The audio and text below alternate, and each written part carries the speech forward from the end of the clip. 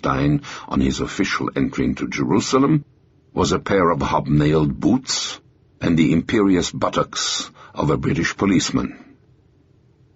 Over Britain's vigorous objections, Ascarate had been sent to Jerusalem along with a Norwegian colonel, an Indian economist, a Greek lawyer, and 2 secretaries to establish a United Nations presence in the city and prepare the way for partition. The only representative of the Palestine government at the airport to welcome his party, an indifferent second lieutenant, had ordered the Spaniard onto the cold metal floor plates of an army truck at the feet of a police sergeant. Whenever he tried to raise his head for a glimpse at the passing scenery, the sergeant reminded him with a gesture of his Sten gun to keep it fixed between his knees, for his own protection. Whatever illusions Ascarate had left about the treatment he was going to get in Jerusalem were dispelled when his truck drew up to the official residence the British had prepared for his group. It consisted of a few rooms in the ground floor and cellar of a small 2-story house across the street from the King David Hotel. When Ascarate marched into the building to take possession of it in the name of the worthy international body which had sent him to Palestine, he found a plumber installing their toilet, the electric current off, and a pair of workmen happily knocking a hole in the wall. The shabby scraps of furniture heaped here and there looked to him as though they had been pillaged from a monk's cell or a prison. There was not even a bottle of ink or a scrap of paper to write on. The Arabs, the only servants allowed inside the British security zone, refused to have anything to do with them, he was informed. One of their number would be taken under guard to the YMCA at mealtimes to fetch a hot meal. Ascarate's astonishing reception was a calculated humiliation fashioned by the British to impress upon the Spaniard the distaste with which they viewed his and the United Nations' presence in Palestine. His Majesty's civil servants, as they had already made clear, did not propose to share their authority in Palestine with the United Nations or anyone else until their mandate expired. Shocked by their attitude, Ascarate debated making an official protest. Finally, deciding that the best policy would be to show unconcern and goodwill, he ordered his group to unpack. The next morning, the principal secretary of the United Nations Palestine Implementation Commission officially inaugurated his mission by addressing himself to the first task at hand, washing his breakfast dishes and making his own bed. Then, thinking it fitting that the United Nations' presence, however unwanted, be properly signaled to the city, Ascarate unpacked the lovely new blue and white United Nations flag given him just before he left New York. Proudly conscious of the drama of the moment, the short, bespectacled Ascarate marched up to a second-floor window to unfurl the banner of the Parliament of Man over the sacred city. Even Ascarate, who by now had understood the limits of his mission's popularity, was taken aback by the reaction his gesture provoked. A flurry of sniper fire began zipping past that flag. The unfortunate diplomat had overlooked a vital point. The blue and white of the United Nations flag closely resembled the colors chosen by Theodor Herzl decades before for his Zionist banner. Every Arab sniper in Jerusalem was convinced he had just decorated his house with the Jewish flag. As he did every morning at precisely 7:30, General Sir Gordon Macmillan, Commander-in-Chief of the British forces in Palestine, ate a Jaffa grapefruit as he read the overnight messages delivered to his mess by the King David Signals room. The dispatches awaiting the General's eyes on Saturday morning, March 6, 1948, were going to spoil the taste of his grapefruit. They announced the arrival in Palestine of the delegate of another concert of nations, riding too in a military vehicle. At midnight, at the head of a column of 25 trucks and 500 men, Fawzi al-Kawukji had rolled over the Allenby Bridge into Palestine, absolutely unmolested by the troops Macmillan had stationed there. The general was furious. However tolerant the Foreign Office view of Kaukji might be, he could not be allowed, Macmillan well knew, to go openly rampaging over territory in which Britain considered herself a sovereign power. As he feared, he had barely finished breakfast before he began to receive all kinds of screaming messages from London, saying Kaukji and his people had to be run off, and no nonsense about it. That was precisely what Sir Gordon Macmillan did not want to be obliged to do. Concerned above all with the lives of his men, he saw no point in getting a lot of British soldiers killed in that kind of operation. Since Kaukji was already inside Palestine, the best tactic, he reasoned, would be to persuade him to lie low and avoid stirring an international incident until the British had left. Macmillan convinced High Commissioner Sir Alan Cunningham to send a district officer along with one of his generals to try to reason with Kaukji.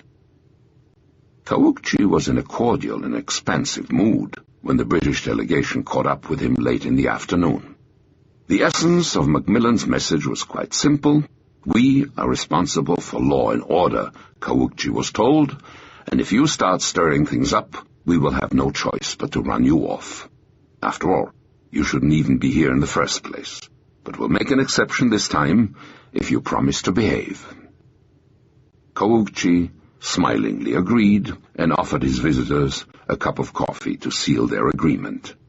He had of course no intention of keeping it, but his formal pledge to behave himself was enough for Macmillan. As he had hoped it would, it placated His Majesty's government for a while and got us off the hook. In any event, Kaukji was not in a great hurry to open operations. He had, thanks to the regular infiltrations of the past 2 months, 4,000 armed men under his command. Grouped into 4 regiments, they were concentrated in the Galilee and around Nablus. So openly acknowledged was their presence in Nablus that 600 of them had paraded before 10,000 residents of the city, then received an official welcome from the mayor. By Palestine standards, his men were relatively well armed. Communications and logistics, however, were primitive. Runners ran word-of-mouth commands or handwritten messages from post to post. The shortage of food and other essential items did not unduly concern Kaukji. He intended to let his army live off the plunder of conquered Jewish settlements. Nor did the fact that his medical supplies consisted of aspirin, bandages, and laxatives worry him. He anticipated neither a long campaign nor serious casualties. I have come to Palestine to stay and fight until Palestine is a free and united Arab country, or until I am killed and buried here, he announced. His aim, he declared, borrowing the slogan that was becoming the leitmotif of the Arab leadership, was to drive all the Jews into the sea. Everything is ready, he proclaimed. The battle starts when I give the word. The commanding general of the British Army in Palestine was not the only person seeking to establish a dialogue with Fawzi al-Kaukji on March 6, 1948. Yehoshua Palmon had been trying to arrange a secret meeting with the Arab leader for weeks. One of the most skilled linguists in Palestine, Palmon had lived for months in the desert with Bedouin tribes. For a year, disguised as an Arab peddler, he had wandered around Syria with a mule and a case of dry goods. From those experiences had come a wealth of Arab contacts.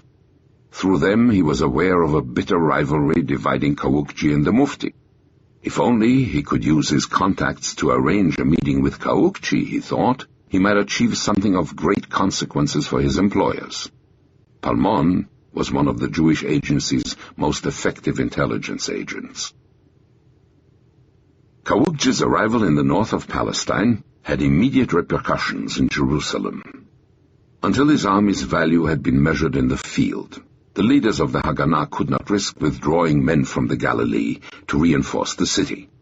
Yet Jerusalem's new commander, David Shaltiel, had come to the conclusion that he had to have more men, or reduce the area he had been assigned to defend.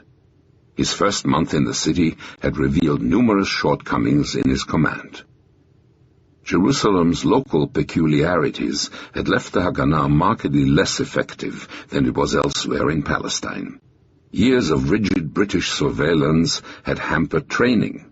The complex mosaic of ethnic communities in the city made unity difficult. The Orthodox sects, which composed a large part of Jerusalem's population, had never been a fertile source of Haganah recruits. The Jerusalem contingents of the Stern Gang and the Irgun, the largest and most influential in the country, resisted the city's internationalization and thus made impossible the kind of cooperation that was growing between these organizations and the Haganah elsewhere. All those factors led Shaltiel to write Ben-Gurion early in March, asking for reinforcements. The 3,000 men under his command, he said, were not enough to defend the city. Many of his commanders, he declared, were not up to their tasks, and he asked permission to change them. Unlike Dov Joseph, Shaltiel felt that the fact that Jerusalem was being defended by her own sons was a disadvantage. Every time a Jerusalemite is killed, he wrote, it affects the morale of everyone. He had just enough arms for his fixed posts. Every time I have to equip a convoy, he reported, I have to take arms from my positions. If the convoy is ambushed, I lose the arms. A few days later, summing up the city's situation in a report to Eliezer Kaplan, treasurer of the Jewish Agency, Shaltiel said Jerusalem was unprepared for war in its water reserves, its fortifications, and the organization of its manpower. Whether or not Jerusalem would even be able to hold out until the British withdrew would depend, he warned, on their ability to solve several problems. For Shaltiel, the most important was to bring the Irgun and the Stern Gang under Haganah discipline. His efforts met with little success, however. No compromise, Yoshua Zettler, local commander of the Stern Gang, snapped at him at a secret meeting arranged between the two men. You, the Jewish Agency, were willing to internationalize Jerusalem. You will get no help from us in that. Shaltiel begged him to station some of his men in the villages protecting the city's flanks. Zettler refused. I'm not interested in villages, he said. Jerusalem is the only thing that interests me. The Haganah commander's relations with Jerusalem's numerous Orthodox communities were equally unsatisfactory. Their good rabbis were convinced that the thousands of young men in their Talmudic schools would serve Jerusalem's cause better reciting psalms and praying for victory than bearing arms or digging trenches. Shaltiel ordered a young diplomat named Jacob Zur to try to change their attitude. Wearing a new black hat purchased for the occasion, Zur marched into the home of the chief rabbi of Palestine to address Jerusalem's most eminent religious leaders. Summoning up all his erudition, Zur began to recite, chapter and verse, the words of the great Jewish philosopher Maimonides, who wrote of total wars in which the people's existence was imperiled, and every man, even the bridegroom under his canopy, should be mobilized. After several hours of intense casuistical debate, the rabbis finally agreed to allow their students to spend 4 days a week digging fortifications. For the remaining 3 days, they decreed, they would devote themselves to prayer, so God may grant us victory. In defiance of their professors, several hundred of the young students would volunteer for combat with the Haganah. The medical examination to which the organization submitted its recruits revealed a sad fact. An astonishing number of those Talmudic scholars were stricken with tuberculosis. All of Shaltiel's problems paled, however, before the complications arising from his prime responsibility, defending a command that embraced settlements around the city, the besieged Jewish quarter of the Old City, and the Dead Sea Potash Works 26 miles away, where David Ben-Gurion had heard the news of the partition vote. Almost a third of his men were tied up either in those outposts or in keeping communications with them open. The frustrated Shaltiel decided to urge on Tel Aviv a move which contradicted Ben-Gurion's order that no Jewish territory was to be abandoned for whatever reason. He urged that the Jewish quarter and settlements west and south of the city be abandoned, and the men and weapons thus saved concentrate in Jerusalem. The Arabs, he predicted, would enjoy a steady increase in numerical strength, so that by May 1st, their ratio to us will be as high as 5-1. Our deteriorating military situation, which includes bad training, lack of experience, poor leadership, considerable losses, and a continuing increase in the enemy's strength, does not allow room for any sentiment. The evacuations had to be carried out, he said, and political considerations must not be taken into account because they are contradictory to our military imperatives. The only reason he's come to us is we're better customers, thought Nahum Stavi, watching the British major before him nervously wipe his glasses. The major was stationed in a vital compound of buildings on the northeastern fringe of Jewish Jerusalem, the Schneller School, an orphanage confiscated by the British from a German charity. Stavi, one of Shaltiel's officers, had just explained to him the Haganah's need for those buildings, and above all, its overwhelming desire that they not fall into Arab hands. Without looking up, the major told Stavi he might be disposed to help them, but he indicated there would be some expenses involved. Stavi had expected that.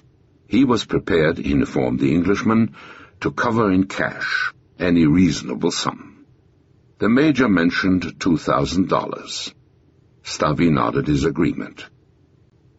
His transaction was the opening skirmish in the only offensive operation in which David Shaltiel was prepared, for the time being, to engage his forces. It was an offensive in which guile would be more important than guns, whiskey more effective than munitions, and it would occur during what Shaltiel foresaw would be the most crucial 24 hours of his command, the day the British left the city. On that day, the British Army would evacuate the vital complex of buildings and strongpoints from which they had dominated Jerusalem for so many years. Those buildings, selected for their strategic value and their role in the functioning of the city, were the key to the control of central Jerusalem. The side that seized them when the British withdrew would be well on its way to the conquest of the city. There was Bevingrad, at the very heart of Jerusalem, a fortress-like barbed wire-ringed compound which contained the General Post Office with its telephone exchanges, police headquarters, the courts, the city administration, the prison, the broadcasting station, the Russian Orthodox compound, 2 hospitals, banks.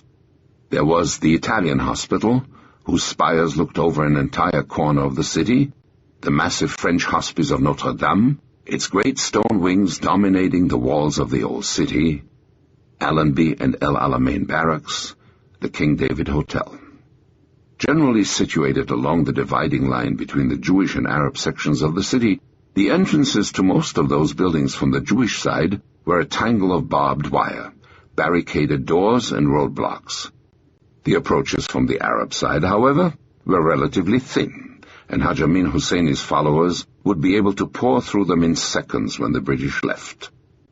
It was essential, therefore, that the Haganah make sure the British took the easy course and marched out through the Arab side, so that they could move in behind them as they departed. They would need to know minute by minute the evacuation schedule of each building so that Shaltiel's men could move in with utmost precision. Vivian Herzog, the former Guards officer working with Haganah intelligence, was assigned the task of persuading the British to withdraw through the Arab rather than the Jewish side. He was also told to determine what British officers were ideologically sympathetic to the Jewish cause or could be persuaded by a judicious bribe to furnish them evacuation schedules. Because it was isolated from the rest of their positions in the city, the British had decided to evacuate the Schneller compound 2 months before they left the rest of Jerusalem. As he had promised Stavi he would, the Schneller major telephoned early one March morning. "We are leaving," he said. Be outside the gate at 10 o'clock with the money." Stavy was there precisely at 10. The two men toured the compound together. Stavy studied the place as though taking an inventory. Then the Major reached into his pocket and handed him a ring of keys. Stavy passed him an envelope containing $2,000. When he had received the money a few minutes earlier from Shaltier's procedure-conscious adjutant, Stavy had been told to ask for a receipt. The Major smiled. It was a perfectly lovely administrative procedure, he admitted, but hardly an appropriate one under the circumstances. "Good luck," he said, and walked away. Before the Major's car had disappeared, the Haganah had occupied the compound. 15 minutes later, the furious Arabs, realizing what had happened, attacked the buildings. It was too late. Within days, they would be the Haganah's main base in Jerusalem. Chapter 16. The Haberdasher from Kansas City. Ora Herzog contemplated with satisfaction the gray flannel suit she had purchased as part of her trousseau at Cairo's Sicorel department store. Today was one of her rare opportunities to wear it. She and her husband were taking to lunch the Norwegian colonel who had arrived in Jerusalem along with the United Nations' Pablo de Ascarate. If the British had welcomed the United Nations to the city with studied contempt, and the Arabs had welcomed it with gunfire, the Jewish Agency was eager for the international body's support. Vivian Herzog had been assigned to serve as the Norwegian's liaison officer. His wife had decided, on her own initiative, to leave early for her noontime rendezvous with her husband at his Jewish Agency office and spend an hour conferring with the agency's legal advisor about her work for the Haganah. At the instant Ora Herzog stepped from her bedroom, her eyes fell on a pair of gold earrings. She swept them into her pocket. How fortunate, she thought. In those difficult circumstances, they were just the touch needed to help show the Norwegian visitor the kind of elegance of which the women of Jerusalem were still capable. Another piece of gold jewelry was the center of Fawzi al-Kutub's attention. It was a lady's wristwatch, one destined for the arm of an Arab girl in Jaffa, bought by the Arab demolition expert in wartime Berlin. Kutub's discovery that the girl's affections had not withstood the war intact had kept the watch from its original destination. Now Kutub was about to put it to a use not intended for it by its Swiss manufacturer. Having removed its crystal and its hour hand, he had attached a wire to the remaining minute hand. With painstaking care, he worked a hot needle into its face just before the number 6, then attached a second wire to the needle. When the minute hand reached the needle, it would detonate by closing an electric circuit, Kutub's latest bomb, 1/4 ton of TNT packed in the trunk of the gray-green Ford beside him.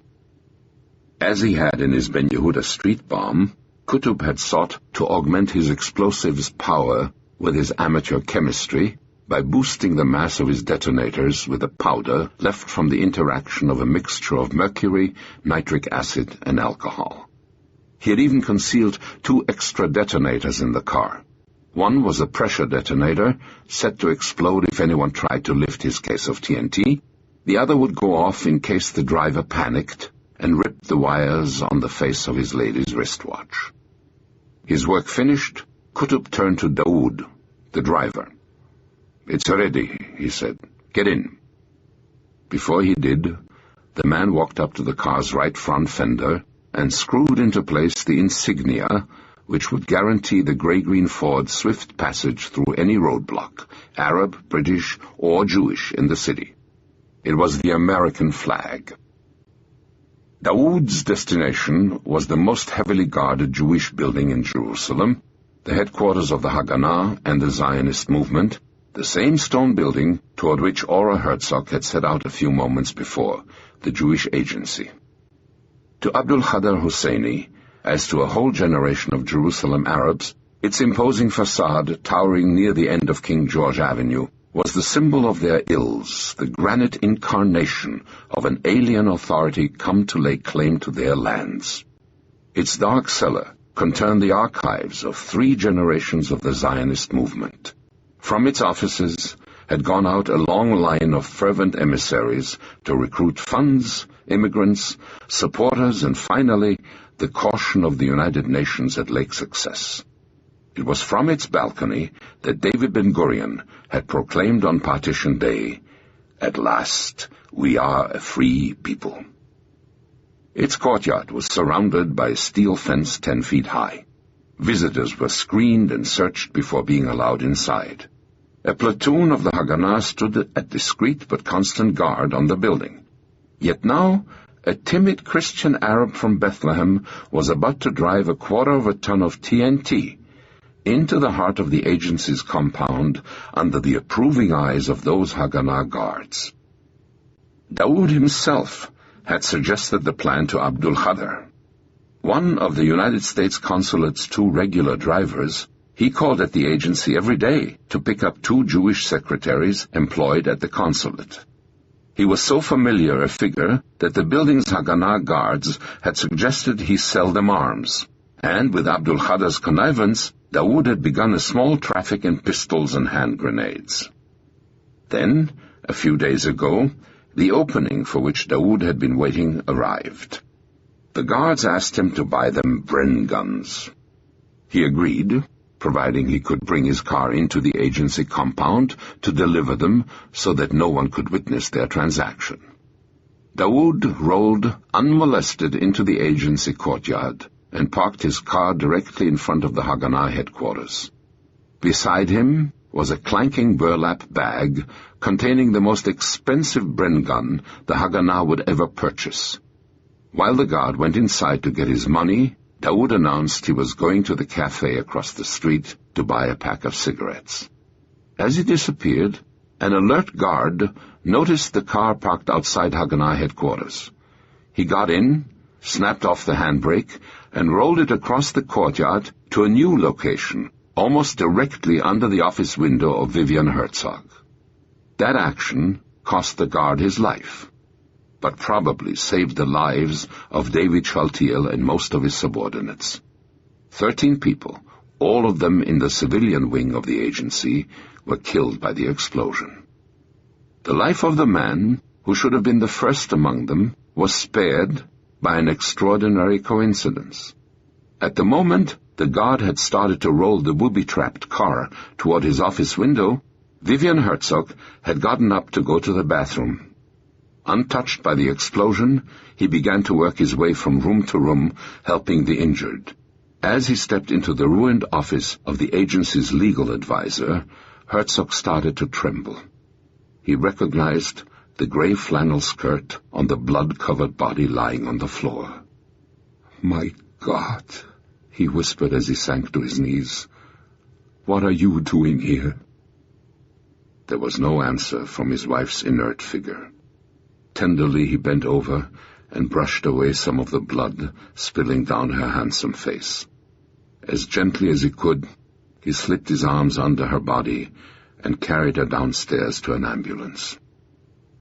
2.5 hours later, precisely at 1 o'clock, as he had promised, Vivian Herzog called at United Nations headquarters to take Colonel Rocher Lund to lunch. He excused his injured wife's absence and apologized for his bedraggled appearance. Then the 2 men left for the home of Reuven Shiloah, the senior official of the agency. He too had been injured by Daoud's bomb, and his lacerated head was swathed in bandages that left only 4 small holes for his eyes, his nose, and his mouth. The 3 men had a glass of sherry. Then they sat down to lunch. Shiloah, sipping soup with a straw through one of the holes in the mummy-like mask enveloping his face. Herzog, his shirt dark with the dried bloodstains of his injured wife. The Norwegian, his mood shifting from astonishment to awe. "We must convince these people we are capable of managing our nation when the English leave," Herzog thought. And so not once during the entire lunch did they mention the disaster that had very nearly taken both their lives that morning. Instead, for an hour and a half, they talked of their dreams for the new state they would build in Palestine in the next 20 years. As he listened to those two brave men ignoring a cruel present to plan a different future, tears came to the wondering Norwegian's eyes. "My God," he whispered, "no one will stop a people like yours." Audible hopes you have enjoyed this program. This is Audible. 2 days later, on Saturday, March 13th, thousands of miles away, in Washington, D.C., the Zionist cause was about to receive another setback, this one diplomatic. The Kansas City haberdasher, who had been summoned from his bed by a midnight telephone call in February, was utterly downcast. In all the years of their friendship, Eddie Jacobson had never heard Harry S. Truman talking as he was now, angrily and bitterly. Perhaps for the first time, the man who had once been Jacobson's business partner was refusing him a personal favor. Truman was not prepared, he told Jacobson, to see Chaim Weizmann or any other Zionist leader. The need for such a meeting had become urgent. A few days earlier, Truman had given his reluctant approval to an outline of the State Department's proposal to jettison partition in favor of a United Nations trusteeship over Palestine. That approved memorandum was already being acted upon by the State Department. Nor were the department's activities limited to trusteeship. The day before Truman's meeting with Jacobson, 3 officers of the State Department had held a secret meeting with Camille Chamoun in the Lebanese United Nations delegate's New York hotel room. The aim of their meeting, according to a cable sent by Chamoun to his superiors in Beirut, was to begin a confidential exploration of other solutions to Palestine than partition. The 3 Americans had indicated, Chamoun said, that if he could get Arab acceptance of a single federal state composed of Jewish and Arab cantons, American support for the plan would be forthcoming. The President had given a hint of his shifting attitude in his answer to the telegram Jacobson had sent him after his midnight phone call on February 20th. "The situation has been a headache to me for 2.5 years, Truman wrote. "The Jews are so emotional, and the Arabs are so difficult to talk to, that it is almost impossible to get anything done. I hope it will work out all right, but I have about come to the conclusion that the situation is not solvable as presently set up." Despite the discouraging tone of the President's reply, Jacobson had come to Washington to intervene with him personally. Now, as all Truman's resentment at the pressures to which some American Zionist leaders had subjected him rose to the surface, Jacobson found himself thinking, "My dear friend, the President of the United States is at this moment as close to being an anti-Semite as a man can possibly be." Jacobson was particularly saddened by the thought that it was the actions of a handful of Jewish leaders who had slandered and libeled Truman that were responsible for his attitude. The President's reaction, the firm, angry manner in which he was turning him down, left Jacobson completely crushed. Stunned, he pondered the President's desk for a moment, despairing at the turn which their conversation had taken. As he did, his gaze fell upon a statue of Andrew Jackson astride a horse. "Harry," he said, "all your life you have had a hero. You are probably the best-read man in America on the life of Andrew Jackson.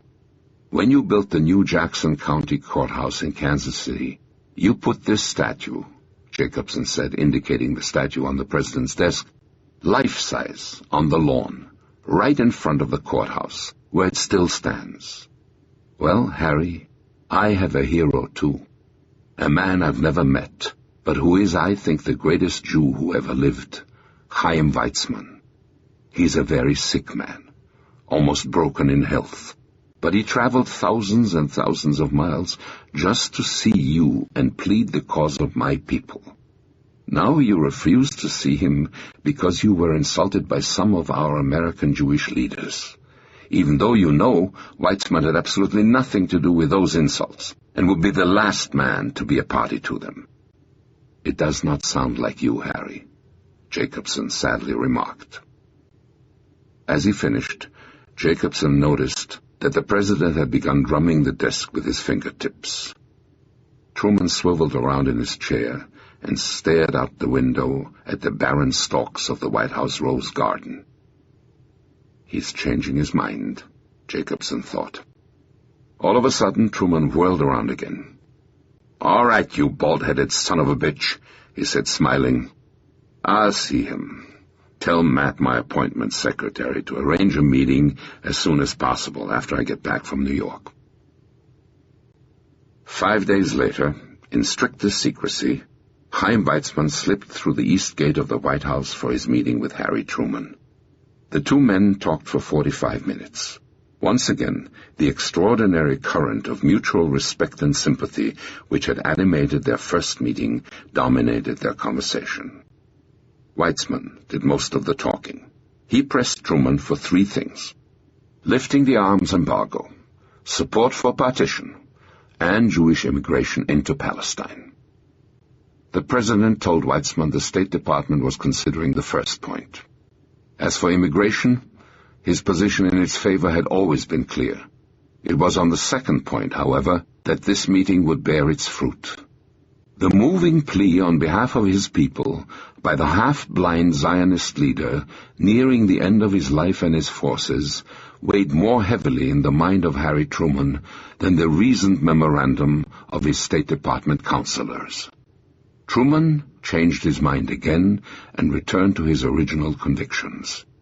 He would keep faith with this elderly man and the thousands of his kinsmen still behind the barbed wire of Europe's displaced persons camps. The United States, he promised Weizmann, would continue its support of the partition of Palestine. On the afternoon of Friday, March 19th, not quite 24 hours after Weizmann left the White House, Warren Austin, the United States delegate to the United Nations, slipped into his Security Council seat and asked permission to address the body. The speech he was about to deliver had been drafted by Loy Henderson, the State Department author of the trusteeship plan.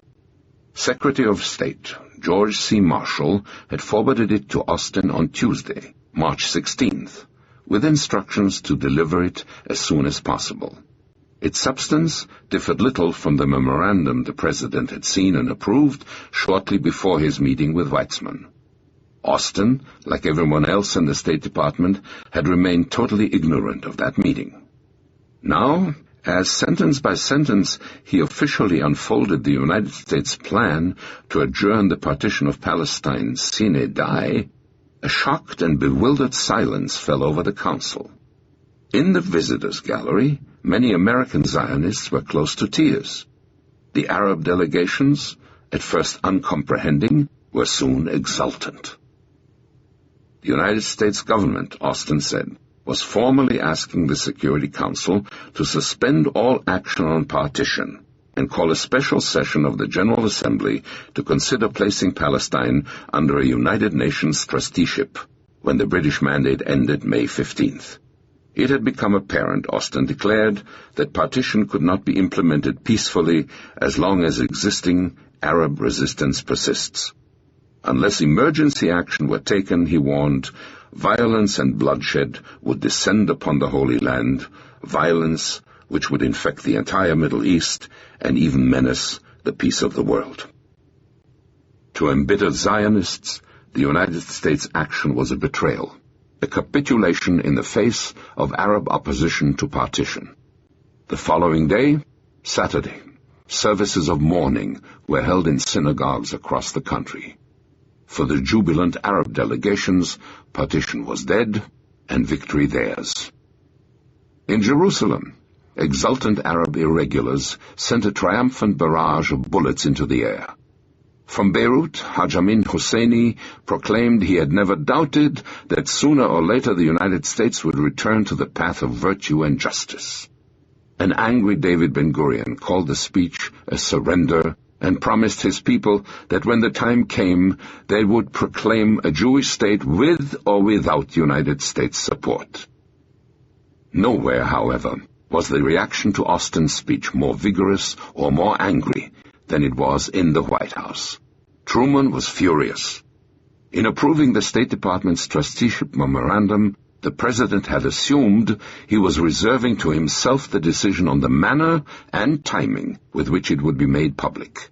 Therefore, he had felt no urgency to communicate to the State Department the second thoughts on trusteeship that his conversation with Weizmann had inspired, and his conviction that the United States would have to stick to its commitments on partition. He was persuaded that the release of the speech was a deliberate attempt by the anti-partition faction in the State Department to force his hand by placing him publicly before a fait accompli. Indeed, to a certain degree he was. Clearly, he could not disavow Austin's speech. One complete reversal of American policy in the United Nations had already shaken confidence in his administration's leadership.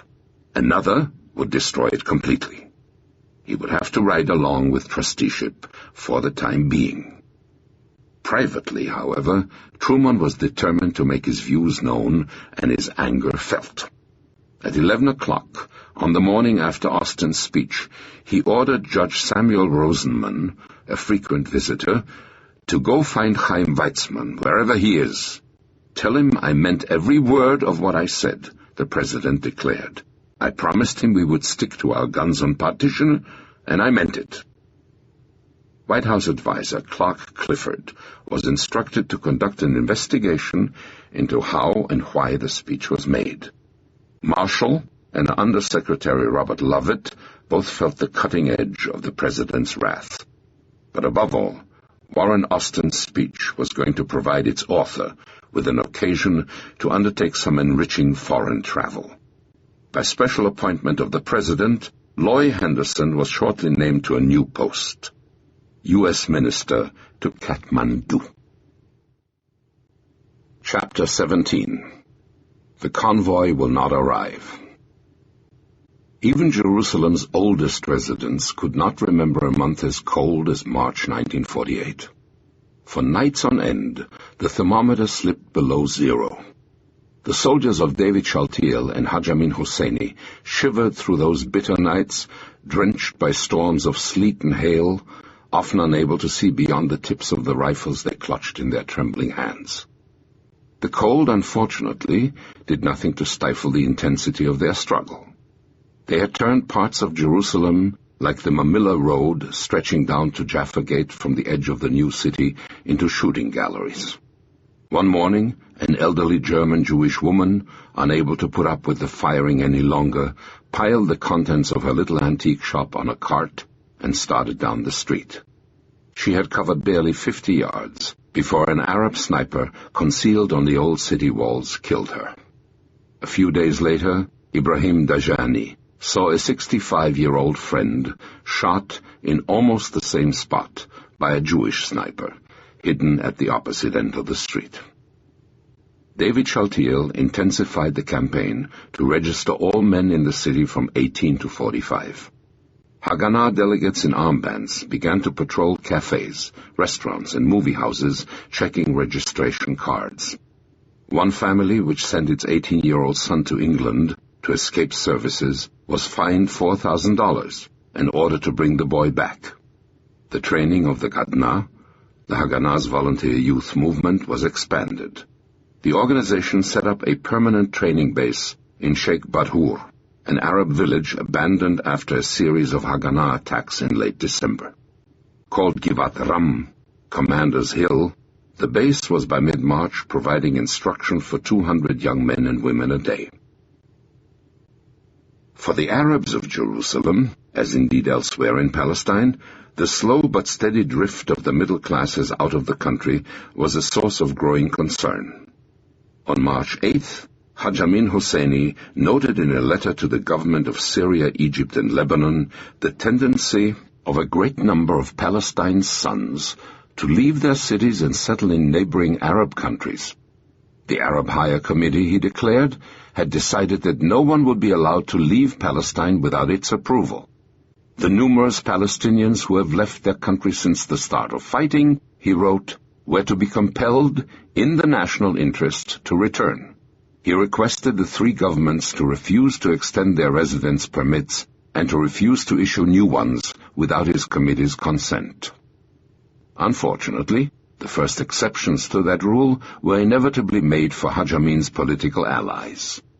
Jerusalem's Lebanese consul noted in a March report to Beirut a growing bitterness among the population toward the Arab Higher Committee, whose political leaders were accused of fleeing the country.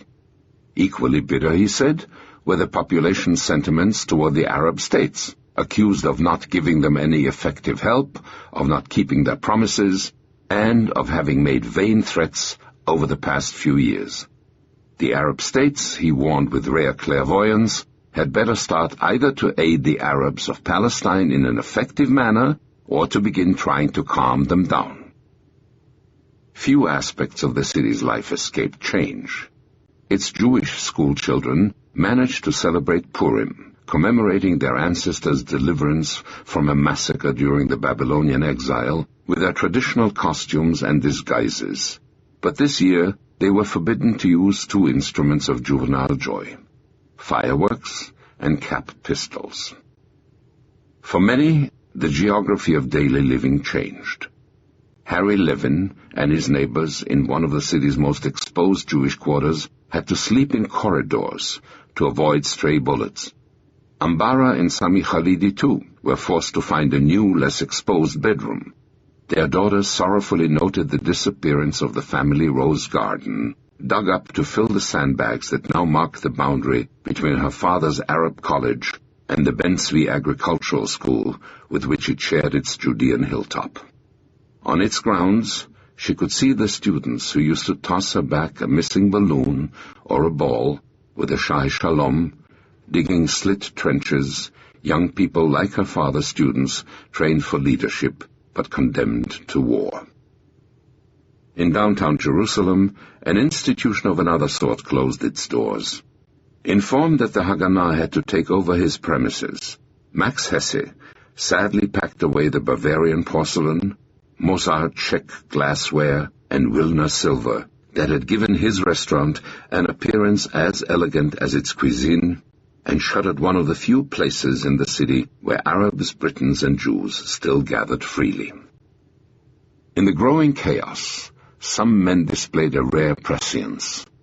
Dov Tzvetels, a post office employee, began collecting telephones. Patiently, he made his way from one disorganized government office to another, snipping phones from the wall and depositing them in a black satchel.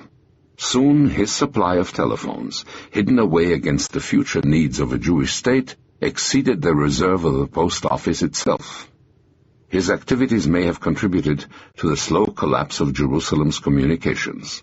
One angry resident noted that a cable took 2 days to reach Jerusalem from London, and 6 days to reach his home from the post office 500 yards away. Some messages reached their destination through curious channels. Shalom Dror, one of the city's Haganah officers, was trapped in an Arab ambush when his armored car's wireless cackled out the most welcome message he had ever received. His parents, whom the German-born Dror had not seen since the eve of World War II, had arrived in Haifa. Dror had fought for years to wrest them from Hitler's death camps and get them to Palestine. How ironic, he thought, that they should have arrived in the Promised Land on this March morning. Now he would never be able to welcome them to the soil of the country they had taught him to love. Dror was certain he would not survive the desperate fighting around his armored car. That fighting was part of the combat dominating all phases of life in Jerusalem, the struggle for the roads. Steadily, inexorably, Abdul Khader Husseini was winning the struggle. The price the Haganah was paying to get its convoys through was exorbitant. The amount of food reaching the city had dwindled to a trickle. Its reserves were disappearing. Unmentioned, but increasingly present, was a specter which now loomed over the Jewish city: hunger. Sabine Neuville, the wife of France's consul general in Jerusalem, cast a satisfied glance at the sparkling elegance of her table. Jerusalem may have been a hungry city, but on this March evening, 28 of its inhabitants at least were going to savor a memorable meal. From its gold-embroidered Damascene tablecloth, with its garland of roses to its Limoges porcelain and Baccarat crystal, the dining table was a tasteful blend of the refinement of the Orient and the grace of France. Yet none of the Neuville's guests would be Arab or Jewish. They were all Europeans, representatives of two nations, France and England, which had spent a century and a half vying with each other for ascendancy in this area. Neuville's formal dinner tonight was an acknowledgment that the influence they had sought to exercise here had passed to other hands, to those of two Semitic peoples, whose fight for this land, however cruel, was far more justified than theirs had been. No sight could have provided a more moving setting for a soirée d'adieu than the dining room of a French consulate. From its vast bay windows, Madame Neuville's guests would look across the Jewish neighborhood of Montefiore to the sacred old city in its crown of ramparts that had called out to 10 centuries of their forebears. Madame Neuville would serve her guests filet de dorade, roast beef, sauce périgueux, surrounded by fresh vegetables, the way the British prefer it, and foie gras. To accompany that feast, René Neuville had brought out the best bottles of his cellar, carefully selected with his connoisseur's palate from the wines of Alsace and Bordeaux.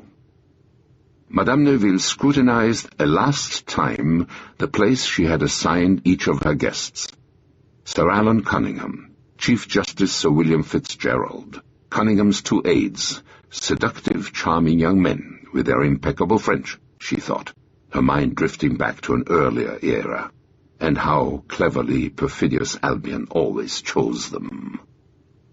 Within a couple of hours, the men in white tie with decorations and the women in evening dresses would file into her dining room in the flickering glow of 4 sterling silver candelabra set along her table.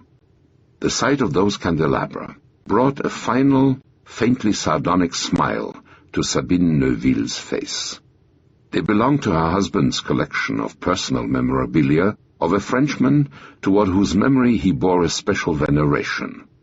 Her British guests would, she hoped, recognize the initial stamped on the base of the candelabra, presiding over her little soirée d'adieu. Proud and disdaining, it was the great gold N of their original owner, Napoleon Bonaparte. 500 yards from the bay windows of Sabine Neuville's dining room, just behind the crenellated ridge of David's Tower, a pair of men carried on a heated discussion. Its subject was the half-empty bottle of Haig & Haig whiskey one of the two clutched in his hands. Just behind them was a stolen British Army truck, another of Fawzi al-Qutb's booby-trapped vehicles. This time, to drive its ton of TNT to its target, Qutb had selected from among several volunteers a former French Army corporal from Tunis, Kadour Mansour, known to everyone as El Tunsi, the Tunisian.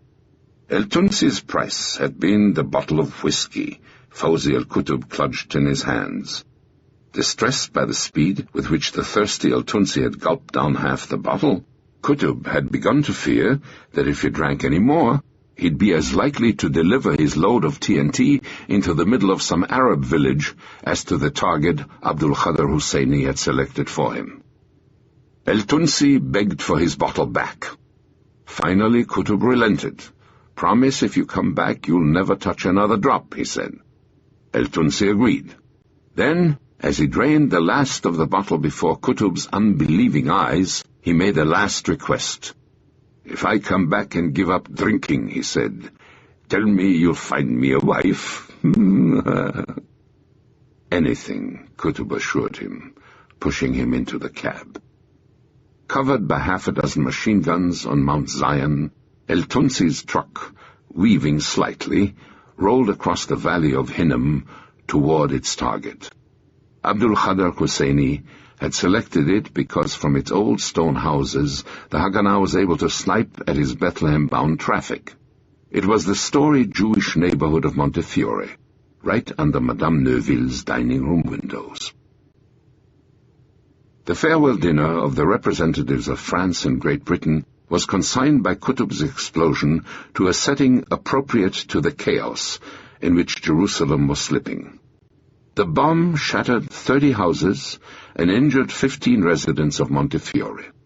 Only the Haganah's foresight in evacuating some of the quarter's most exposed homes had prevented a disaster. When the shock wave subsided, Madame Neuville rushed to the dining room. The floor was awash in blown-out bay window, shattered porcelain, and shredded crystal. Only Napoleon's candelabra, she noted with satisfaction, seemed unscathed. Heaving a sigh, she walked to a nearby telephone and pressed a button at its base. "Chérie," she announced to her husband, "please call our guests and tell the ladies to bring their furs. There are no windows left in the dining room." Harun Ben-Jazi stared into the darkness toward the sound rising up the valley he had prowled a month before with his flock of borrowed sheep. It was the low, insistent rumble of motors. For hours, Ben-Jazi and his followers had lain shivering in the last watches of the night, waiting for it. A message from their transmitter, hidden in Hulda, the Jewish assembly point, had warned that the Jews would try today to drive a major convoy through Bab el-Wad to Jerusalem. Ben-Jazi was ready for them. 300 men were hidden in the slopes above the barricade of stones and logs thrown up in the middle of the road. The closest of them were 15 feet from the roadside, waiting to spring on the leading cars with grenades if the landmines hidden in the roadblock failed to stop them. On each side of the road, a Vickers machine gun was trained on the barricade. Lieutenant Moshe Rashkis, riding in the armored car leading the convoy up the gorge of Bab el-Wad, contemplated the dark forms of the trucks trailing along behind him. There were 40 of them, strung out for almost a mile down the road to Hulda. Crammed into those trucks were hundreds of sacks of flour, thousands of cans of meat, sardines, margarine. There was even one truck whose panels were spilling over with fruit the people of Jerusalem had not seen in weeks, oranges. For those 100,000 Jerusalemites, the 40 truckloads of food in Rashkis's convoy represented far more than a series of meager meals. Their safe arrival would be proof that the lifeline on which they depended, the road to the sea, was still theirs, that it would still deliver to them the ingredients of their survival. Ben-Jazi's first sight of the convoy was Rashkis's armored car lumbering slowly forward through the fading dawn. It was just half a mile beyond the pumping station marking the entrance to Bab el-Wad when he saw it. Inside the car, Rashkis heard the shots ring out, then a dull thump as the blockbuster moving up to thrust aside Ben-Jazi's barricade hit one of his hidden mines. At that moment, over his car's wireless, Rashkis heard the convoy commander announcing to Hulda, "We are surrounded, but continuing to move." The cars were soon so close that Ben-Jazi could see the Stens peeping through their steel slats, firing into the hillside. With a whistle, he signaled his men hidden in the roadside ditch to rush the cars with grenades and force the windows shut. It became suffocatingly hot inside the cars. The clang of bullets striking Rashkis's vehicle rose to a steady din. Through a narrow gun slit, Rashkis strained for a glimpse of his attackers, but all he could see were the huge rocks and the dense pine forests rising above the road. Ahead of him, Rashkis saw the blockbuster, tossed into the gully by the force of the mine. A second truck, moving up behind it, had hit another mine. Spun at right angles to the axis of the road, it barred the way up to Jerusalem. From all along the column, he heard the dull thump of exploding tires. As the morning sky lightened, he could see white plumes of steam spurting out of half a dozen trucks whose radiators had already been hit. The convoy commander, in a Hillman, scurried along the line of trucks like a sheepdog yapping at his flock, shouting at his drivers to stop closing up on each other. They ignored him, and the tail end of the convoy pressed insistently forward until the gaps between the trucks was cut to a few yards, offering the Arabs a neat, compact target. Rashkis's sandwich was ordered forward to evacuate the crew of the blockbuster. The 5 men managed to slip from their overturned vehicle and sprint to the safety of his car. Then they moved toward the second truck, which was lying on its side, the door to its armor-plated cab shut. From the bottom of the door, Rashke saw a thin, dark stream of blood dropping onto the pavement. Its van was on fire, and the flames were working their way toward the cab and the gas tank just behind it. Rashke shouted to the truck's 2 drivers to open the door. There was no answer. The fire moved closer. "They're dead," someone said. Then, as his armored car started to draw away, Rashke saw the doorknob of the cab move. 2 of the men in his car slipped out the emergency door and crawled to the truck. While the Arabs sent a stream of fire at them, they struggled to open the door. "Someone's tapping inside," one of them shouted. Rashke saw the horror and frustration contorting their faces as they tugged at the jammed door. Below the cab, the little maroon trickle continued to drop onto the pavement. The fire grew stronger, reaching out for the edge of the gas tank. Finally, Rashke ordered his 2 men to flee the flames. Horror-stricken, everyone in his car stared at the overturned truck. The thin stream of blood continued to seep onto the pavement. Once again, almost imperceptibly, the doorknob moved. Then the fire reached the gas tank, and the cabin was engulfed in orange flames. By now, the convoy was hopelessly stuck. 6 trucks had tumbled into the gully, trying to turn around. Benjazi's roadblock and the 2 vehicles cast up against it eliminated any hope of moving forward. A swarm of villagers, alerted by the noise of gunfire, had joined Benjazi's men. From the pine grove above, shrill and terrifying, the undulating war cry of their women drove them on. Rashke could hear screams in broken Hebrew ringing down the hillside. "Yitzhak, Yitzhak, today death will find you." 1 hour, 2 hours, 6 hours passed. The heat was unbearable. Inside the cars, men stripped to their undershorts. In Rashke's vehicle, the ammunition was almost gone.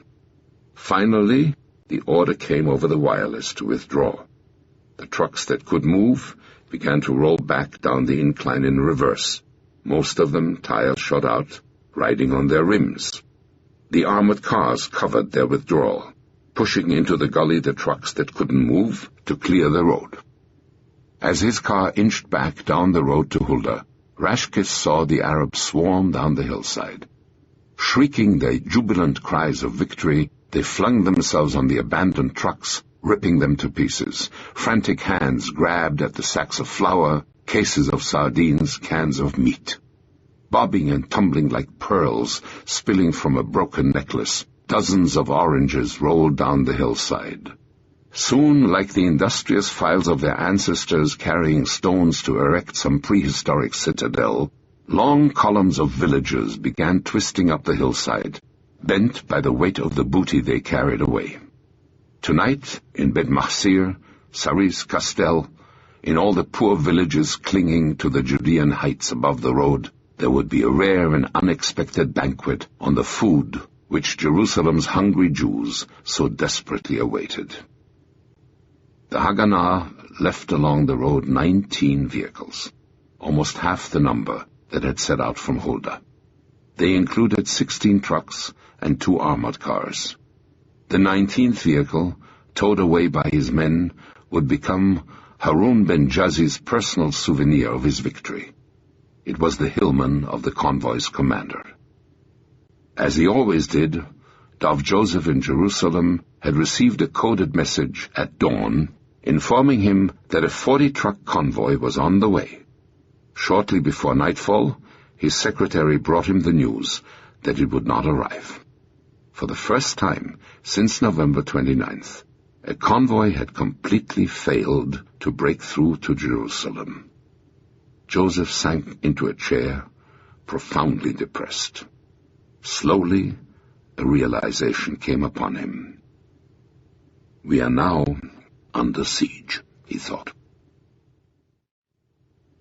Part 3. Jerusalem, a city besieged. March 20th, 1948 to May 13th, 1948. Chapter 18. A House in the Middle of Hell. From their barren hilltop, the settlers' barracks looked down upon a road almost as old as the wanderings of man. 9 miles south of Dov Joseph's office windows, they stood midway along the ancient highway linking Jerusalem, the city of David, to Hebron, the city of the patriarchs. The 450 men and women of Kfar Etzion were supposed to constitute the southernmost anchor of Jerusalem's defenses. So exposed was their position, however, that they had lived in a state of quasi-siege for months, and David Shaltiel had already recommended to Tel Aviv the abandoning of their settlement. Abraham had grazed his flocks on Kfar Etzion's ridges. David had marched past this place on his way to the conquest of Jerusalem and the unification of the tribes of Judah and Israel. Jehoshaphat's warriors had gathered in the little vale above which the settlement was perched to give thanks for their victory over the Moabites, and deeded its name, the Valley of Bracha. Ancient spawning ground of the chiefs of the Hebrew nation, the hills had become over the centuries the stronghold of a deeply felt and often violent Arab nationalism. In Hebron to the south, 66 Jews, most of them helpless yeshiva scholars, had been slaughtered during the Mufti-inspired riots of 1929. The survivors had straggled back, but a fresh outburst in 1936 had finally driven the last Jews from the city that sheltered the tomb of the father of the Hebrew people, and had ended its centuries-old tradition as a center of Jewish learning. The 4 interrelated colonies, which now constituted the settlement of Kfar Etzion, represented a fragile effort to re-establish a Jewish foothold in the land of the patriarchs, and at the same time provide a strategically situated southern buttress to Jerusalem. It had been a difficult enterprise. To the Arabs of Hebron, Kfar Etzion was an alien intrusion on ground that had been wholly Arab for centuries. The colony's struggle to survive was a vital illustration of that unique institution sired by the Zionist return to Palestine, the kibbutz. The land had been first bought in 1928 from an Arab sheikh by a group of Orthodox Jews from Jerusalem. Their tentative efforts to settle it were abandoned after the Hebron massacres in 1929. A wealthy citrus grower from Rehovot purchased the land, added a few further tracts acquired from nearby Arab villages, and settled 40 workers on it to lay the foundations of a fruit plantation. Once again, an Arab uprising, this one in 1936, ended the Jewish settlement. To prevent the land from falling back into Arab hands, the Jewish National Fund took it over from the disillusioned citrus grower. In 1942, by a complex legal maneuver, the fund circumvented the restrictions on Jewish land purchases set out by the British government's 1939 White Paper, and acquired the land of a nearby German monastery whose monks had been interned as enemy aliens by the British. On an April night, 1 year later, 3 women and 10 men slipped through the darkness to lay claim to the monastery and officially establish the settlement of Kfar Etzion. Those first settlers were Orthodox Jews, members of a movement founded in Poland and dedicated to combining a rigorous observance of the precepts of the Torah with a collective existence. Its members had earned the title deeds of Kfar Etzion's inhospitable ridges with 7 years of back-breaking labor clearing land in Samaria.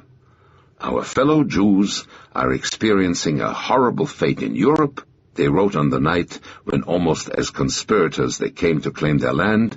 With our efforts, we will build a haven for those who survive. This prophecy proved accurate. 2 years later, 60 emaciated men and women arrived at Kfar Etzion to begin a new life alongside its original settlers. As a spiritual bond had united its first pioneers, so a physical one linked the new arrivals, the dark blue concentration camp numbers tattooed into their flesh. Akiva Levi, a 19-year-old Czech, had finished his education at 13 and spent his adolescence staring at the gas chamber doors of a Silesian death camp. Blonde, strikingly pretty Zipporah Rosenfeld was one of Auschwitz's few survivors. Nathanael Steinberg's memory was still haunted by images of the destruction of Warsaw's ghetto. To Yitzhak Ben Sira, one of Etzion's original founders, their arrival ended a bitter personal pilgrimage. At the war's end, Ben Sira had left Palestine for Europe to seek the survivors of his family of 12 brothers and sisters. He found 5. 4 of them had come back with him to reimplant the Ben Sira family in the hills of Hebron. A grueling existence awaited the newcomers. In the winter, a cutting wind tore at Kfar Etzion's slopes, sometimes wrapping them in a dank shroud of mist. By summer, a harsh sun seared the moisture from the land and stifled the settlers in their primitive shelters. There was no water. For 2 years the kibbutzniks survived on the wintertime hoardings of the monastery's cistern, sacrificing to their withered plants the water their own bodies craved. Each acre had to be cleared by hand with the help of 4 mules, and the spare topsoil terraced with a complex series of stone walls to prevent the winter rains from carrying it away. Soon it became apparent that fruit trees and vineyards were the only crops their rocky soil could sustain. Planting their first orchards, the settlers paused to dedicate themselves and their saplings to a pledge drafted by one of their number. "We have taken this oath upon settling in Kfar Etzion," they solemnly intoned. "We shall not rest or know peace until we cast off the shame of barrenness from these highlands, until we shall cover them with fruit and forest trees." Even the Orthodox faith that united the settlers added its special problems to those that nature had given them. A complex system had to be devised so that their cows would be milked on the Sabbath without human labor. Almond roots grafted onto apple trees took hold more readily on their unpromising land, but as the Bible enjoined men against grafting alien roots, a special rabbinical dispensation was required before the settlers could employ the technique. Since the Torah specifically prohibited harvesting fruit trees during the first 4 years of their life, the settlers were forced to find a non-agricultural source of income. In spring and summer, they moved back into their tents and rented their stone huts to Jerusalemites anxious for a spell in the country. Despite all those obstacles, the settlers steadily developed their kibbutz. As their number grew, they established 3 satellite colonies called Masuot, Torch, Ein Tzurim, Rocky Spring, and Revadim. The 4 interdependent settlements became known as the Etzion Bloc. The partition vote on November 29, 1947, greeted with so much joy by their fellow Jews elsewhere in Palestine, was welcomed with mixed feelings by the settlers of Kfar Etzion. The kibbutz they had labored so hard to build would not be a part of the new Jewish state. It had been assigned to its Arab neighbor. The decision had marked the beginning of a cruel winter. Well aware of the menace that the settlement posed to their lines of communication, persuaded, correctly, that Kfar Etzion had been settled for military as well as agricultural reasons, the Arabs lost no time in attacking it. Within a fortnight after the vote, a convoy en route to the colony was ambushed outside Bethlehem. 10 of its 26 passengers were killed, and all its vehicles lost. Since that date, Kfar Etzion had been in a virtual state of siege. In January, women with young children were escorted back to Jerusalem by the British. Shortly after they left, the Arabs launched a concerted attack on the colony. They were thrown back in a day of bitter fighting, but that night, in the Neve Ovadia, the house of God's worker, which served as the kibbutz's synagogue and communal center, someone recorded in the settlement's diary, "A series of miracles saved us today, but how long can we hold out? We are a tiny island in a stormy sea of Arabs." 4 days later, the stone floor of the Neve Ovadia served as an improvised morgue to receive the mutilated bodies of 35 Haganah men wiped out trying to reach the colony from Jerusalem. It was the worst defeat the Haganah had yet suffered at the Arabs' hands. As winter stretched towards spring, the settlers and the Palmach men who had been assigned to the colony laid aside their farm tools to cover their barren lands with slit trenches, crude stone pillboxes, and barbed wire. They prepared a primitive landing strip, and the isolated settlement became one of the first beneficiaries of the ancient Aramean prayer become the Haganah Air Service's byword, "Salvation comes from the sky." Still, the settlers' Spartan existence had its compensations. Their fields burst into an incredibly beautiful carpet of flowers with the arrival of spring. Each evening, Yitzchak ben Sira and his rediscovered brothers and sisters wandered the fields together, stuffing their knapsacks with scarlet anemones, lavender cyclamen, and golden buttercups. Purim arrived, and without their children to perform for them, the settlers staged the Purim play themselves. That evening, when the play was over, they stood together in Neve Ovadia and drank together l'chaim, the toast to life. Never again would that toast have the same meaning for their settlement that it had that night. The springtime upon them was the spring of Kfar Etzion's first harvest. That same night, 10 miles away, the officers of Jerusalem's Haganah anguished over a decision which would determine whether the settlers would have a chance to reap the first fruit of their orchards or not. Dov Joseph's premonition that Jerusalem was under siege had proved premature by exactly 24 hours. The flaming wreckage of the trucks lost by Moshe Rashkes's convoy had not marked the real beginning of the siege of Jerusalem.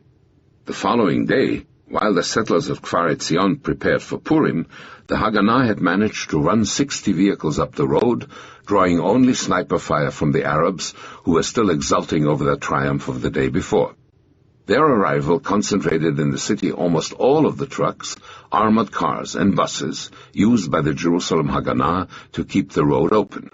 It also put the city's commanders before a crucial decision.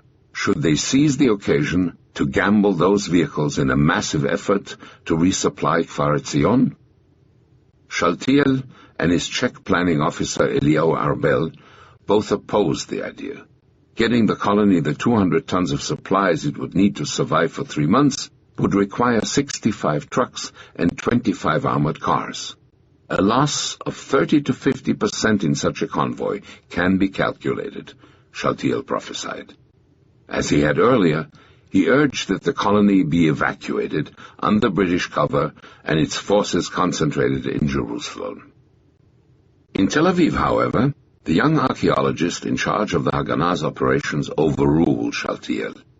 To Yigal Yadin, Kfar Etzion was the bastion holding Jerusalem from an attack to the south. He personally ordered Shaltiel to send the convoy in and put into it everything the Jerusalem command could spare. To lead it, he sent back to the city Mishael Shacham, the man who had destroyed the Hotel Semiramis. Its success would depend above all on one thing: speed. The operations plan has to be as precise as the workings of a Swiss watch, Arbel warned. If everything doesn't work right on time, the Arabs will have cut the way back. Originally, Shacham proposed to spend an hour inside the colony. Shaltiel's intelligence officer, a wiry, intense man named Yitzhak Levitza Levi, exploded at that. Give the Arabs an hour, he warned, and they would mobilize hundreds of men to send stones pouring down into the road. Stubborn, unyielding, he literally tore the minutes away from Shacham until finally it was agreed that the convoy would spend exactly 15 minutes in the settlement.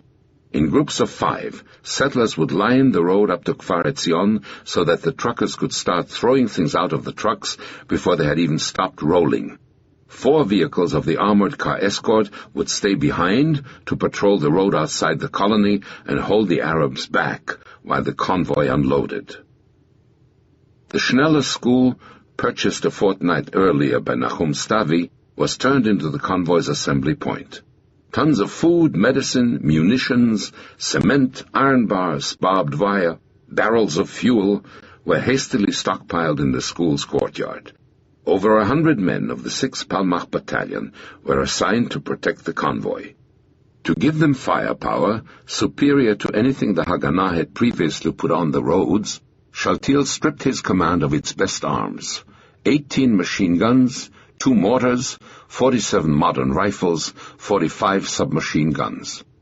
A barricade buster, a crane, 4 armored buses, 40 trucks and 19 armored cars, virtually every vehicle at the Jerusalem Command's disposal was assigned to rush the 200 tons of supplies and a 136-man relief force to Kfar Etzion.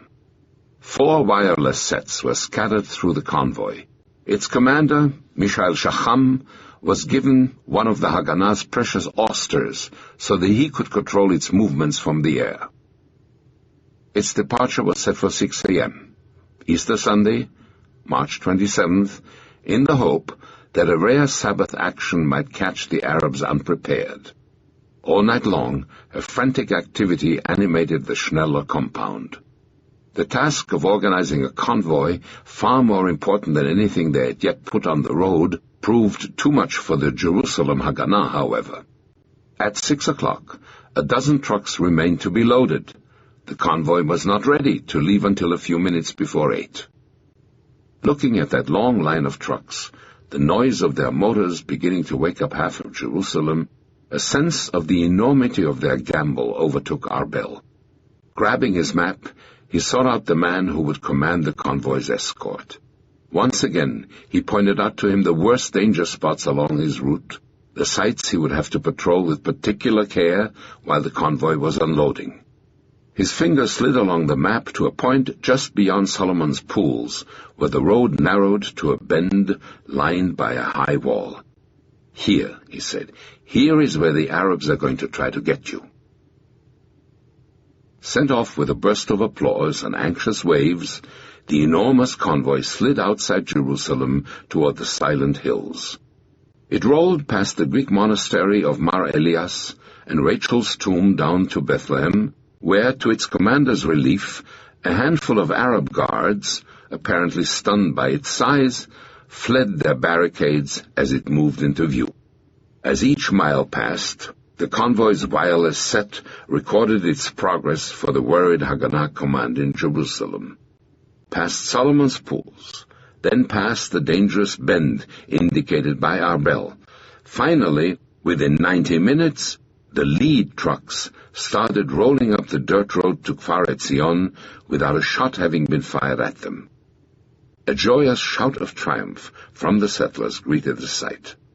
Exactly as they had planned, the truckers began tossing their first packages to the ground before their vehicles had lurched to a stop. In Jerusalem, the Haganah's commanders were jubilant. They were going to win their gamble. The convoy's trip out had been unimpeded, but it had not been unobserved. From a window of the Mar Elias monastery, Kamal Irekat, a 42-year-old former police inspector, had watched the trucks crawl by with satisfaction. Abdul Khadar's lieutenant, south of Jerusalem, had been waiting for this convoy. All the way down to Hebron, he had men and explosives, like the mines stuck behind him in the monastery, waiting for its arrival. Irekat had no intention of trying to stop it on its way into Kfar Etzion. He would wait and fall on it on its way back, when it would be far from Jerusalem and help. Before the first trucks had reached the gates of Kfar Etzion, Irekat's messengers were already miles away, rushing from village to village, calling the men to arms.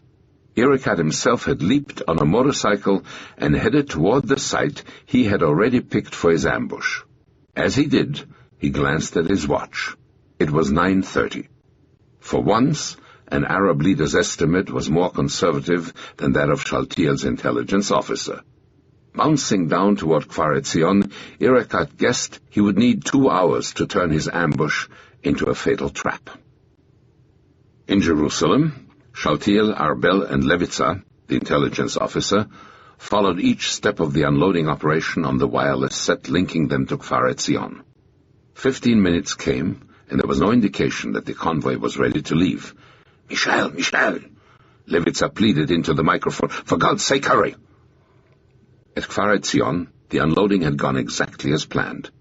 Two unexpected problems, however, were delaying the convoy's departure. The first was an order from Tel Aviv that Shacham had received when he had landed his Oster at Kfar Etzion. A Haganah plane had crash-landed on the same strip a few days before. Shacham was told to load it into one of his trucks and get it back to Jerusalem. The second problem was being caused by the sudden and stubborn refusal of the only member of the settlement authorized to leave with the convoy to board his waiting transport. Despite the frantic efforts of half a dozen settlers, Zimri, Kfar Etzion's seed bull, refused to enter the truck destined to take him to a sniper-free pasture in the plains of Sharon. While 60 vehicles and 200 men waited on the reluctant bull and a broken airplane, Irikat's call to arms spread with feverish excitement to every corner of the Hebron Hills. In mosque after mosque, muezzins mounted to their minarets to send the word warbling across the village rooftops. On horseback, in creaking jalopies and new American cars, on donkeys and on foot, the men of Nahlin, Beit Fajar, Halul, Artas, Beit Sahur and Beit Jalla came swarming toward the road. Fathers fought with sons for the honor of taking the family rifle to the fight. Men rushed from their stone huts with a firearm and a handful of bullets stuffed into their trousers. There was no thought of food or water or first-aid equipment. No one told them where to go or how to get there or what to do. Command went to the oldest or to the man who ran fastest or shouted loudest. But they came, first dozens, then scores, then hundreds, and finally thousands. In Bethlehem and Hebron, honking trucks summoned men from shops, coffeehouses, and souks. Fiercely firing their weapons to the sky, they too joined the rush to the road. The very nature of his tumultuous army imposed its limitations on Irikat's well-laid plans. When he got to his ambush site, he discovered that a couple of hundred men were already sending a stream of boulders bouncing onto the road half a mile away. He shrugged, then ordered his followers to pick up their mines and join the others. Like a cancer growing on the site nature had chosen for it, his ambush would now take place on the curve to which his village warriors had instinctively gravitated. Sweeping over the area in a Haganah spotter plane, Daniel Beckstein gasped. For miles back into the hills, he could see the lines of men converging on the road. He radioed a frantic warning to Jerusalem to get the convoy moving before it was too late. By now, an almost unbearable tension united the men around the wireless set in Shaltiel's headquarters. "We are all going to explode," Arbel thought.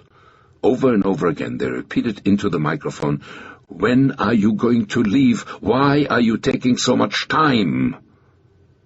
At Kfar Etzion, the settlers continued to struggle with Zimri the bull and the Haganah's airplane. The British by now were aware of what had happened and of the fast-building Arab efforts to block the convoy's route back. Furious that the Haganah had sent the convoy out without British knowledge or permission, the district commissioner's office sent a police officer to the Jewish agency with a stern warning to keep the convoy in the colony or accept the consequences. Shaltiel hesitated a moment, then decided to continue the operation. He could not contemplate leaving the vehicles on which his command depended, isolated at Kfar Etzion. An hour and a half dragged by. As each minute clicked past, the silent knot of men gathered around Shaltiel's wireless grew more pessimistic. The worst is going to happen, thought Arbel, standing beside the Jerusalem commander. The 4 armored cars left behind to patrol the road reported that the Arabs were now so numerous that they could no longer hold them back. Finally, Kfar Etzion announced that the convoy was ready to leave. At its head was a scout car, followed by a barricade buster and its crane. 100 yards back came the first of the empty trucks, then the 4 armored buses full of Palmach men, then the rest of the trucks. Like sheepdogs, the armored cars were scattered protectively through the convoy. One of them brought up the rear, just behind the truck bearing away Kfar Etzion's seed bull. It was 11:30. Instead of 15 minutes, the convoy had spent 2 hours at Kfar Etzion, just the time Kamal Irikat had calculated he needed to cut off its way back to Jerusalem. The convoy's wireless operator kept Shaltiel's headquarters abreast of its progress minute by minute. The barricade buster cut a path through a first Arab barricade, then a second and a third. The tension eased in the convoy. 3 more barricades were successfully pushed aside. Ahead was the 7th, the biggest one the convoy had encountered. Under a steady Arab fire, the barricade buster moved up to attack its boulders. Suddenly, without warning, a rock slide spilled off onto the buster.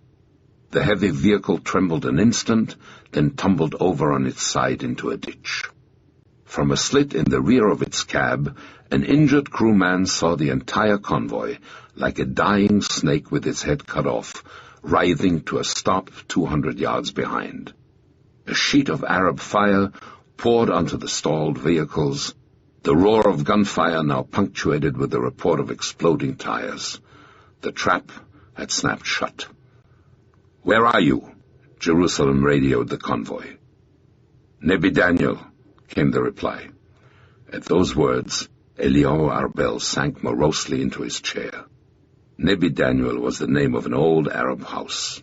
It sat on a hillside just beyond Solomon's pools, at exactly the spot Arbel had indicated on his map to the convoy commander 4 hours before.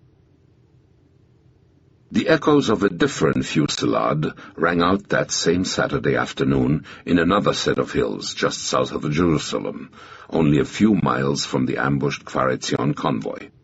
This fusillade, however, was a joyous outburst of noise designed to welcome into the little Arab village of Al-Maliha 800 residents of a neighboring community.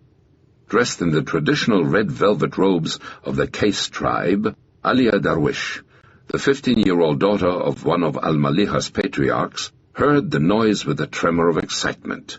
It marked the end of her childhood. Those neighbors had come for her. In a noisy, happy procession they would lead her back to their village, where a man she had never seen, a handsome, dark-eyed stonecutter named Muhammad Musa Zaharan, awaited her. This March Saturday was Aliyah Darwish's wedding day. Aliyah Darwish was seated astride a horse harnessed in gold. Her father placed in her hands a long sword, whose blade she pressed to her lips and forehead over the white veil hiding her face. She would not remove it until the moment of her marriage, when her husband would symbolically take possession of her by cutting the veil from her face with the sword. Singing traditional nuptial hymns to the shrill, atonal pipings of their flutes and the vibrant thump of the kakabe, a kind of guitar, the procession, Aliyah at its head, wound its way out of Al-Maliha. Behind the bride, the women of her village, their long robes embroidered in velvet and satin, coins jangling in their headdresses, danced the safeh, the wedding dance. The little community toward which they bore Aliyah Darwish clung to a rocky ledge on the other side of a deep wadi from Al-Maliha. Its slopes, covered by almond trees, were scarred by gaping white holes, the rock quarries which had for decades constituted the village's principal source of wealth and repute. Generations of villagers, like Aliyah's fiancé, had worked the stone from those quarries, and their skilled stonecutters' hands were a legend through all the Middle East. From Jerusalem to Baghdad, there was scarcely a city which did not boast at least one house whose finely chiseled white stones had come from that quarry.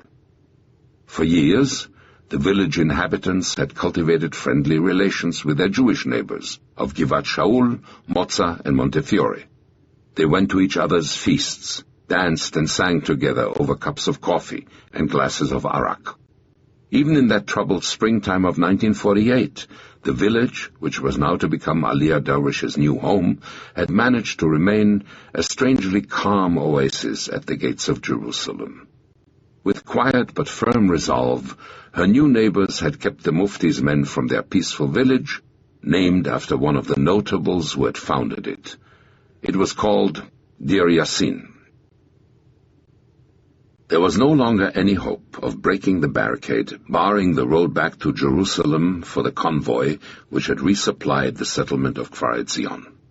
The Arabs had slipped down to within 300 yards of the trapped vehicles, and inside their cabins the drivers could now hear them calling to each other.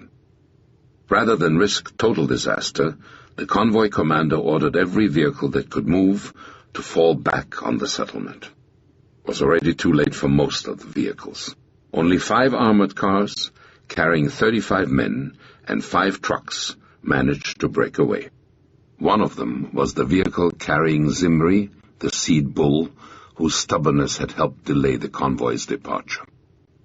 For the 180 men and women left behind in Erekat's trap, the only hope of saving themselves lay in the thick walls of the abandoned Arab house for which their ambush site was named.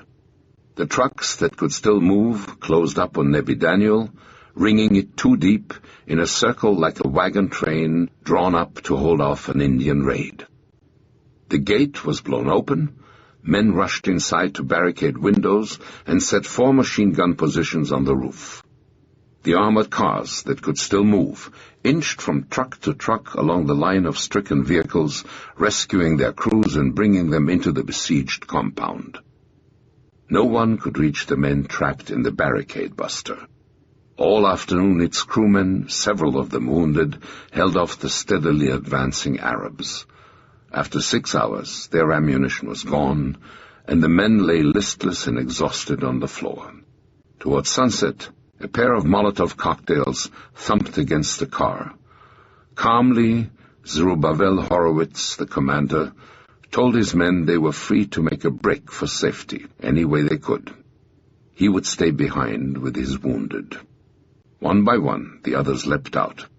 As Yaakov Ai, the last man to leave, pushed through the door, he caught a final glimpse of Horowitz standing among the wounded, like a captain of a sinking ship who refuses to desert his helpless passengers. Seconds later, the burning vehicle exploded. As the afternoon wore on, the messages from the men and women trapped in the Nebi Daniel house grew increasingly desperate. Shaltiel asked Tel Aviv to mobilize the Haganah air service to bomb the Arabs' positions.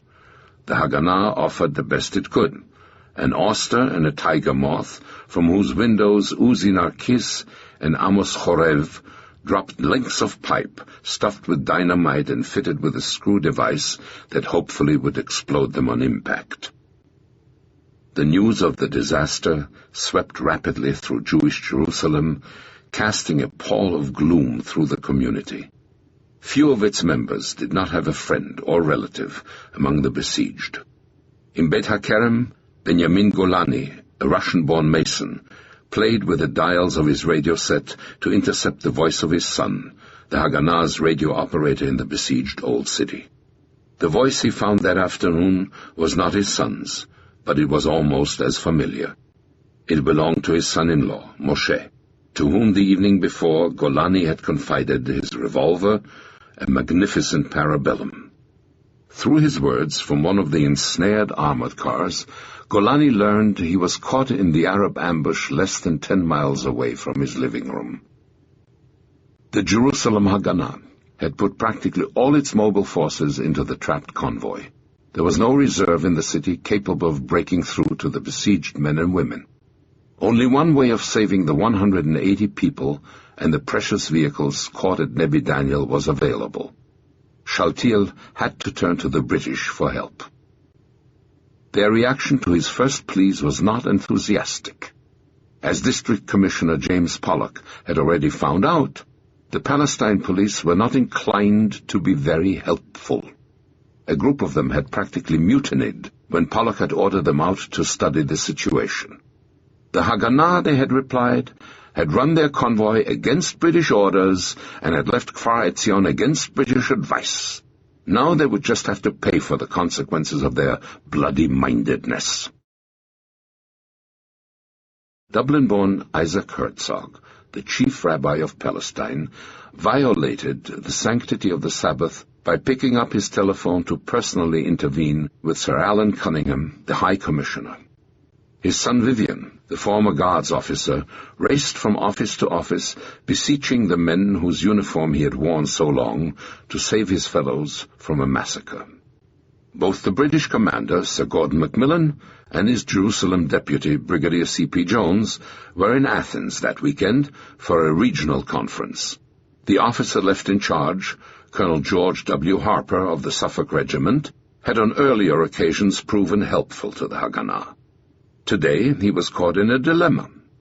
If he lost British soldiers extricating a convoy that had gone out against regulations, there would be hell to pay when Macmillan returned. On the other hand, if the men and women at Nebi Daniel were all murdered, and the British had done nothing to save them, there would be hell to pay too. Harper pushed a unit up the Hebron road until it ran into Arab mines.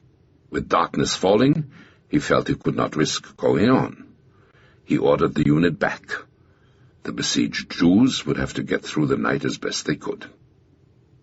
In the building at Nebi Daniel, the situation worsened steadily. The wounded littered the floor.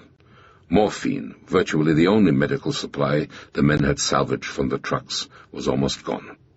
Yehuda Lash watched one dying man cling to a girl, caressing her body, trying to hold on to her warmth, as though it was life itself. When he died, Lash heard the girl murmur, "It was all that I could do for him." Outside, the Arab ranks continued to grow. Under the cover of darkness, they crept steadily closer to the ring of trucks protecting the house. Irakat saw one man from Bethlehem hurl his body and a Molotov cocktail into an armored car. Set ablaze by his own bomb, he rolled off into a ditch and died. Just after midnight, Irakat's men, led by Sheikh Hamoud of Hebron, tried to rush the house with a huge mine. The Jews spotted them 70 yards from success and drove them off with hand grenades. That stopped the Arabs' assaults. All night, however, the people trapped in the house could listen to them talking just beyond their ring of armored cars, waiting for dawn and the assault with which they would overwhelm Nebi Daniel. As bright and clear as the spring sunshine, a joyous wave of sound spilled over the rooftops of Jerusalem, driving for a moment the echo of gunfire from the Judean hills. As they had for centuries, the church bells of Jerusalem were announcing once again the miracle of Jesus Christ's resurrection from the tomb of Joseph of Arimathea. The gaps between the symbolic promise of Christ's sacrifice and the harsh human realities of Jerusalem that morning did not modify in any way the solemn liturgy of the day. Preceded by a deacon bearing a massive silver cross, the Latin patriarch led the traditional parade of prelates and notables through the shadowy corridors of the Church of the Holy Sepulchre to the marble-faced chamber of Christ's tomb. Tall and dignified, conscious of the fact that a Britisher was accomplishing this rite for the last time, District Commissioner James Pollock marched at the head of the diplomatic corps. In the District Commissioner's pocket was a telegram, still another plea to the United Nations for an international police force for the city. The heads of Jerusalem's Christian communities, Armenian, Coptic, Greek, and Latin, had presented it to Pollock. It was the first time in history, he thought sardonically, that the august heads of those communities had ever been able to agree on anything. The procession shuffled to a stop before the darkened tomb. The patriarch bowed low, then solemnly proclaimed, "Christ is risen." "Christ is risen," came the reply from the line of men behind him. "Hallelujah! Peace to all mankind." Another Easter Sunday morning had come to Jerusalem. There was no peace at the gates of Jerusalem. The messages reaching the city from the house at Nebi Daniel were tense and faint now, as though the depleted batteries of the besieged men's radio had become the barometer of their own condition. Exhausted, dizzy with hunger, plagued by heat and smoke, the defenders rushed from gunport to gunport, sometimes tripping over the dead and dying lying on the floor. Outside, the ferocity of the Arabs' attacks intensified. They too had been without food for 24 hours. Some who had gone without water since the battle started dipped their Kaffirs into dried-up wells to get them damp, then sucked the moisture from them to ease their thirst. But they had the promise of victory to drive them on. Toward 10 o'clock, hundreds of them, covered by a smoke screen, began advancing on the house.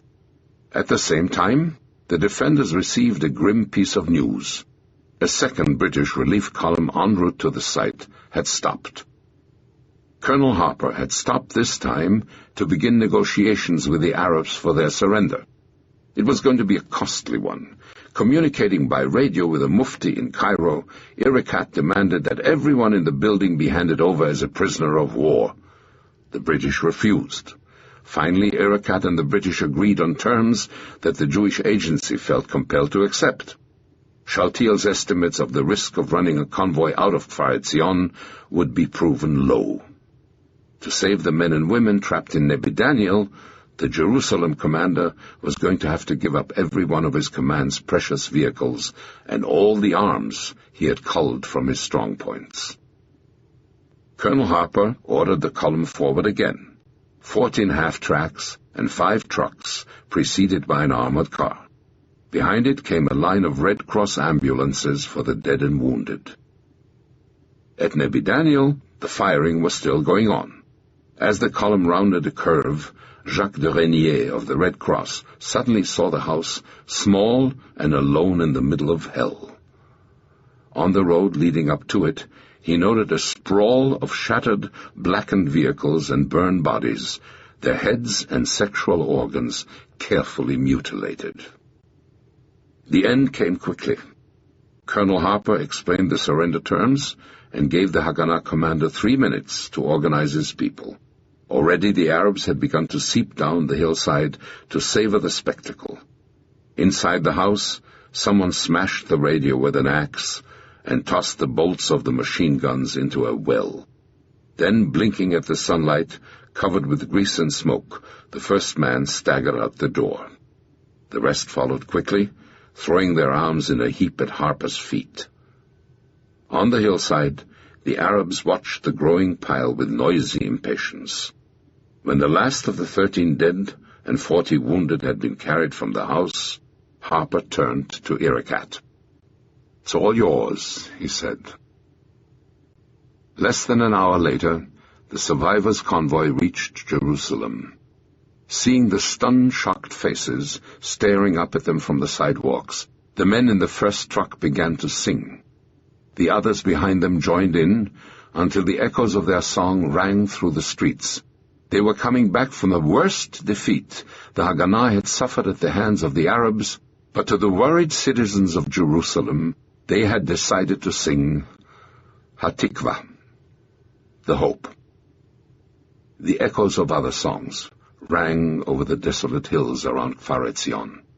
From their rocky ridge, the settlers stared in silence at the spectacle passing before them. Jubilant and triumphant, Kamal Irikat's warriors rolled down to Hebron in the remains of the powerful convoy that had come to succor them. Brandishing the scores of captured arms, they would soon turn on the colony. Late that evening, a shaken young man arrived at the home of Binyamin Golani. It was Moshe, the son-in-law to whom Golani had given his prized parabellum 36 hours earlier. The gun was gone, Moshe sadly revealed, but no Arab would use it on the settlers of Kfar Etzion. Solemnly he reached into his pocket and passed his father-in-law a piece of metal. It was the hammer of his parabellum. 2 of the most disconsolate young men in Palestine sat glumly before David Ben-Gurion. Yigal Yadin, who had ordered the Jerusalem command to put everything available into the Nebi Daniel convoy, and Mishael Shacham, who had commanded it, had come to examine the consequences of the disaster with the Jewish leader. To Yadin, the convoy's loss would always be the darkest moment of our struggle. Indeed, wherever they might look in those last days of March 1948, the leaders of the as yet unborn Jewish state could find cause to despair. The Arabs were winning the battle for the roads. Communications with the Yeshuv's isolated settlements were cut or being maintained at great sacrifice. The whole north of Palestine was threatened by the still unmeasured menace of Fawzi al-Kawukji's Liberation Army. Internationally, the tide of public opinion which had helped sustain the Zionist cause in November had receded as Arab resistance had made a peaceful application of the partition plan appear unlikely. The Zionists' principal diplomatic ally, the United States, had turned on them with a damaging arms embargo and the trusteeship proposals. There were, of course, bright spots in the picture. No Jewish-held ground had been lost to the Arabs.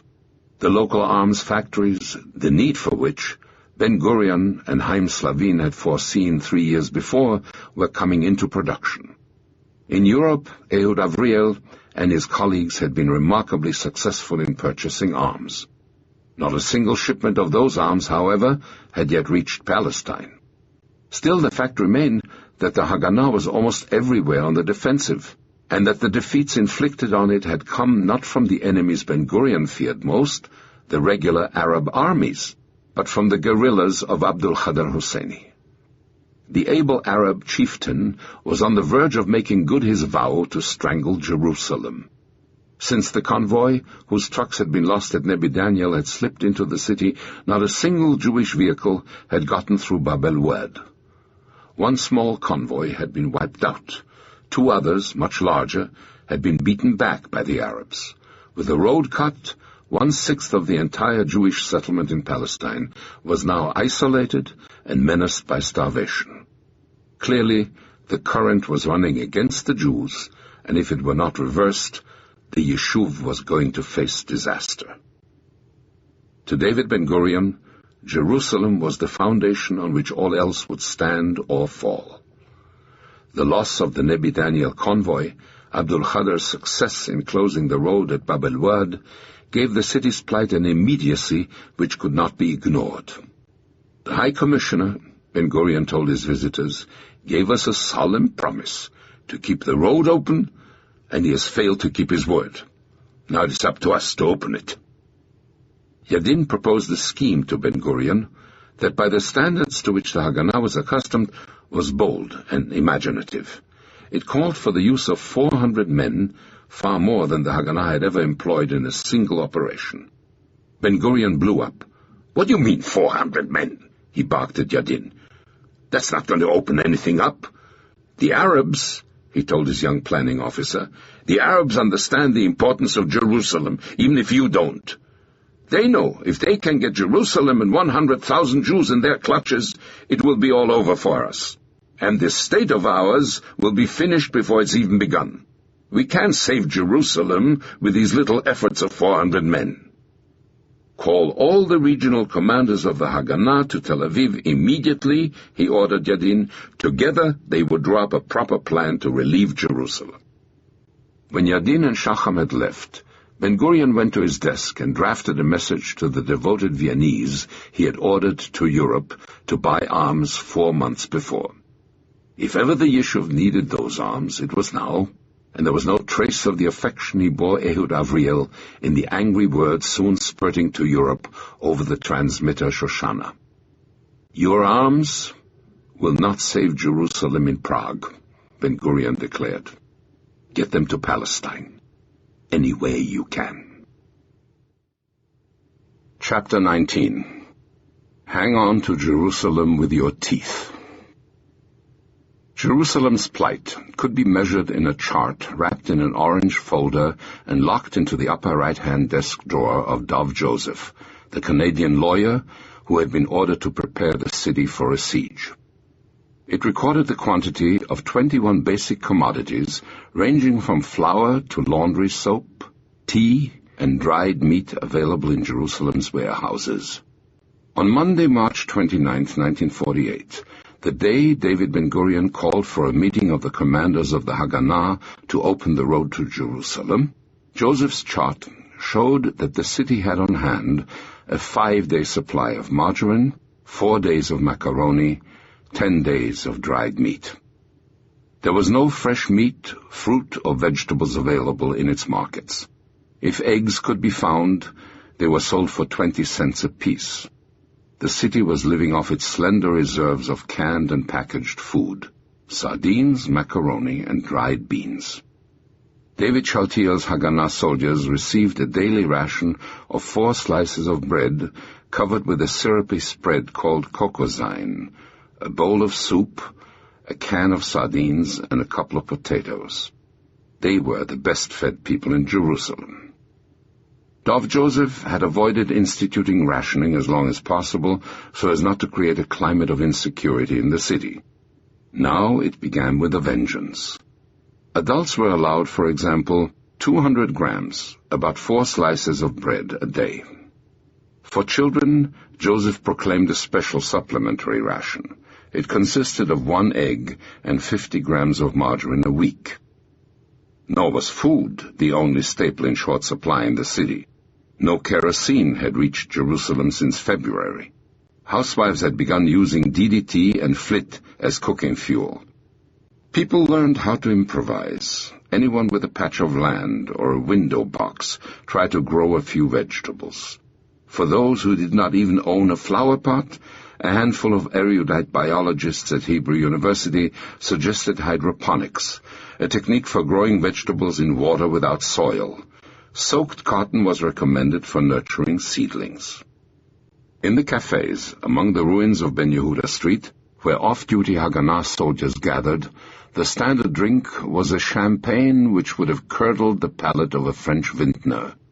It was a mixture of a little white wine, lemon squash, and a splash of soda water. Every Haganah soldier received 3 cigarettes a day. Members of the elite Palmach got 5. Usually a cigarette was passed from hand to hand among half a dozen soldiers, so no precious wisp of smoke was wasted. Occasionally, help came from the enemy. One night Chaim Haller heard a soft whistle coming from beyond the barbed wire, ringing his home in Katamon. Creeping to the sound in the dark, he found Salome, the elderly Arab woman who had been his maid for years. She passed him a few tomatoes through the wire, whispering, "I know you have nothing."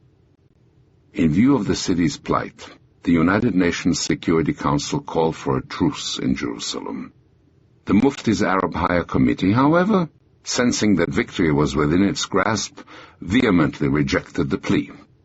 The position of the city's 100,000 Jews would become untenable, its spokesman boasted, when we cut off the water supply and put 300 barricades between Jerusalem and the sea. For its part, the Jewish agency gratefully announced it would accept a truce from any source whatsoever, provided it left the approaches to the city open. The agency had, in fact, tried once again on March 26th to get the Christian West to accept the obligations implicit in internationalizing Jerusalem by calling for a force of 10,000 Danish and Norwegian troops. That request got no more response than had the similar pleas which preceded it.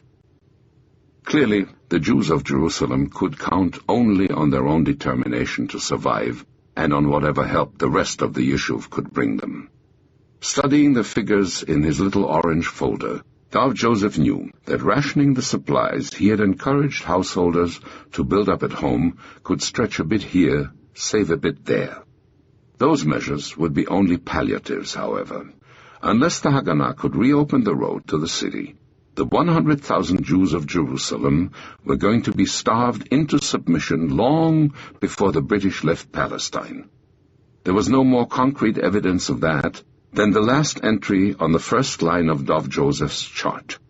It showed that on Monday, March 29, 1948, his warehouses contained exactly 34 tons and 226 kilograms of flour, enough to provide each Jewish resident of Jerusalem with just 6 slices of bread. For a pastry cook from Toronto, Canada, Julius Lewis was demonstrating an extraordinary interest in the technical jargon of the 3 Americans beside him in the bar of Paris's Hotel California.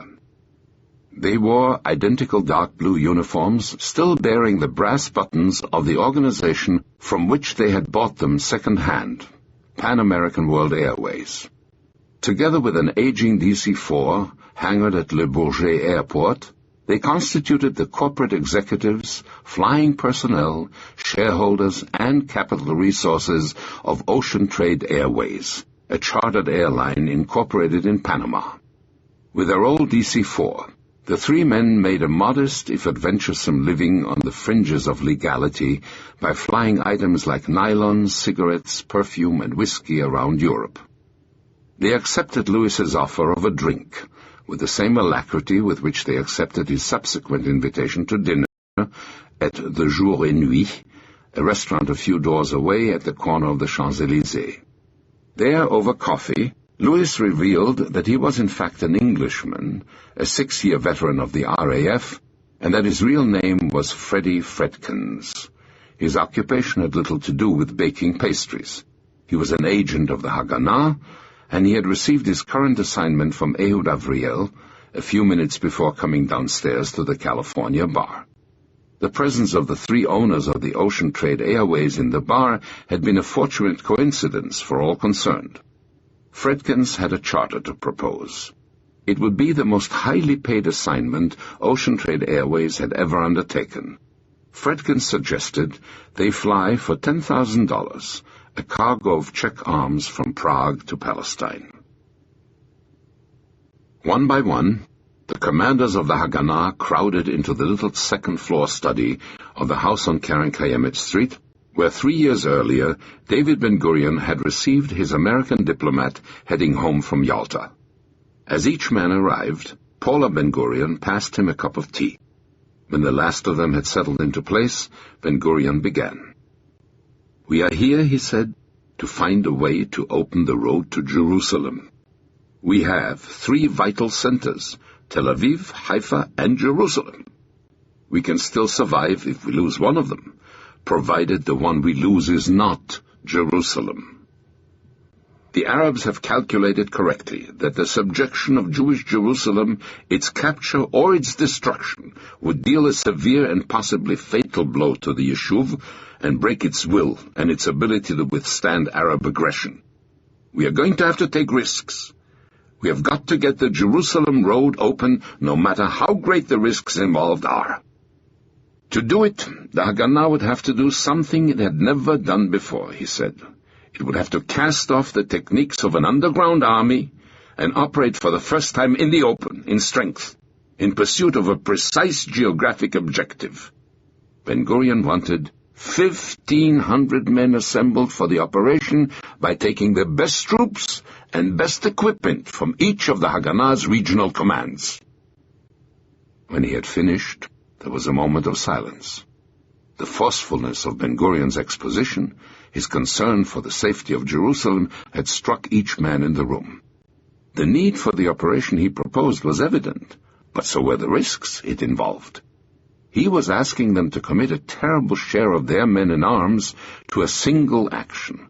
Every other front in Palestine would be critically exposed while it went on. If it involved the loss of a substantial number of arms, it would be a disaster.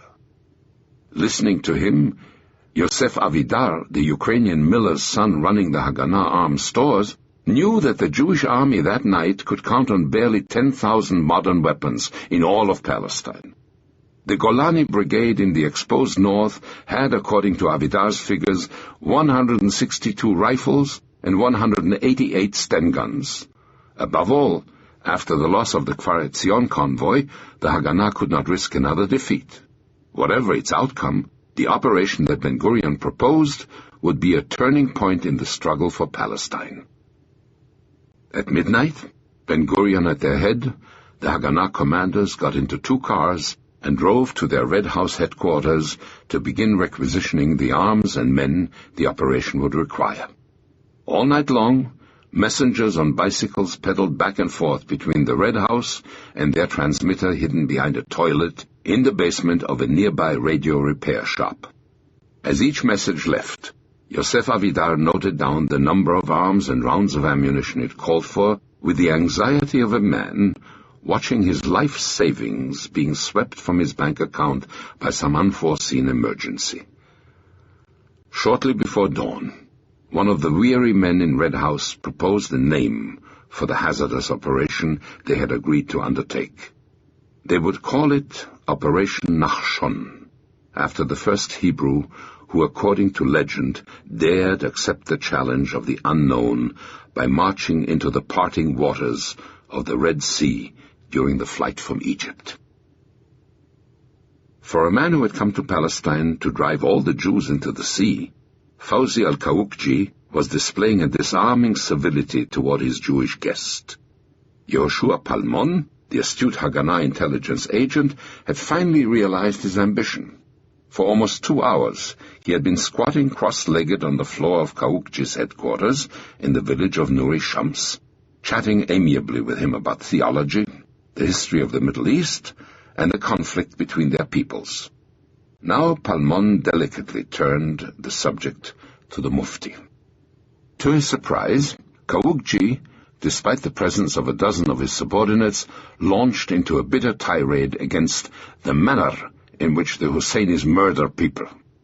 Haj Amin, he said, had political ambitions in Jordan and Syria which are not in the interests of the Arab nation and which every patriotic Arab should oppose. Palmon cautiously inserted Abu Khadar's name into the conversation. Abdul Khadar, Kawukji said, was scheming against him too. Then he let slip 2 sentences which in themselves justified all the risks Palmon had taken in striving for this meeting. I don't care if your people fight him, Kawukji told Palmon. In fact, I hope you do fight him and give him a good lesson. If you do, he's not going to be able to count on me for any help. With that, the Arab general launched into a further astonishingly frank declaration. I must avenge myself for the defeat of my forces at Tiratzvi, he said. I must fight you and beat you in the valley of Jezreel in a few days. Palmon was sure Kawukji would be true to his word.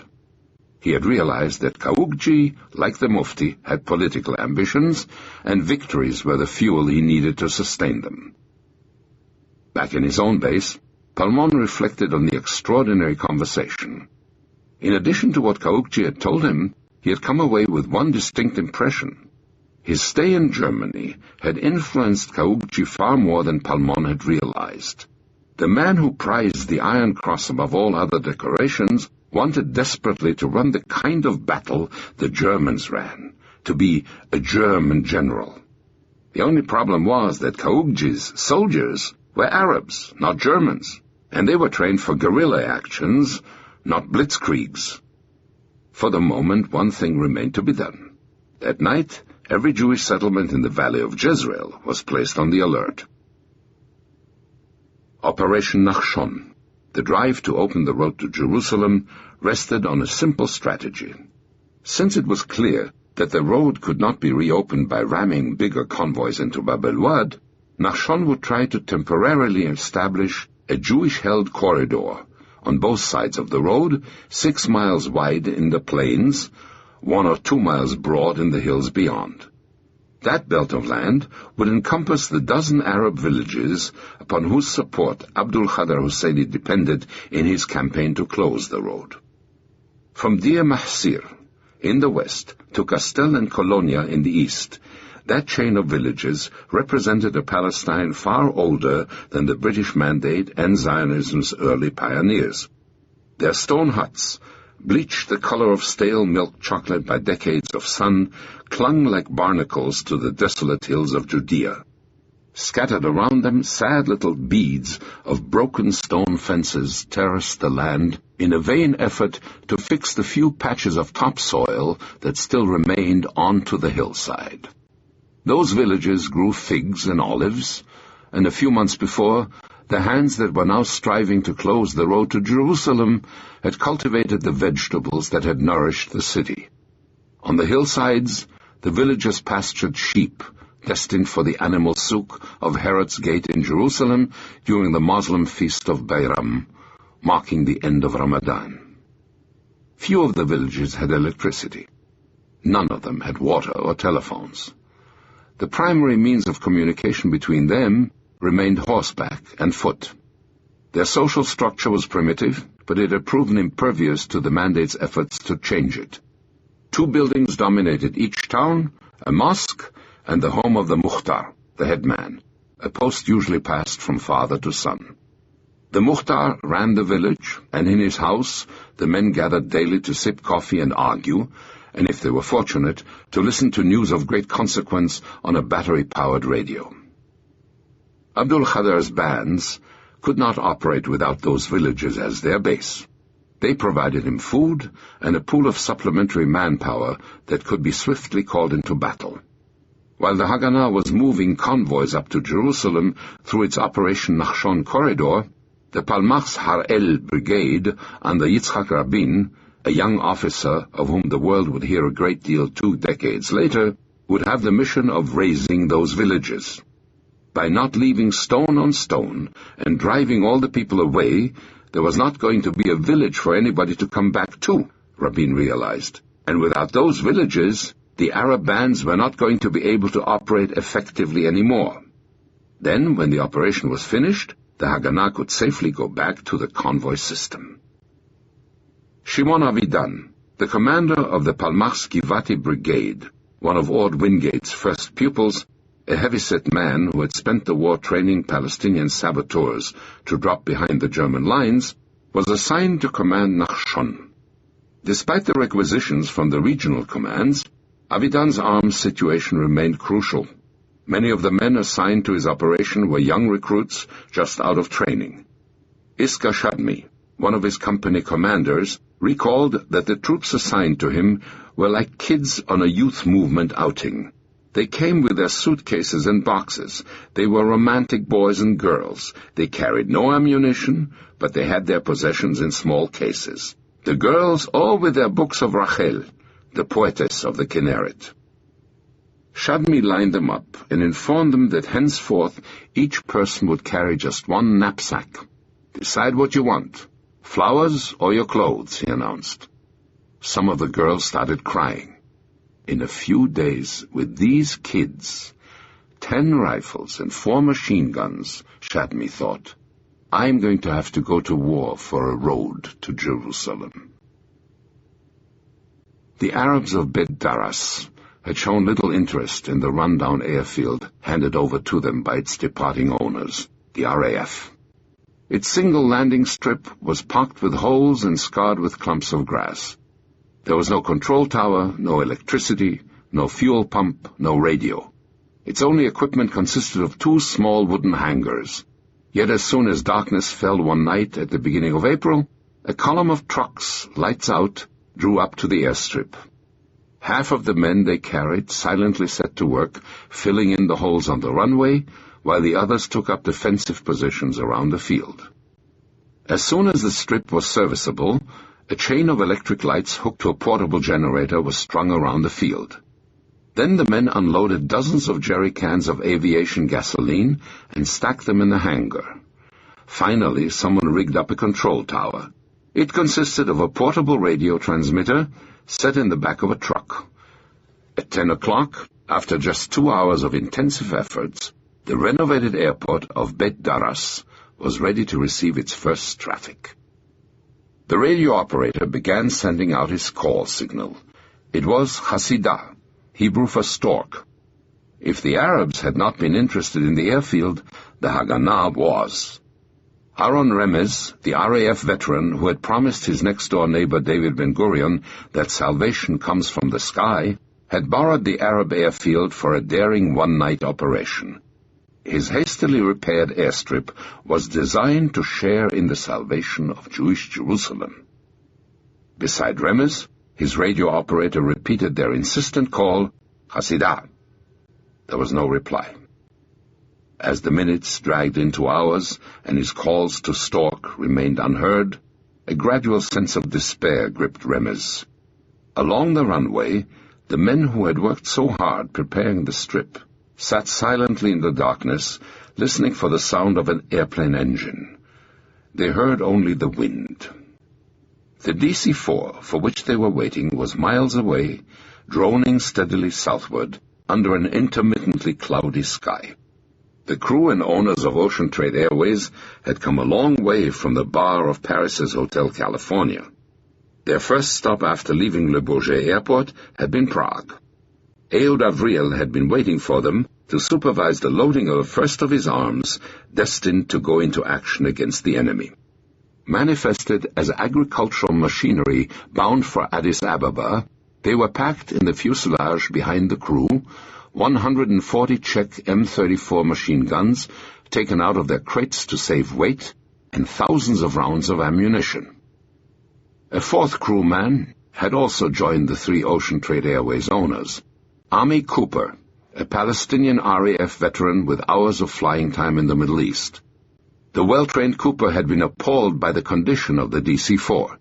Its radio was so weak that it couldn't even receive the weather bulletins. Their celestial navigation had been hindered by a substantial cloud cover over most of their route, and Cooper feared it had been a highly approximate effort. Now, 6 hours out of Prague, they stumbled through the sky searching for a glimpse of the Palestine coast. Suddenly the pilot poked Cooper in the ribs. "Hey," he shouted, "we're there! There's Tel Aviv!" The RAF veteran stared down at the lights coming up under the starboard wing. Cooper was not a chauvinist, but the lights blinking below seemed to him rather feeble for a Jewish city. He grabbed a map and studied it intently. "My God," he yelled after a moment, "that's Port Said! We're heading straight into Egypt!" The pilot abruptly swung the plane northward. 30 minutes later, they were over Tel Aviv. Cooper picked up the despairing calls for Stork and ordered the field to flash its light 3 times when they heard the sound of the plane's engines. A few minutes later, gobbling up every inch of the little runway, the Ocean Trade Airways DC-4 settled down at Beit Daras. From his window, Cooper could see the men alongside the runway jumping up and down at the miraculous sight of the plane gliding to a landing on their strip. Seconds later, they swarmed over the aircraft. The astonished Italian, Irishman, and Jew from New York, who had flown arms to Beit Daras as they might fly cigarettes to Naples, were acclaimed like heroes, a greeting markedly in contrast to that which they were accustomed to receiving. Shimon Avedan, the commander of Operation Nachshon, expressed his own deep relief in a different manner. He climbed into the DC-4's fuselage and began to kiss his 140 new machine guns, one by one. Samir Jabour was the son of a cobbler in Jaffa, a lean young man with a luxuriant black pompadour, tawny skin, and melancholy brown eyes. Jabour had not wasted his youth at his father's cobbler's bench. He lived at night, in the half-lit little bars along the sea, where Jaffa blended into Tel Aviv, and sex did not distinguish between Arab and Jew. On one of his rounds, he met a dowdy, unhappy brunette named Rachel P. Despite her appearance, Jabour rarely left her side after their first encounter. It was her occupation that interested the young Arab. Rachel was a secretary at the Jewish agency in Tel Aviv. Jabour was a clandestine agent of the Arab Higher Committee. 24 hours after Ehud Avriel's plane had made its brief visit to Beit Daras, Jabour was able to inform Abdul Khader Husseini's headquarters that the Jews had held a major meeting in Tel Aviv to prepare a big onslaught on the road to Jerusalem. They would try to drive the Arabs from the heights above Bab el-Wad. They were going to use an enormous number of men to do it, and there were reports that they had received new arms to help them. For an intelligence service as primitive as the Arab Higher Committees, it was an astonishingly accurate report. Abdul Khader had been expecting a major Jewish effort on the road. His foes, he knew, could not allow him to isolate the city. What alarmed him more was Jabour's report of new arms. With the exception of the arms seized at Nebi Daniel, his armament was the same heteroclite collection of weapons with which he had started his campaign, supplemented by occasional gleanings from the western desert. Given his great numerical superiority, that had been enough to keep the poorly armed Jerusalem Haganah on the defensive. A major assault from the coast with new arms was a different matter. Abdul Khader immediately set out for Damascus to demand the delivery of the modern weapons he had been promised for weeks. Husseini and his aide, Emil Gori, found the atmosphere in the Syrian capital depressing.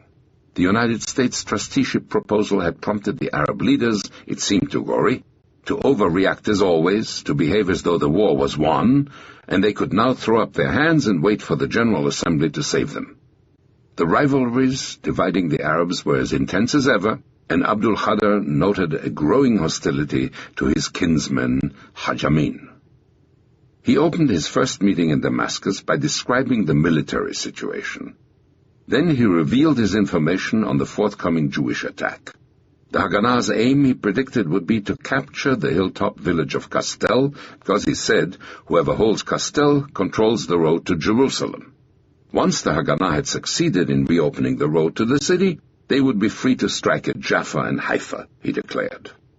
"We are prepared to fight to the last man," Abdul Khader vowed, "but we have no effective arms. You have been promising us modern arms for months, but all you have sent us is a lot of camel shit from the western desert. Give him artillery and modern rifles," he pleaded, and his guerrillas would turn back the Jewish attacks. His pleas left Ismail Savwat Pasha, the Iraqi named to head the Arab League's military effort, unmoved. The regular Arab officers around Safwat did not esteem Abdul Khader's capacities as highly as did his Jewish foes, nor did his allegiance to the Mufti encourage their confidence. His men, Safwat told Abdul Khader, were not experienced enough with artillery to be trusted with it. The Jews, he said, would probably overrun their positions and capture the guns. As for arms, the shipload of Czech rifles heading for Beirut was already earmarked for Kawukchi's liberation army. Abdul Khader would have to get along with what he had.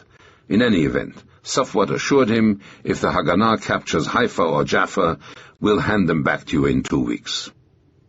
Normally, Abdul Khader was an undemonstrative man, but at Safwat's words he quite literally turned red with fury. Seizing a folder of papers from the desk between them, he smashed it over the Iraqi's head. "You are a traitor!" he shouted. "You will hang on to Jerusalem with your teeth," David Ben-Gurion growled to Dov Joseph. His tone was more controlled than Abdul Khader Hosseini's in Damascus had been, but the passion behind it was no less intense. The Canadian lawyer had flown from Jerusalem to Tel Aviv on Ben-Gurion's order in the fragile Piper Cub that linked the city to the coast. The success of Operation Nachshon would be measured, Ben-Gurion knew, by the amount of food thrust into Jerusalem while the road was open.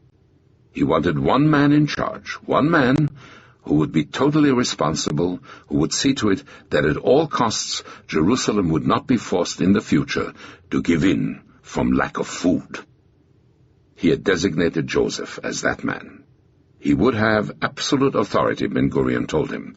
He instructed the Jewish agency's treasurer, Eliezer Kaplan, to make available whatever sums Joseph needed. "When can you start?" Ben-Gurion asked. "When do you want?" replied Joseph. "Right now," said Ben-Gurion.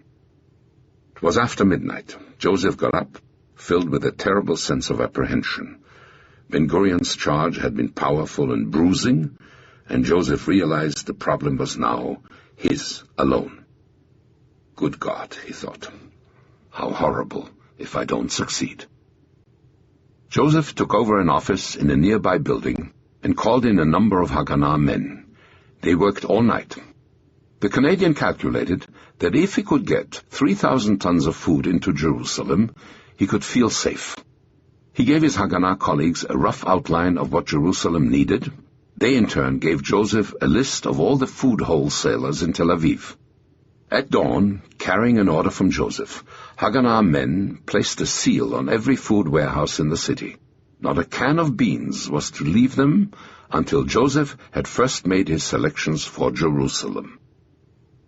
2 Haganah veterans of the British Army, Harry Jaffe and Bronislav Bar-Shemer, were assigned the job of organizing the convoys that would carry Joseph's supplies to Jerusalem. The Canadian told them they would need a minimum of 300 trucks. After 2 days of scouring Tel Aviv's trucking firms, Bar-Shemer had managed to assemble barely 60 vehicles. To get the rest, he chose a simple expedient. He decided to hijack them. I took the Haganah boys from their training camps and sent them to the busy intersections, he later recalled. They started stopping every truck that came along. I don't know who was more scared, the drivers or the soldiers, pointing their guns at them, telling them to drive to a big empty field at Kiryat Meir.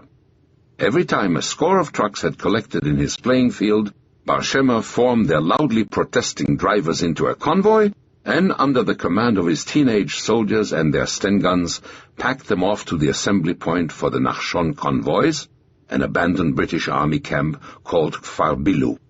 The drivers were the most disgruntled group of human beings Bar Shema had ever seen. They hated our guts, he remembered. None of them had any idea of what was happening. Some of them, Bar Shema knew, had wives who were giving birth, and here we'd kidnap them at high noon or in the middle of the night. Fortunately for Bar Shema, most of those drivers owned their trucks, and the vehicles represented their livelihood. They were not inclined to abandon them to Bar Shema, not even for a wife in childbirth. Feeding his group of captive drivers soon became a serious problem. A firm believer in direct action, Bar Shema walked into one of Tel Aviv's most popular restaurants, Haskel's. The Jewish nation needs you, he told his owner, Yecheskel Weinstein. In about 3 minutes' time, Bar Shema explained what was required and placed a truck and a squad of soldiers at Weinstein's disposition. It was 11 o'clock in the morning.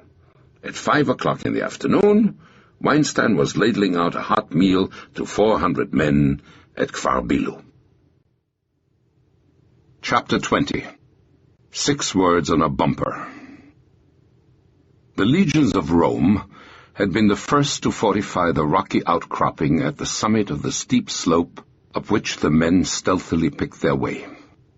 To the north, across the gorges of Bab el-Wad, was the peak of Nebi Samuel, where, according to legend, the prophet had sat in judgment on the fallen nation of Israel, the Maccabees had fasted before their assault on Jerusalem, and Richard, the lion-hearted, had wept at his first view of the holy city.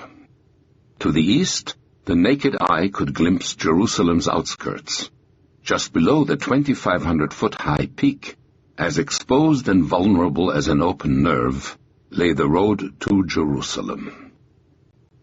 For 20 centuries, as a Roman camp, a Crusader castle, a Turkish bunker, that lonely windswept promontory had been a strategic height, the natural guardian of Jerusalem's western approaches.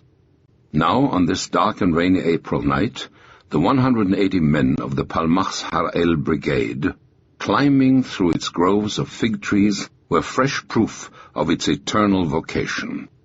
A few feet above their heads slept Kastel, the village that Abdul Khader had prophesied in Damascus would be the Haganah's first objective. Operation Nachshon's plan called for 2 preliminary operations. A diversionary attack near Ramleh, to lure back into the town the Arab guerrillas deployed north of the Jerusalem road, just before Bab el-Wad, and the capture of Kastel. Uzi Narkis, one of the 2 men who had bombed the attackers at Kfar Etzion, posted a machine gun at either end of the village. Just after midnight he attacked. The 50-odd armed men in the village were no match for Narkis's force. Rounding up the villagers, they abandoned Kastel and fled into the night. For the first time since partition, an Arab village was in Jewish hands. Shortly after noon, the following day, Saturday, April 3rd, 70 men of the Jerusalem Haganah arrived to relieve Narkis's Palmach force. Their commander was a stern, curly-haired Latvian named Mordechai Gazit, who aspired to be one of the Jewish nation's first diplomats. Narkis ordered Gazit to set up a defensive perimeter around the area, then to destroy the village so that the Arabs could no longer use it as a base for their forays on the road. When the word of Kastel's fall reached Damascus, Abdul Khader Husseini immediately ordered his Jerusalem headquarters to retake the village. Once again, the messengers of Kamal Irikat rushed from hamlet to hamlet, this time calling for men to help free Kastel. By sundown, Irikat was ready to begin the attack. The procedure was simple. He shouted, Nashamdi! Let those who are ready go!" and started to run for the first Jewish positions in the Tsuba rock quarry in front of Castel. 400 men followed him crying, "Allahu Akbar! God is great!" Many insisted on wearing their white kaffirs even though they were easily visible in the darkness, because tradition held it a shame for a Bedouin to remove his headdress in battle. They swept the Jews from their trenches and forced them back into the quarry buildings. All night the Arabs tried unsuccessfully to drive them out of that refuge. The arrival at dawn of reinforcements under Ibrahim Abu Daiyeh, the Hebron shepherd commanding the Arabs in Katamon, recharged their spirits. A new assault drove the Haganah from the quarry buildings. Then, with another whooping rush, Irikat's men swept the Jews back to the outskirts of Castel itself. By now, however, the Arabs were exhausted. Most of them had been without food for 24 hours. Irikat sent messengers to the villages near Castel for help. Within an hour, singing and chanting the undulating Arab war cry behind their veils, the black-robed village women came streaming up to the battle site, balancing on their heads baskets of eggs, lebanon, cheese, olives, tomatoes, and flat round loaves of Arabic bread. The attack resumed. Gazit's men had not had time to start destroying the village, and now they turned each house into a strong point to hold off Irikat's attackers. Halfway through this assault, the Arabs suddenly ran out of ammunition. Just as no one had thought of food in the headlong rush to Castel, so too no one had been concerned with the ammunition supply. Another swarm of messengers fanned out across the countryside. John Glubb, commander of the Arab Legion, saw one of them in Ramallah running through the streets shouting, "Has anyone ammunition for sale? I pay cash!" Before the Englishman's astonished eyes, he bought 200 rounds of ammunition, some Turkish, some German, some English, then leaped into his car and set off to repeat the process in the next town. By sunset, enough new ammunition had been hauled up to the outskirts of Castel on muleback to allow the assault to begin again. Shortly after midnight, with his men within hand grenade range of Gazit's 70 beleaguered Haganah troops, Irikat was wounded. His only medic, a hospital employee from Bethlehem, treated the leader with the sole first aid kit available to his 500 villagers. Then, over Irikat's loud protests, the medic strapped him onto a mule for the trip back to Jerusalem. Irikat knew well the psychology of his village warriors. Products of the hierarchical structure of their villages, they tended to magnify the importance of the leader, to erect around his person a kind of cult. Guided by an able man, those villagers were capable of acts of great bravery. Without a galvanic presence to rally them, however, their organization risked rapid disintegration.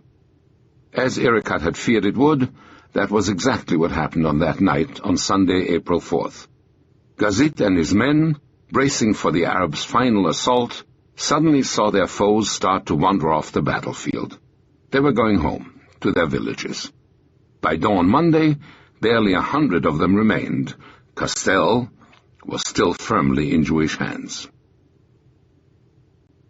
3 men whispered together, like conspirators in the pre-dawn darkness on Jerusalem's King George Avenue, just opposite the shuttered windows of Yarden's coffee house. They represented the Stern Gang, the Irgun, and the Haganah. The Haganah man noted with satisfaction that there was no one in the deserted street to observe their conversation. Yeshurun Schiff had every reason to cloak their meeting in secrecy. He was the adjutant of a man who bore a special loathing for the 2 dissident groups, David Shaltiel. Yet Schiff had invited them to this darkened street corner to ask them to come to Shaltiel's aid. The Jerusalem commander's forces were stretched so thin he had no reserves to relieve Gazit's harassed men at Castel and those in an equally difficult situation at the Jewish settlement of Motza below the captured Arab village. Schiff wanted the Stern Gang and the Irgun to employ their forces in an attack on the rock quarries at Tsuba and thus relieve Arab pressure on Castel and Motza. As Schiff expected, his request did not arouse the sympathy of the 2 organizations. Neither was inclined to come to the aid of a man whom they considered almost as much of an enemy as the Arabs. Jealous of their independence, wary of Shaltier's motives, they had maintained their refusal to cooperate with his command. They told Schiff they would give him an answer the following night. If they agreed, however, there would be a price to pay. They would expect the Haganah to reward them with a substantial supply of arms and grenades. The following night, the two organizations conveyed their agreement to Schiff and claimed the materiel promised them. Neither group, however, had any intention of attacking the rock quarries at Tsuba. Yehoshua Zetler, leader of the Stern Gang, and Mordechai Ra'anan, chief of the Irgun, wanted Shaltier's additional arms to secure a victory of their own, a dramatic victory that would demonstrate their dynamism to Jewish Jerusalem and force its leadership to recognize their claims in the city. They had settled upon a target for their action. Its reputation, its size, and proximity promised a victory as easy as it would be dramatic. It was a community of stone-cutters on Jerusalem's western outskirts, the village of Deir Yassin, to which Alia Darwish had been born for her wedding a few days before. Redolent with a stench of rotting onions, the dumpy little tramp steamer sailed up to a berth in Tel Aviv harbor. A sniff of her cargo hold assured the port's British customs inspectors of the accuracy of the SS Nora's manifest. As soon as they cleared her for unloading, a horde of stevedores swarmed over the ship. Frantically they clawed aside the onions to get at her real cargo, thousands of Czech rifles and machine guns. Chartered after so many difficulties, Ehud Avriel's first freighter had arrived with providential timing. Operation Nachshon was due to begin in just 24 hours. The Nora's arms could mean the difference between victory and defeat in the hours ahead. As fast as the stevedores could pull them out of Nora's hold, the weapons, still enclosed in a thick coat of grease, were packed onto trucks and rushed to the Haganah units assigned to Nachshon. Iska Shadmi, who had ordered the recruits of his company to choose between clothes or flowers, got his assignment at 10 o'clock at night. He had nothing with which to clean off the grease, and his unit was scheduled to go into action before dawn. Like many others of his generation of Palmachniks, Shadmi had been nourished on a book on the conquest of Kazakhstan, The Men of Pompilo. Seek the dramatic, the unexpected solution was its message. Shadmi pondered a moment. Then he called his company together. He ordered the men to strip off their undershorts. That solved the problem of cloths, to wipe off the grease. The girls he told to unravel strands of barbed wire, so they would have a tool to ram the cloths down the rifle barrels. For the first time since he had joined the Palmach, Shadmi had enough ammunition, but he had nothing in which to carry it. He ordered his recruits to fill their socks with cartridges, then tie them to their belts. Chaim Laskov, a British Army veteran commanding another infantry company, received a consignment of MG-34 machine guns. None of his men knew how to fire them. Laskov found a former British Army machine gunner to demonstrate them for the company. To Laskov's horror, he discovered that the guns would fire only one round at a time.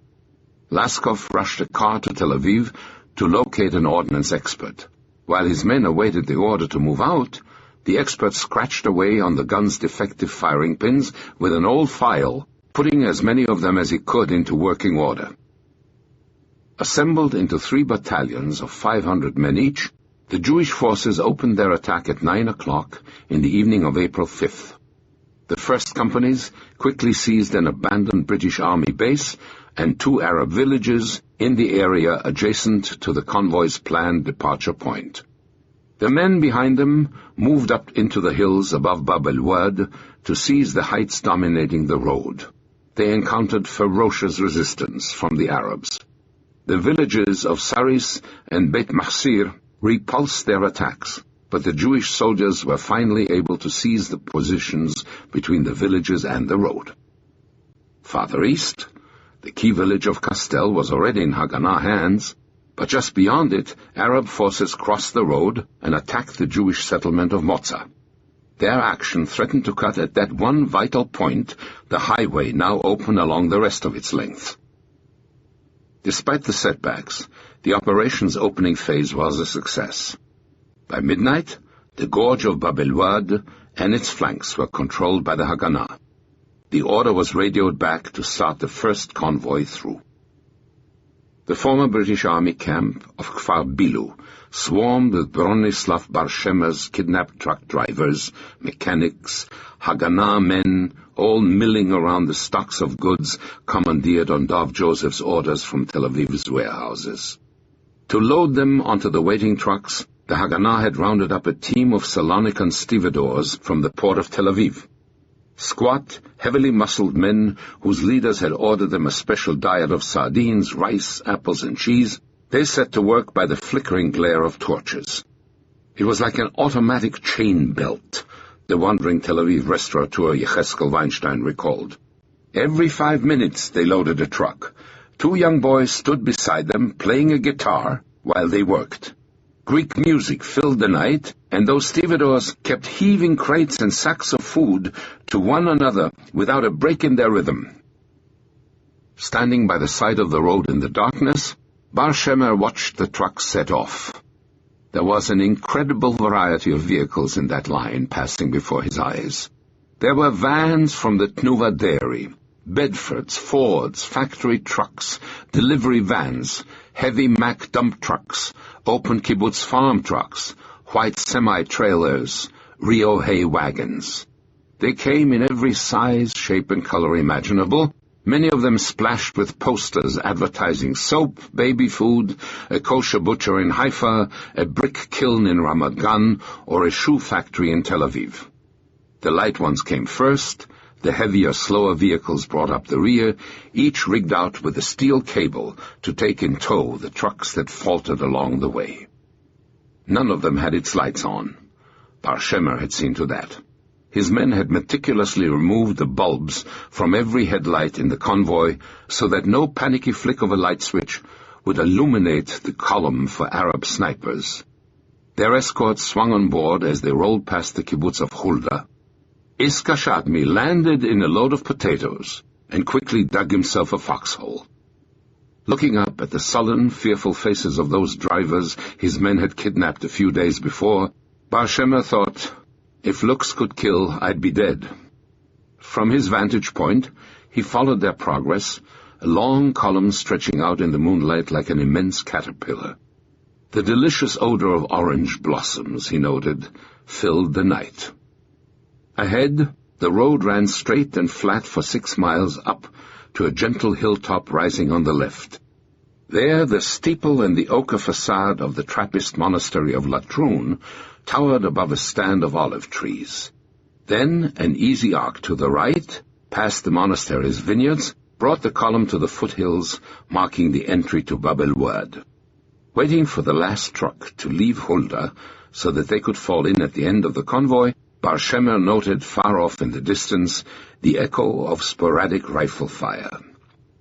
They're moving into Bab el-Wad, he thought. Riding at the head of the column, Harry Jaffe, the convoy commander, heard 3 of those rounds clang into the panel of his new blue 1947 Ford. He prayed they were only the work of an isolated sniper.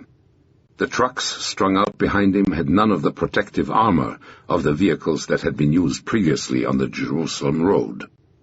Huddled in his pile of potatoes, Iska Shadmi angrily scanned the dark forests above him for some sign of a foe. All the way up to Jerusalem, he would see only one human being in those pines, an old Arab with a white beard. As Jaffe had hoped, apart from a few snipers, there were no Arab forces in the hills. Shaking the night with the steady drone of their engines, the trucks ground slowly up the pass toward Jerusalem. Some lurched along with 2 or 3 tires flattened by sniper fire. From others, overheated by the long, slow trip, Jaffe saw jets of steam squirting into the air. All along the column, like huntsmen spurring on a pack of hounds, his men shouted, "Kadima, Kadima! Forward, forward!" to the harried truckers. In Jerusalem, The news that a convoy was coming rippled through the city. Hundreds of people ran down Jaffa Road to watch it come in. Women in bathrobes and slippers and pin curlers, school children, religious Jews coming in from morning service in their synagogues, their prayer shawls still draped over their shoulders.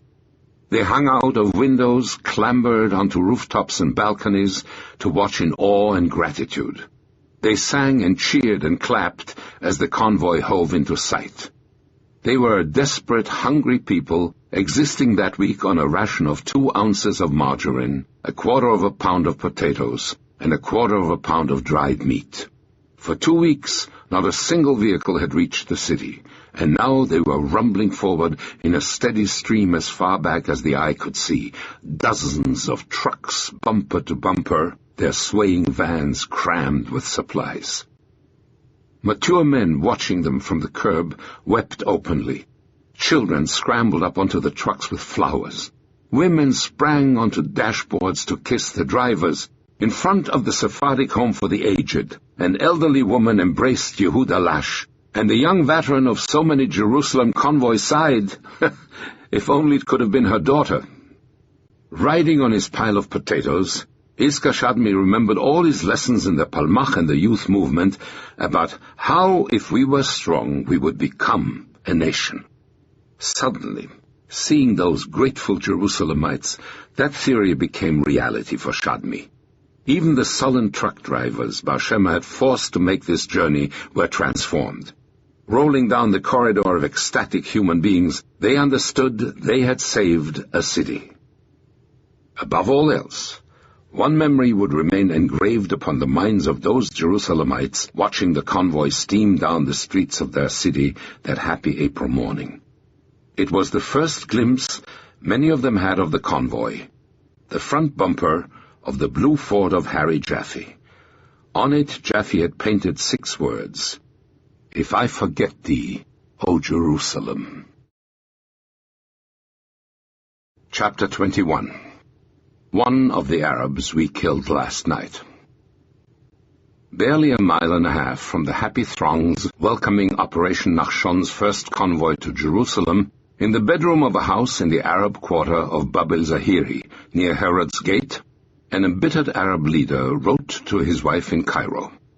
Abdul Khader Husseini had returned to Jerusalem just in time to learn that his foes had broken at last the stranglehold he had so patiently fastened on the city. In the back of his car were 50 rifles given him by the Syrian army and 3 Bren guns purchased with his own money in the souks of Damascus. They were the only modern weapons he had been able to obtain on his trip to Syria. Abdul Khader's last days in Damascus had been as disillusioning as the earlier ones had been. Despite the angry conclusion of their first encounter, he had met again with Safwat Pasha. It was during one of their conferences that the news of Irikat's failure at Castel arrived. "If your men cannot retake Castel," Safwat Pasha had remarked, "then we will ask Kaugji to do it." Abdul Khader had made still another plea for weapons. The answer was the 50 rifles he had brought back to Jerusalem, offered not by Safwat, but by Syrian President Shukri al-Quwatli. "The blood of Palestine and its people shall be on your head," Abdul Khader had angrily told the unyielding Iraqi general as he stamped out of their meeting. Late that night he had left Damascus. Now, in his brother's Jerusalem home, he finished his letter to his wife. His words were shaped in the ornate rhetoric of his language, but they were an accurate reflection of those traits and emotions which had made Abdul Khader Husseini such an effective leader of his people. "My darling Wajia, we have written great and glorious pages of history, and this was not easy, but only with great sacrifice and efforts day and night. When we act, every man forgets himself and his relatives and his sons, his food and his sleeping.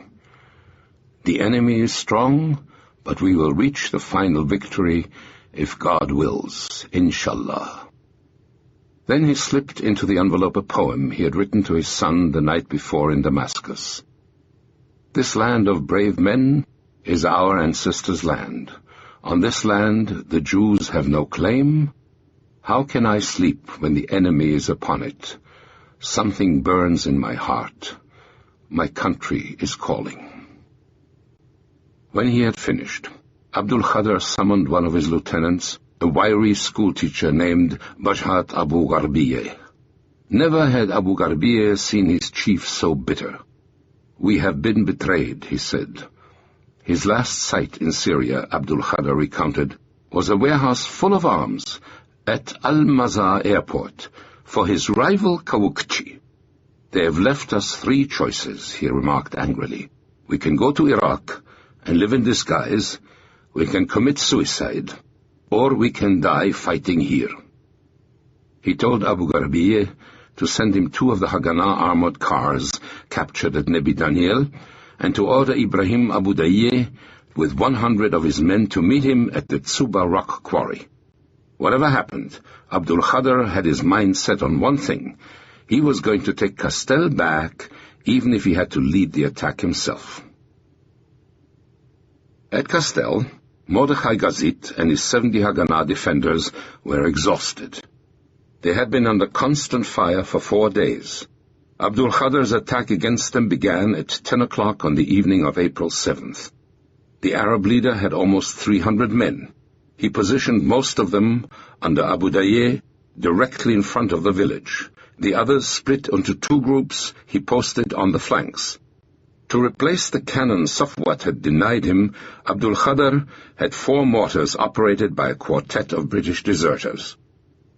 Gazit and his men suddenly found themselves caught in a devastating barrage of fire from those mortars. Before it had lifted, Abu Dayyeh and his followers were moving forward against their advanced posts.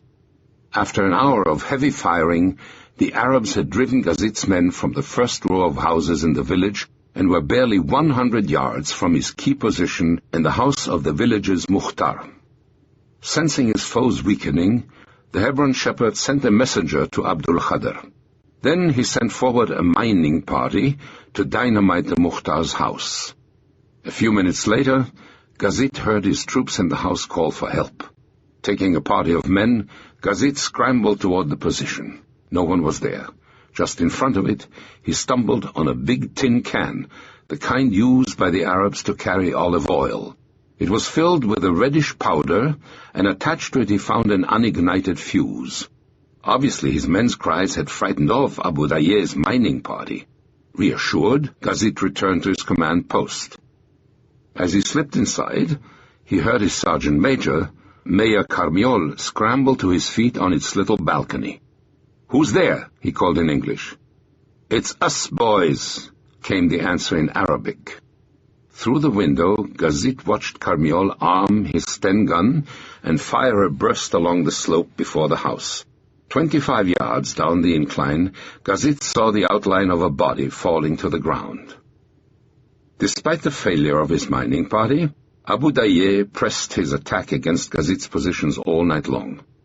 Just before dawn, a messenger arrived from his eastern flank. Instead of reinforcements, however, he brought bad news. A party of Haganah men was moving up the hill behind Castel. Abu Dayyeh had had no response from his message to Abdul Khader. Dejectedly, he decided to withdraw.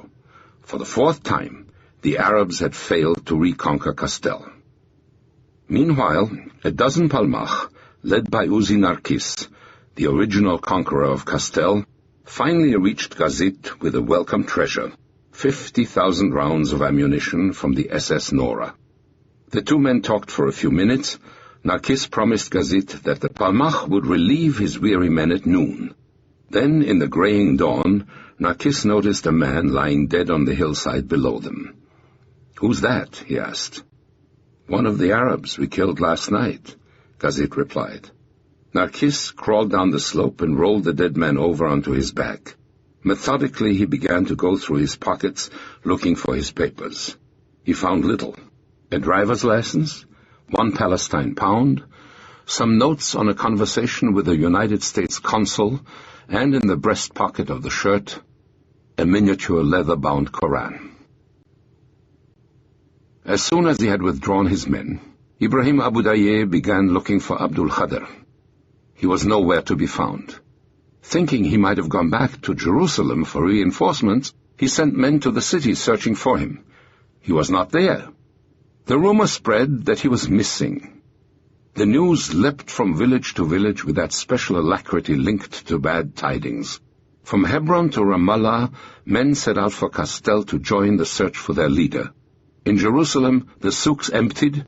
Everyone who could get a rifle, it seemed, rushed from the city. The price of ammunition shot up to $1 a bullet. The National Bus Company cancelled its services and devoted its vehicles to hauling volunteers to Castel. Taxicab drivers, truckers, the owners of private cars offered their services to get men to the battle site. By mid-morning, Mordechai Gazit and his exhausted soldiers were under fire from all sides. Before long, almost 2,000 Arabs were pouring fire into Castel. Gazit and his men hardly knew where to shoot. A mystical fervor seemed to be driving their assailants. Shouting, brandishing their arms, their black and white checkered keffiyehs bobbing up everywhere, they surged irresistibly forward. The ammunition Narkis had bought was tied up in bundles and tossed from window to window, since it was impossible to step outside. Gazit himself staggered through the building, kicking his sleeping men to their feet so that they could fire a few rounds before tumbling back to sleep again. Finally, just after 1, the commander of the reinforcements the Palmach had been promising him for hours arrived. "What shall we do?" he asked. Before Gazit could answer, a soldier burst in shouting, "The Arabs are here!" This time it was true. They had already captured the Mukhtar's house, only a few yards away. "What do you suggest?" the Palmach man asked Gazit. "I suggest we get out of here," Gazit replied, indicating their only line of retreat, the steep hillside, falling down toward the road. Gazit ordered his men to get out as best they could. He took the 3 wounded men with him and began rolling them down the terraced hillside, kicking and pushing them along with his hands and feet. It was, he would recall, a terrible experience, twisting them from level to level like sacks of corn, hearing their heads and limbs thud from bump to bump and bang against the rocks of each of the 3-foot-high stone walls along their route down. At the crest of the hill, the victorious Arabs swept into Castel, yelling and brandishing their rifles in the air. To their exuberant shouts, someone raised the Arab banner from the roof of the Mukhtar's house. Once again, after 3 days of fighting, Castel was an Arab village. Almost at the instant the flag was up, a voice screamed out, "Allah Akbar!" It was a cry of grief, not triumph. It came from Nadi Dayez, the coffee boy who had rushed off to help burn the commercial center the day after partition. Nadi's propensity for following passing crowds had led him to Castel. Struggling to join the others at the summit of the village, he had stumbled on the body of Abdul Khader Hosseini, lying on his back on a low flight of stairs before a little stone house. His discovery turned the Arab victory celebration into a wake. The exultation of their triumph was replaced by a terrified consternation, glee by hysteria. Men swarmed around the body, weeping and shrieking their grief, kissing the dead leader's face. Others mashed their heads with the stock of their rifles to mark their remorse. Abdul Khader was gently placed on a stretcher, his face washed and his clothes straightened out. Then, passed from hand to hand, he was carried down the hillside of his last conquest, while behind him the tear-stained villagers he had led so often to battle moaned over and over again, "Allah Akbar, Allah Akbar." Watching the procession as it wound down the hill, a heartbroken Abu Gharbieh, the schoolteacher who had been with him barely 24 hours earlier, thought, "We can never replace him. He was our chief, our only chief, and he has disappeared." The driver's license and the miniature Koran, taken by Uzi Narkis from Abdul Khader's body, had reached Haganah intelligence in Jerusalem too late to get a warning to Gazit that a furious Arab assault looking for Abdul Khader's corpse was sure to strike him. Yitzhak Levi, Shaltiel's intelligence officer, put the discovery to another use. The Arabs of the old city, informed only of the recapture of Castel, were celebrating their triumph. At 5:30 in the afternoon, on Levy's orders, the Haganah's Arabic language radio broadcast the first word of Abdul Khadar's death. Immediately the celebrating stopped, and a shocked silence fell on the old city. Haj Amin Husseini received the news of the death of his ablest lieutenant in the midst of a meeting of his followers in Damascus. He stood up. "Gentlemen," he announced in his quiet voice, "I give you the jihad martyr Abdul Khadar Husseini. Rejoice and thank God." For Emil Ghori, listening to him, these words marked the end of the Palestine resistance movement. There is something in our blood, he thought, that ascribes such importance to the man, such hero worship to the leader, that when he dies, everything collapses. Chapter 22. The Peace of Deir Yassin. A pair of corpses in each valise wouldn't have been as heavy. Sweating from his effort, the traveler dragged them along one after the other. Freddie Fredkins, the false pastry cook who had found the crew of Ocean Trade Airways in a Paris bar, was going back to the wars. It had been 5 years since the former RAF ace had touched the controls of a plane similar to the one discreetly parked in the hangar of a flying club at Toussus-le-Noble airfield just outside Paris. It was an Anson bomber, the kind of aircraft Fredkins had flown on dozens of missions over Nazi Germany. With the aid of an old RAF colleague, Fredkins had arranged the purchase of 4 Ansons for the Haganah's fledgling air forces. He shoved his heavy valises on board and clambered up to the cockpit. His first stop was Rome. There he got the final instructions he needed for the assignment awaiting him. In his twin-engine Anson, devoid of any official identification, Fredkins was going to carry out a bombing raid over the Adriatic Sea in the name of a state which did not exist. Packed into the pair of valises he had carried to his Anson with such difficulty were 2 100-pound bombs.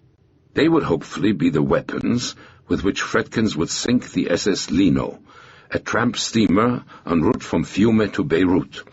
Packed into the Lino's holds were 6,000 Czech rifles and 8 million rounds of cartridges, the harvest of Syrian Captain Abdulaziz Kerin's mission to Prague. Sector by sector, Fredkins prowled the Adriatic searching for the Lino. To aid him, he had the exact hour of her sailing, her course, and her speed, furnished by Ehud Avriel's agents in Fiume. Despite all that, he failed to discover the ship. After 3 days of futile searching, Fredkins and his old Anson were grounded by a furious storm. The following morning, he discovered his missing target, as did almost everyone else in Italy, on the front pages of the Italian press. The storm that had grounded Fredkins had driven the Lino into the port of Malfetta, north of Bari. There, an Italian customs inspector had discovered her secret cargo, and the press immediately announced to the world the arrival of the mysterious shipload of arms in an Italian port. Italy was at that moment in the midst of a hotly contested national election. Ada Serena, one of Avriel's Italian colleagues, contacted a friend in the ruling Christian Democratic Party. The Lino's arms, she suggested, were probably destined for the Italian Communist Party to help foment an anti-government rising. The government immediately seized the ship, pending an investigation, arrested the crew, and towed the Lina to Bari, where it was placed under military guard. The action, of course, presented the Haganah a superb opportunity to destroy the vessel. The task was assigned to Munya Mardor, one of the Jewish organization's boldest agents. Together with an explosives expert, 2 frogmen, a radio operator and a driver, Mardor rushed off to Bari. Their transport was a GMC disguised as an American Army truck. Their explosives were packed into its spare fuel tank, onto which they had painted the letters DDT. It was quickly apparent that there was no way to reach the Lino by land. The only way to approach the vessel was by sea, at night. A first attempt failed, due to the alert Italian surveillance of the ship. A second attempt was set for midnight, April 9th. At 11 o'clock at night, Mardor's GMC slipped discreetly up to an isolated corner of the harbor sea wall on the Corso della Vittoria. The two frogmen and the explosives expert unloaded their material, inflated a rubber life raft, and paddled out to sea. The explosive expert clutched his bomb tightly to his chest while the frogmen rowed. It was a motorcycle inner tube packed with TNT. Its 3 detonators were wrapped in prophylactics, an item that had been almost as difficult to find in Roman Catholic Italy as TNT. Each consisted of a ration of potassium, corked by a plug of tightly wadded newspaper.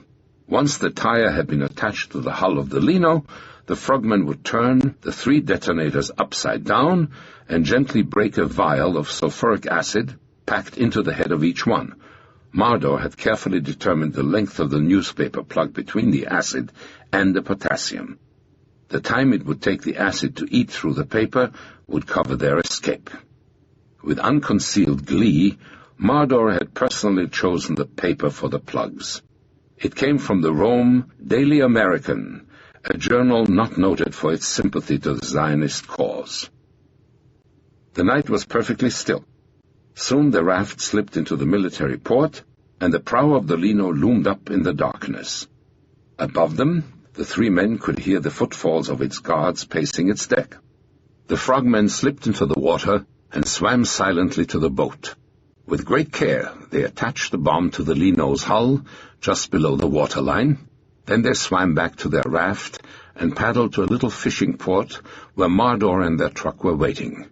A few seconds later, they were on their way to Rome. Shortly after 4 o'clock, the first drop of sulfuric acid terminated its hungry journey through the pages of the Rome Daily American. An enormous explosion shook the port, tearing a gaping hole in the Lino's hull. Slowly, Captain Abdulaziz Karim's 6,000 rifles and 8 million rounds of ammunition went gurgling to the bottom of Bari Harbor. The charisma which had made Abdul Khader Husseini such an effective leader in life was going to deprive him in death of his last victory. Determined to honor their dead leader by being present at his funeral, the hundreds of Arabs who had swarmed to Castel in search of him in the morning now poured back toward Jerusalem. By bus, taxicab, weeping in the open vans of trucks, they streamed away, leaving practically deserted the village for which Abdul Khader had died. Barely 40 men, led by schoolteacher Abu Gharbiye, remained behind. "Our attack was chaotic, but our victory is even worse," he remarked bitterly to the last leader to leave, Anwar Nusebi, elder brother of the man who had given the partition news on the Palestine broadcasting system. Nusebi promised to send him relief and supplies as soon as he could. For the Haganah, retaking Castel was essential if Operation Nachshon was to continue. Shortly after midnight, 2 companies of Palmach, under a brilliant young officer named David Dado Elazar, moved up to assault the village. Abu Gharbiye saw them preparing their attack. He knew he had no chance of holding them off. Determined to avoid unnecessary losses, he abandoned the village. Once again, the men of the Haganah were masters of Castel. Colonel Fuad Mardam grabbed a glass of ice water to dislodge the morsel of shish kebab suddenly sticking in his throat, then reached over and turned up the volume on his radio. The explosion of unexplained origin, continued Radio Damascus's noon news bulletin, had sunk a shipload of arms in the Italian port of Bari.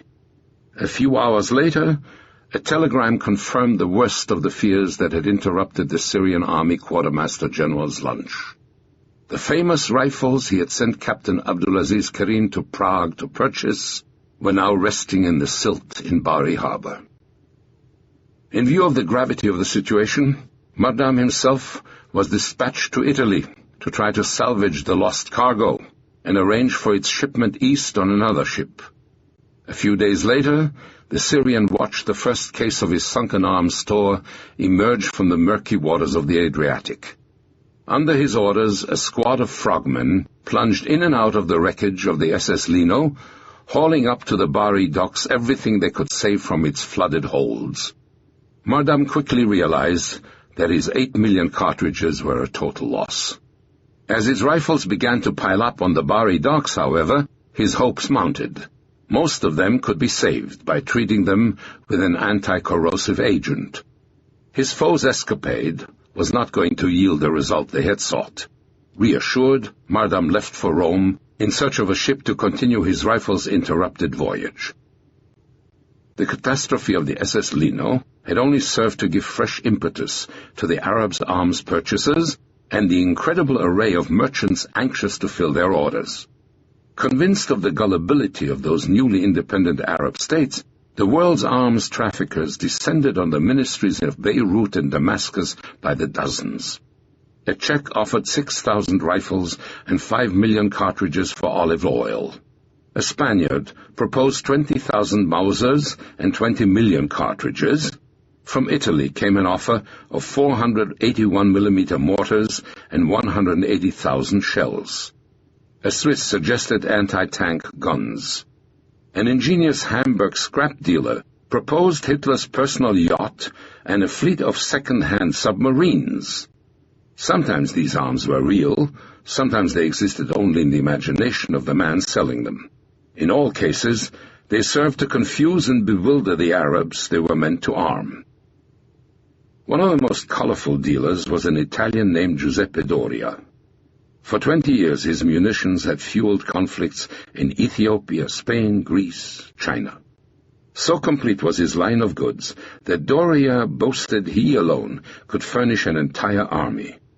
To deliver them, he owned 3 ultra-rapid 300-ton motor launches, capable of delivering, for a modest surcharge, arms to any place in the world.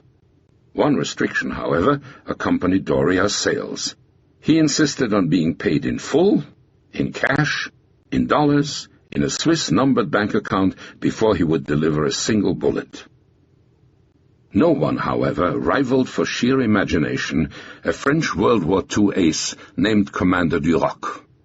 An instructor in Haile Selassie's Air Force, Duroc promised to sell the Damascus Defense Ministry 6 Mosquito fighter bombers complete with crews, ready to fly from Tangiers to any airport in the Middle East.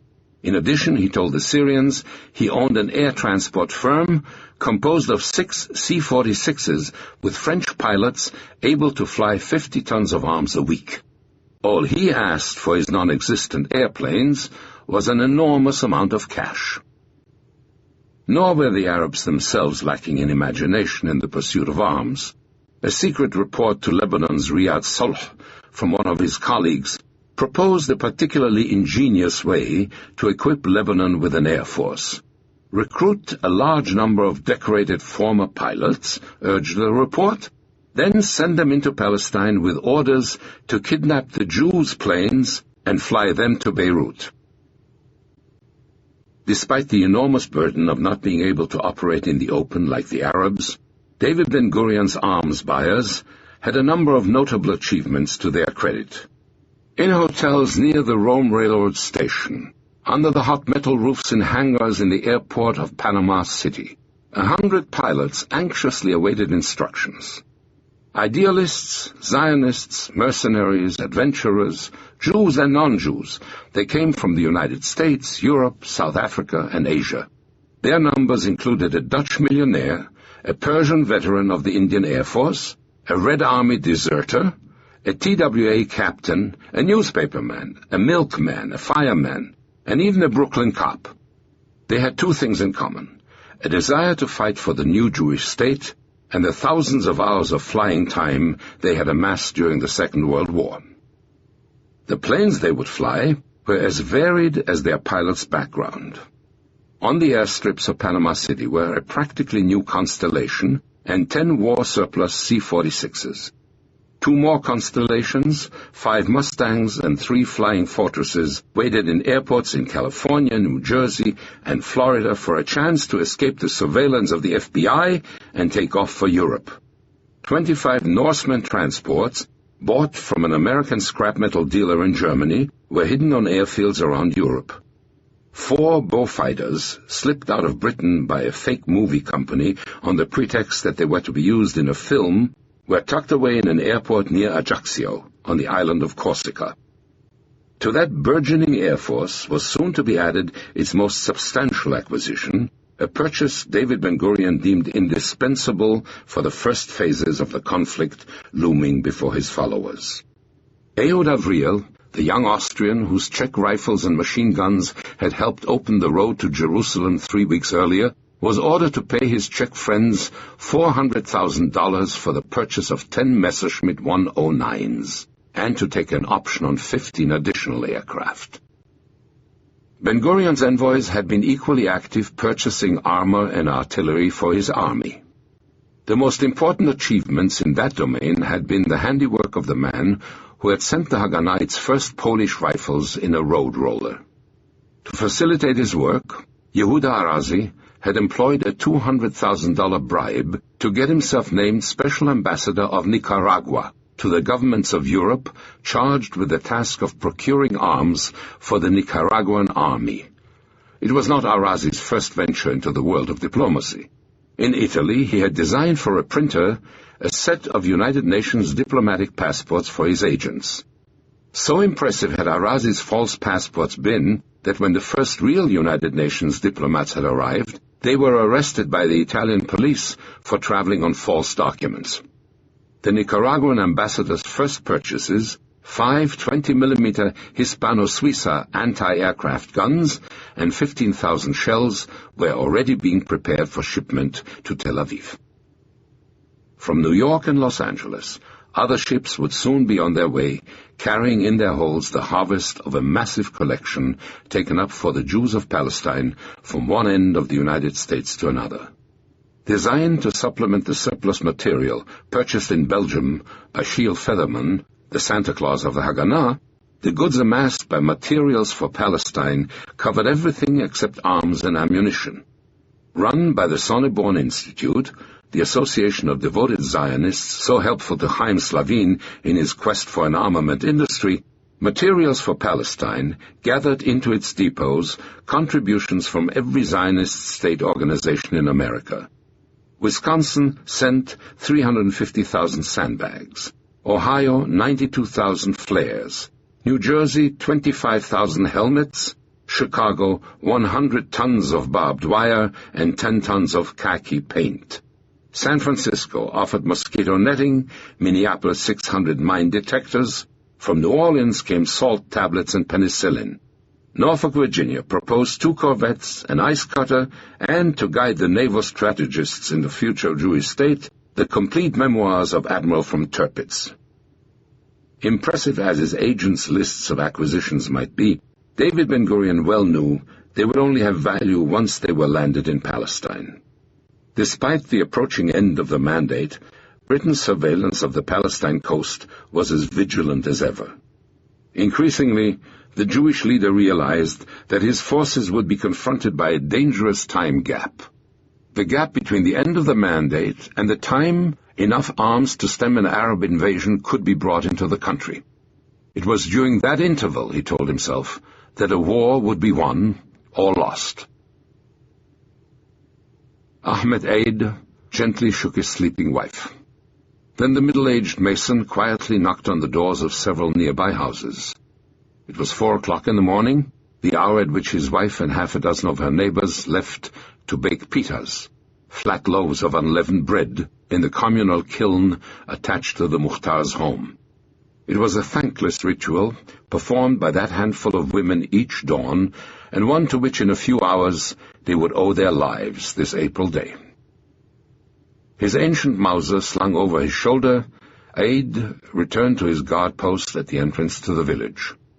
Although no special danger menaced Eid's community, its elders had followed an old Arab custom and designated a score of its inhabitants to share the duties of night watchmen. This evening, along with 2 other masons, 3 stonecutters, and a truck driver, Eid had spent the night watching over his neighbor's rest. Only the distant echoes of the firing around Castel and along the road from Tel Aviv to Jerusalem had disturbed their vigil.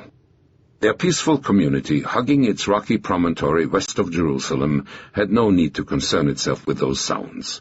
So successful had its elders been in holding it out of the tumult around it that Jerusalem's Haganah commander David Shaltiel could note that the community had been quiet since the beginning of disturbances, not mentioned in reports of attacks on Jews, and one of the few places which has not given a foothold to foreign bands. Until this Friday morning, April 9, 1948, the primary function of the old Mausers and Turkish rifles cradled by Aid and his 6 fellow watchmen had been shooting rabbits or providing a noisy backdrop to village feasts. The last time they had been fired had been 12 days earlier to welcome Alia Darwish to their village of Dir Yassin. Serene and confident, the 7 men tranquilly awaited the dawn. Beneficiaries of the community's peaceful reputation, virtually the entire village population slept at their feet. Those inhabitants who worked outside Dir Yassin had returned to pass the Muslim Sabbath. Others, like Ahmed Halil, a worker at the Allenby barracks, or his brother Hassan, a waiter at the King David, had come because their posts had just been terminated by the departing British. The premature end of the school year accounted for the presence in the village of several young men like Mohammed Jabber, a student at Jerusalem's Ibrahimiyeh school. There was even an unexpected guest in the village this night. The young teacher in the village girls' school, Hayat Halabes, had been caught in Dir Yassin when the number 38 bus she took each night for her return to Jerusalem had fallen into an ambush. The sharp report of a rifle shattered their sleep and the pre-dawn calm. Then a voice screamed, "Ahmed, Yahud Aleinu! The Jews are coming!" On the slope below his post, the mason could make out the forms of men moving up the wadi. Suddenly rifle fire seemed to break out on all sides of the village. It was 4:30. The peace of Dir Yassin was forever ended. Moving up from 3 different directions, the commandos of the Irgun and the Stern Gang were in the process of preparing the assault their leaders hoped would win the organization greater authority in Jerusalem. The Irgun men had approached Dir Yassin by way of the nearby Jewish suburb of Bet HaKerem to the south, while the Sternists attacked from the north. To the east, along the only road leading to the village, was an armored car, equipped with a loudspeaker. In all, 132 men were involved. To mark the occasion, their leaders had selected a password particularly appropriate to their effort this night. It was Achdut, unity, since they had united their armories for the task. The explosives came largely from the Stern Gang, the Sten guns from the Irgun's clandestine arms shop. The rifles and hand grenades had been furnished by the Haganah in the illusory hope that they might have been used to aid their forces at Castel. While the guards of Dir Yassin fired into their ranks or raced from door to door giving the alert, the attackers huddled just beyond the first row of houses, waiting for the arrival of the loudspeaker and the signal to open the attack. After a heated debate, the leaders of the 2 groups had finally decided to warn the population of the village to flee their homes. The armored car with its loudspeaker, however, would never broadcast its warning to the villagers of Dir Yassin. It had tumbled into a ditch behind a row of stones, cutting the road into the village. The loudspeaker had been tossed onto its side, far short of Dir Yassin's first houses, and its words were lost in the night, heard only by its frightened crew. Finally, a machine gun burst tore into the village. It was the signal. From north and south, the attackers moved forward. Operation Unity was underway. Yahud! Like a tocsin's ring, that call echoed through the streets of the sleeping village. Barefoot, sometimes with only a robe thrown around them, many of Dir Yassin's inhabitants managed to flee to the west. Among them was the family of Mohammed Zaidan, a well-to-do merchant who rented several houses in Jerusalem to Jewish tenants. Only the school teacher in the girls' school remained behind in his house. Hayat Halabes got dressed and ran to get the first aid kit in her school. She slipped on its red crescent armband and rushed toward the firing. Her race was brief. Hit only a few steps from her schoolroom, she fell to the ground dead, among the first victims in the village in which she had been an unexpected guest. After the first rush, the Irgun and Sternist attack stalled. The terrorists were used to a different kind of war than the one in which they suddenly found themselves. They had had no experience and little training in operations such as this. Almost every male in the village, following Arab custom, had a firearm of some sort, and the citizens of Deir Yassin staged a surprisingly tenacious defense of their homes. Nearly 2 hours were required before the attackers could breach the first row of houses and reach the center of the village. There the men of the two groups fell into each other's arms. Their joy, however, was of short duration. Their ammunition supply was almost gone, and the Irgun's homemade Sten guns were jamming one after another. Although in reality their casualties were light, the attack would cost the two groups only 4 killed. In the heat of the battle they seemed high to the untrained terrorists. 2 key leaders were wounded. There was even talk of withdrawing. No one seemed to have imagined it might be considerably more difficult to conquer a resisting village than it was to toss a bomb into an unarmed crowd waiting for a bus. Yora, the leader of the Irgun command, rallied his men for another push forward. Then he too was wounded. A kind of collective hysteria overtook the attackers. As the opposition to their assault finally waned, they fell with increasing fury on the inhabitants of Deir Yassin. Driven from their home, along with 33 neighbors, the newlyweds of the village's last feast were among their first victims. They were lined up against the wall and shot, their hands clasped as though to seal for eternity their new love. 12-year-old Fahimi Zaidan, one of the few survivors of that killing, explained, "The Jews ordered all our family to line up against the wall, and they started shooting us. I was hit in the side, but most of us children were saved because we hid behind our parents. The bullets hit my sister Kadri, 4, in the head, my sister Sameh, 8, in the cheek, my brother Muhammad, 7, in the chest. But all the others with us against the wall were killed. My father, my mother, my grandfather, my grandmother, my uncles and aunts, and some of their children." Halim Aid, a young woman of 30 belonging to one of Deir Yassin's principal families, declared she saw a man shoot a bullet into the neck of my sister Salhieh, who was 9 months pregnant. Then he cut her stomach open with a butcher's knife. She said that another woman witnessing the same scene, Ayesh Radbos, was killed when she tried to extricate the unborn infant from the dead mother's womb. In another house, Naane Khalil, 16, claimed she saw a man take a kind of sword and slash my neighbor Jamil Hish from head to toe, then do the same thing on the steps to my house, to my cousin Fathi. Similar scenes took place in house after house. The survivors' accounts indicated that the female members of the two commando groups matched the savagery of their male counterparts. Bit by bit, Deir Yassin was submerged in a hell of screams, exploding grenades, the stench of blood, gunpowder, and smoke. Its assailants killed, they looted, and finally they raped. Safiya Atiyah, a 41-year-old woman, saw one man open his pants and leap on her. "I screamed," she said, "but around me other women were being raped too. Some of the men were so anxious to get our earrings, they ripped our ears to pull them off faster."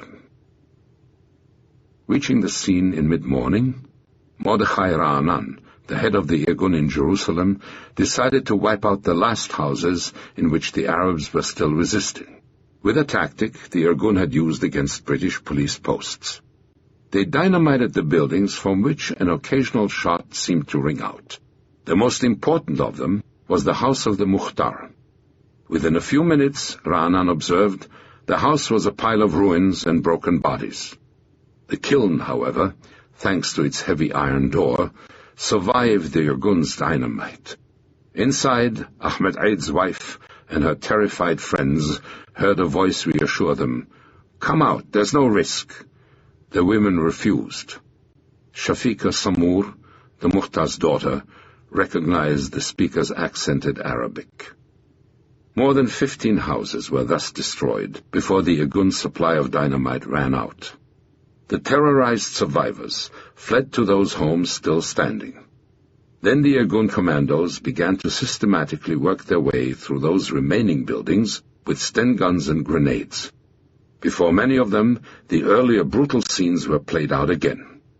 Just before noon, Mohammed Jabbar, the youth who was in Deir Yassin because his school had closed early, saw from his hiding place under his bed the Jews break in, drive everybody outside, put them up against the wall and shoot them. One of the women was carrying a 3-month-old baby. Shortly after noon, the attackers threatened to dynamite the kiln on the heads of the women inside if they refused to come out. The Mukhtar's daughter opened the door and stepped out first. In the ruins of her home, she found the bodies of her mother and 2 brothers. Slowly, an oppressive silence, punctuated only by an occasional cry, smothered the village, its ruins warmed by the lovely spring sunshine. Operation Unity was finished. The terrorists of the Irgun and the Stern gang had secured the victory they sought. Deir Yassin was theirs. The Irgun and Stern gang leadership have always denied the excesses attributed to them by the Arabs of Deir Yassin, maintaining that the killing which took place was a result of the Arab opposition to their attack. Their actions were deplored and condemned by the vast majority of Palestine's Jewish community as representing an outrage on Jewish and Zionist ideals. In the interest of avoiding any Arab tendency to magnify the events in retrospect, the material used in this and subsequent passages on Deir Yassin was taken from Jewish sources, the report of the International Red Cross's Jacques de Régnier, and 3 reports on the incident forwarded to the Chief Secretary of the Palestine government, Sir Henry Gurney, by Richard C. Catling, Assistant Inspector General of the Criminal Investigation Division, on April 13, 15, and 16, 1948. Bearing the dossier number 179/110/17/GS, the designation secret and signed by Catling, they contain the interrogation reports of the massacre's survivors by a team of British police officers, together with corroborating physical evidence obtained through the medical examination of the survivors by a doctor and nurse from Government Hospital in Jerusalem. A copy of the 3 reports is in the author's possession. To the report of April 15th, the British interrogating officer appended the following remarks. On 14th April at 10 a.m., I visited Silvan village, accompanied by a doctor and a nurse from the government hospital in Jerusalem and a member of the Arab Women's Union. We visited many houses in this village in which approximately some 200 to 300 people from Deir Yassin village are housed. I interviewed many of the women folk in order to glean some information on any atrocities committed in Deir Yassin, but the majority of those women are very shy and reluctant to relate their experiences, especially in matters concerning sexual assault, and they need great coaxing before they will divulge any information. The recording of statements is hampered also by the hysterical state of the women, who often break down many times whilst the statement is being recorded. There is, however, no doubt that many sexual atrocities were committed by the attacking Jews. Many young schoolgirls were raped and later slaughtered. Old women were also molested. One story is current concerning a case in which a young girl was literally torn in 2. Many infants were also butchered and killed. I also saw one old woman, who gave her age as 104, who had been severely beaten about the head by rifle butts. Women had bracelets torn from their arms and rings from their fingers, and parts of some of the women's ears were severed in order to remove earrings. By the thousands, the Arabs of Palestine poured into Jerusalem for the funeral of Abdul Khader Husseini. The dead leader's body, wrapped with flowers and the flag of his Palestine movement, was exposed in a plain pine coffin in the sitting room of his brother's house, where 48 hours earlier he had written his last letter. Since Muslim tradition demanded swift burial, neither his wife nor his children would reach Jerusalem in time for his interment. Abdul Qadir's legacy to them would be a request to honor his debts of 6,000 Palestine pounds, run up on his own signature, buying arms for his followers. By the time the funeral procession was ready to set out from his brother's house, the alleys and streets outside were dense with men. There were shepherds in rough wool cloaks and sandals, men in suits and fezzes. Above all, there were hundreds of the men who twice in 12 years had answered the dead leader's call to arms, clutching their rifles to their chests, dressed in a disparate collection of uniforms, but united by the grief contorting their faces. They mourned the leader who had been for them a kind of surrogate father. As Abdul Qadir's coffin left his brother's house, the first member of the procession fired his pistol into the air. His shot was the signal for the wildest outburst of gunfire Jerusalem had yet heard. From every corner of the Arab city, Abdul Qadir's followers sent a noisy barrage skyward, snapping telephone cables and electric wires, and killing 2 bystanders. "The waste is appalling," thought Anwar Nusaybi. "We are firing off enough ammunition to conquer half of Palestine." Thus began the most grandiose funeral Jerusalem had witnessed in generations. In accordance with Muslim customs, Abdul Qadir's coffin was passed from hand to hand by his followers. In a sea of waving arms, accompanied by a din of piercing laments, it swayed slowly over their heads as dozens fought for the honor of touching it for even a few seconds. Through Damascus Gate, down Solomon Street and the Via Dolorosa, the unhappy procession flowed toward the great esplanade of the Haram al-Sharif. There, in the octagonal monument of the Dome of the Rock, Abdul Qadir Husseini was accorded one last honor. In recognition of his extraordinary career, he was awarded the rare privilege of being inhumed in that Islamic shrine from which the Prophet allegedly ascended to heaven. All morning, on the esplanade outside, the men wept and talked together, grimly conscious that they had laid to rest not only a man, but many of the hopes his leadership had raised in their hearts as well. Walking home from the funeral, a depressed and melancholy Anwar Nusaybi suddenly came upon Abu Garbiye, whom he had last seen in Castel the evening before. "Ah, Abu Garbiye," he said, "did someone relieve you at Castel?" "Yes," the schoolteacher replied bitterly. "The Jews did." A few miles from the Mosque of Omar, on Jerusalem's western outskirts, other Arab bodies, these anonymous, were now to be buried. For the scores of men, women, and children killed at Deir Yassin, the graveyard would be the rock quarry which had been the source of the village's wealth, the pit to which so many of them had gone each day of their adult lives to hew stones for the homes of Jerusalem. Jacques de Renier, the Swiss representative of the International Red Cross, led the first party to reach the site. It did not take him long to discover that Deir Yassin was in the hands of men with whom he had had no previous contact. Only the intervention of an enormous German-born member of the Irgun, who told Renier he owed his life to the Red Cross, got the Swiss past the dissidents' sentries. The spectacle awaiting him made Renier gasp. "The first thing I saw were people running everywhere, rushing in and out of houses, carrying Sten guns, rifles, pistols, and long ornate Arab knives," he wrote that night in his diary. "They seemed half mad. I saw a beautiful girl carrying a dagger, still covered with blood. I heard screams. 'We're still mopping up,' my German friend explained. All I could think of was the SS troops I'd seen in Athens." Then, to his horror, Renier noted he saw a young woman stab an elderly man and woman cowering on a doorstep of their hut. Still dazed by that sight, Renier pushed his way into the first house he reached. Everything had been ripped apart and torn upside down, he wrote. There were bodies strewn about.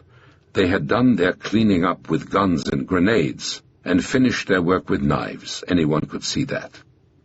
He suddenly saw something moving in the shadows. Bending down, he discovered a little foot, still warm. It belonged to a 10-year-old girl, still alive despite her wounds. Renier picked her up and ordered his German escort to carry her to an ambulance. Then he furiously demanded he be allowed to continue his search for wounded. He found 2 more, an elderly woman half paralyzed with fear hiding behind a woodpile, and a dying man. In all, he estimated he had seen 200 corpses. One of them belonged, his diary would record, to a woman who must have been 8 months pregnant, hit in the stomach, with powder burns on her dress, indicating she had been shot point-blank. Embarrassed by Renier's presence, the Irgun and Stern leaders finally ordered him back to Jerusalem with the wounded he had managed to save from the ruins.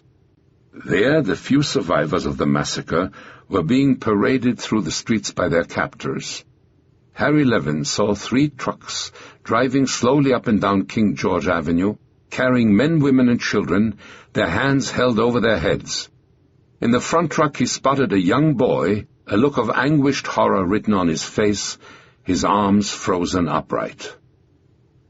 High Commissioner Sir Alan Cunningham received his first report of the incident during the daily session of his Security Committee. He had had enough contacts with the Haganah to know that the organization was incapable of such an action. It was, Sir Alan had no doubt, the work of his enemies, the Irgun and Stern gang. At last, he told his troop commander, General Sir Gordon Macmillan, "You've got those bastards. For God's sake, go up there and get them." Deir Yassin, however, was going to prove one of Cunningham's greatest disappointments in Palestine. His fellow Scot kept insisting that he did not have the troops available. Another participant in the meeting, Jerusalem Commissioner James Pollock, quickly realized Macmillan simply did not want to use his troops. It ran counter to his policy of employing his soldiers only in the pursuit of strictly British interests. Angrily, Cunningham turned to his RAF chief for an airstrike. He readily agreed, but pointed out to the High Commissioner a problem which symbolized to Cunningham our frustrations of that morning and the hell of our last months in Palestine. The RAF had sent all its light bombers to Egypt the day before, and its rockets to Habaniya in Iraq. It would take 24 hours to get them back. Before the Security Committee had ended its deliberations, however, a new factor had arisen which would rule out the strike. The Haganah moved into Deir Yassin to take over the village.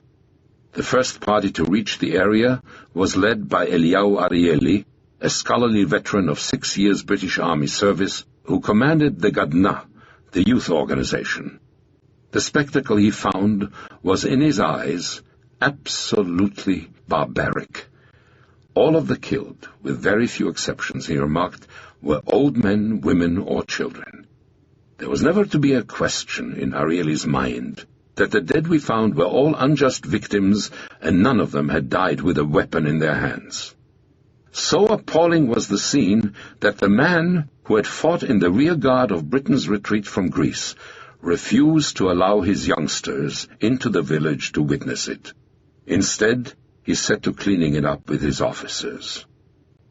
Yeshurun Schiff, Shaltiel's adjutant, who had involuntarily provided the terrorists with the tools of their carnage, followed with a large party of men. Instead of the help the terrorists had promised him, they had preferred, he noted, to kill anybody they found alive, as though every living thing in the village was the enemy, and they could only think, kill them all. "You are swine," he said to the Stern commander. His men surrounded the dissidents in the village square, and the two parties eyed each other menacingly. Schiff gave his report to Shaltiel by wireless. The Jerusalem commander told him to disarm the dissidents. "If they don't lay down their arms, open fire," he ordered. Schiff was aghast. Things had reached such a tense state that he knew the dissidents would not give up their weapons without a fight. Despite his loathing for what they had done, he could not bring himself to fire on the men of the two groups. Jewish history was too full of stories of fratricidal struggle in the face of an enemy to start that now. "I can't do it," he gasped. "Don't tell me what you can or can't do. Those are your orders," Shaltil replied. "David," Schiff begged, "you bloody your name for life. The Jewish people will never forgive you." Finally, Shaltil relented. The dissidents were ordered instead to clean up the village. As Schiff looked on, they carried the bodies of their victims to Deir Yassin's rock quarry and laid them out on the stones. When they had finished, they poured gasoline over them and set them ablaze. It was a lovely spring day, Schiff would recall. The almond trees were in bloom, the flowers were out, and everywhere there was the stench of the dead, the thick smell of blood, and the terrible odor of the corpses burning in the quarry. The dark pillar of smoke rising from the rock quarry of Deir Yassin would become a stain upon the conscience of a new state. By their actions, the Irgun and the Stern gang had consecrated the little Judean village for years to come as a symbol of the Palestinians' misery. Few Jewish prisoners in the months ahead would not hear the vengeful scream of Deir Yassin, and many would reach their own graves in retribution for the dissidents' crime. The overwhelming majority of the Jews of Palestine reacted to Deir Yassin with shock and abhorrence. The Jewish Agency immediately disassociated itself from the terrorists' act and roundly condemned it. David Ben-Gurion personally cabled his shock at the incident to King Abdullah. The chief rabbi of Jerusalem took the extraordinary step of excommunicating the participants in the attack. It was the Arabs, however, who had the obligation to announce the tragedy to the world. For hours, Hazem Nusaybi and Hussein Halidi, secretary of Jerusalem's Arab Higher Committee, agonized over how to present the news. "We were afraid the Arab armies, for all their talk, weren't really going to come," Nusaybi later recalled. "We wanted to shock the population of the Arab countries into bringing pressure on their governments." And so they decided to broadcast the news of Deir Yassin in all its horror. It was, as Nusaybi would one day admit, a fatal error. The gruesomely detailed news did not change any minds in the Council of the Arab governments, but it stirred a growing sense of panic among the Arabs of Palestine. By their unhappy error of judgment, the Arab propagandists, too, had unwittingly helped set the stage for a problem soon to haunt the Middle East, the drama of thousands of Arab refugees. Fawzi al-Kawukji was a man of his word. For the second time in 10 days, he was, as he had promised Yoshua Palmon he would be, sending his troops against a key Jewish position in the valley of Jezreel, the kibbutz of Mishmar HaEmek. Far from erasing the scar of his earlier defeat at Tirat Tzvi, however, his first attack on the colony had ended in disaster. And yet, the man who dreamed of being a German general had introduced to the battlefields of Palestine that day a new weapon, much prized by his mentors: artillery. For hours his guns had pounded the helpless kibbutz. Prepared by their own energies and Palmon's warning, however, the settlers had been ready. It was not a white flag Fawzi had seen rising from the ruins of their smoldering kibbutz when he stopped the bombardment, but a round of Haganah rifle fire. His troops, set off in pursuit of an easy victory, had retreated in panic. Only the rage of General Sir Gordon Macmillan at learning that Kawukji had broken his pledge had saved the day. The British had imposed a truce in the area. Now Kawukji was ready to begin the second round. So too, however, was Yehoshua Palmon. He had entered Mishmar HaEmek along with a party of reinforcements during the ceasefire. With half a dozen men, he had then slipped around Kawukji's flank toward his rear. From a hilltop, he surveyed the Arabs' preparations with a pair of field glasses. Soon he spotted a car shuttling back and forth, carrying, he was sure, Kawukji's orders. Its movements led him to the site he was looking for: Kawukji's artillery, 7 75mm cannons, and 3 105s. As he had expected, they were inadequately defended. Convinced he had before him a glittering opportunity to equip the Haganah with some of the artillery it so gravely lacked, Palmon called reinforcements to his side. Then he launched a slashing attack on the Arab guns. Palmon's attack did not produce the result he had hoped for. With a hasty effort, Kawukji's gunners managed to save his cannon. Their success would soon allow their leader to train them on the most prestigious target in Palestine, the rooftops of Jerusalem. The assault, however, had other, even more important consequences. Panicked by the sound of firing in their rear, Kawukji's men began to flee the battlefield. Within moments, the Liberation Army's attack on Mishmar HaEmek collapsed. The triumph its leader so desperately sought would have to wait another day and another battlefield. It remained for Kawukji to provide his superiors in Damascus with a satisfactory explanation of his setback. Taking a pencil, Kawukji drafted a cable to Safwat Pasha. The Jews, he reported, possess 120 tanks, of which the lightest weighs 6 tons. In addition, they have 12 batteries of 75s, 6 squadrons of bombers and fighters with all their equipment. They possess a complete infantry division, of which one regiment is composed of non-Jewish Russian communists.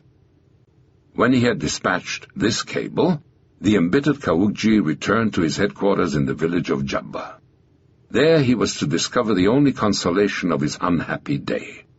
If Kawukji could not be a German general, he could at least be a German husband. It was his birthday, and waiting for him in his quarters, with a birthday cake and a bottle of champagne she had carried across the Allenby Bridge in a suitcase, was his German wife, Anna Elisa. Chapter 23. Shalom, my dear. The two middle-aged men half ran, half stumbled after the departing convoy. It was too late. Slowly gathering speed, it slid off down the street. One of the two shrugged and gave up. He would catch the next convoy in a week's time. His companion continued to pound along after the disappearing vehicles, shrieking, "Wait, wait!" Dr. Moshe Ben David had played a vital role in the development of the two institutions on Mount Scopus to which they were headed, Hadassah Hospital and the Hebrew University. He was not going to let the convoy leave without him. By a miracle, one of Jerusalem's rare taxis passed by as he ran down the street. Ben David jumped in. Minutes later, red-faced, his heart pounding, he climbed into one of the buses in the convoy and slumped into a seat. Supplying the hospital and the university to which Dr. Ben David was bound had been a problem for the Jewish agency since partition. The only road to the hilltop passed through the Arab stronghold of Sheikh Jarrah. As early as December, Arab ambushes had forced the Jewish agency to resort to a weekly armed convoy to keep the two institutions on Mount Scopus supplied. For the past month, a tacit truce had ruled along the road, and the passage of the convoys had been relatively free of incidents. There seemed no reason to doubt that the convoy of Tuesday, April 13th, would have an equally easy trip. At the foremost Haganah guard post at the end of the street of the Prophet Samuel, Moshe Hillman, a Jewish officer, held up the convoy while he made a routine check with a British police inspector named Webb. "Send the convoy up," Webb told the Haganah liaison officer. "The road's clear. We've just patrolled it." Hillman waved the line of vehicles off on the 2.5-mile trip to Mount Scopus. An armored car led the way. Behind it came an ambulance bearing the red star of the Magen David Adom, the Jewish Red Cross, then 2 buses, another ambulance, 4 trucks, and a second armored car to protect the rear. Driving one of the trucks was a stubby little man named Benjamin Adin. For £500 he had purchased in December the dubious right to run a truckload of goods up the hill once a day. Scooting out of back streets at odd times, banging across open fields and dirt tracks, he had succeeded so well he had won the nickname Meshugane, the crazy man. Today, for the first time, the Haganah had forced him to make his run in the convoy. He also had a passenger, a man who had begged him for a ride because his wife had just had a baby at Hadassah Hospital. Packed into the buses and ambulances ahead of his truck was an astonishing assembly of professors, doctors, researchers, and scholars, the most precious cargo a Haganah convoy could carry through the dangerous curves of Sheikh Jarrah to Mount Scopus. Distinguished products of the most famous faculties of Europe, they had fled the persecutions of the continent to come here and found a prestigious array of hospitals, laboratories, and research centers. From Berlin, Vienna, and Krakow they had come, bringing an intellectual capital of inestimable value to the fledgling Jewish state. Today they were members of the Faculty of Medicine of Hebrew University, or the Hadassah Medical Organization, a philanthropic body founded by an American Jewish woman in 1912 to apply in Palestine the byword of Jeremiah, "Cure my people." Sustained by the contributions of American Jewry, Hadassah had built medical institutions all across Palestine. The most important among them, the Temple of Jewish Medical Science, was the ultra-modern hospital on Mount Scopus. The convoy's most prestigious passenger, the director of the Hadassah Hospital, the world-renowned ophthalmologist Chaim Yaski, had characteristically taken one of the most exposed seats, beside the driver of the first ambulance.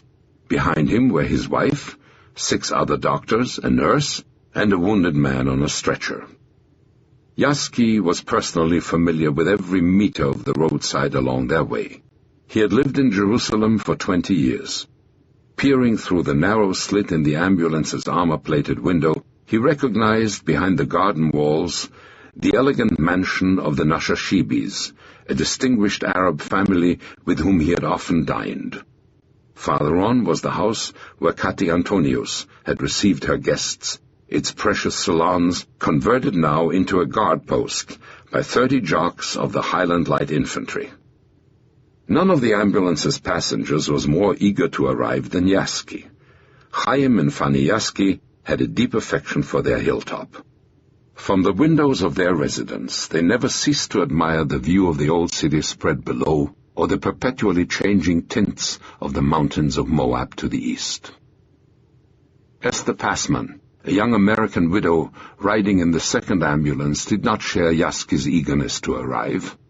The directress of social services at the hospital's Cancer Institute, she was in the convoy somewhat against her will. She had wanted to stay in Jerusalem with her 15-year-old son, still recovering from a wound he had received assembling explosives for the Gadna. He had insisted she leave, however, and she had rushed to the street of the Prophet Samuel just in time to catch the convoy. When the driver of their ambulance announced that they were almost out of Sheikh Jarrah, she and her fellow passengers relaxed and began to babble happily in the darkened vehicle. Even the 2 wounded Irgunists riding with them, who had been hit at Deir Yassin, cheered up. A nurse opened a thermos of tea and offered everybody a sip. Their gaiety was premature. Crouched in a ditch alongside the road, his fingers fixed on the plunger of an electric mine, a tailor named Mohammed Najjar watched the convoy's approach, calculating the instant at which to fire his explosives. 48 hours before, in a bar he frequented, Najjar had been given the date and the hour of the convoy's passage by a British officer. Moreover, the Britisher had told Najjar that if his men attacked the convoy, they would not be molested as long as they did not fire on British patrols. His words were an invitation to attack it. To the Arabs, Mount Scopus also represented a Haganah strongpoint from which their foes sometimes launched assaults on their rear. All the next day in the back room of his tailor shop, while Najjar shuttled in and out to give his customers fittings, his aides had planned the ambush. Counting on British indifference, they had decided to strike from the roadside ditch near a clump of cypress trees beyond the Orient House Hotel. The road began to flatten out there, and the Jews might be expected to relax their vigilance. The din of the convoy's motors rose, and finally the lead armored car appeared around the bend on the road. Tensely, Najjar watched it crawl toward him. It seemed to the tailor like an enormous black beetle. He tightened his fingers until he heard the click of the plunger. An explosion shook his ditch, and a cloud of smoke enveloped the armored car. When it cleared, Najjar blinked. He had pushed the plunger too soon. Instead of destroying the vehicle, he had blown an enormous crater in the road. Unable to stop in time, the heavy vehicle had lumbered forward and tumbled into the hole. Behind the car, the rest of the convoy ground to a halt. So abrupt was the stop in Esther Passman's ambulance that the nurse dropped her thermos of tea. For a moment, the concerned passengers sat in their darkened vehicles, wondering what was happening outside. A signal from Najjar to the score of men with him in his ditch gave them the answer. A rain of gunfire swept into the stalled convoy. The explosion, the gunfire, attracted the attention of all Jerusalem. By the scores, then by the hundreds, Arab irregulars poured toward the ambush site from the villages nearby and the walls of the old city. In the suffocating darkness of the metallic prisons, the passengers began to hear a new sound, mingling with the din of the gunfire. It was a guttural clamor, a furious call for vengeance, the name of the Arab village the 2 wounded men in Esther Passman's ambulance had helped assault 3 days earlier. Dear Yassin! Less than a mile away, in the courtyard of St. Paul's German Hospice, 3 companies of the Highland Light Infantry, their officers in the regiment's green and yellow kilts, stood to attention. While the unit's bagpipes played, an inspecting party walked slowly down their ranks. Suddenly a signalman waving a slip of paper rushed up behind them. "What's the matter?" a short, beribboned colonel snapped at him. The signalman handed him a message from the regiment's soldiers in Antonio's house. It had been timed off at 9:35 and gave the British command their first notification of the convoy's plight. The colonel spun on his heels and left to investigate the incident. A veteran of Dunkirk, the landing in Sicily, and the commando mission which had ended in Dachau, Jack Churchill, 48, was a florid-faced, colourful Scot who had begun his career with the Highland Light Infantry in Rangoon in 1926. A pleasant eccentric, he had later distinguished himself marching from Naples to London, playing the bagpipes. The second in command of the Highland, Churchill knew as well as Chaim Yaski the terrain between Mount Scopus and Jerusalem. The road linking them had been his unit's responsibility for months. He leaped into his dingo armored car and set out for the ambush site. There the driver of Esther Passman's ambulance struggled to turn his vehicle around. To the American widow, the assault outside seemed like an Indian attack on a wagon train.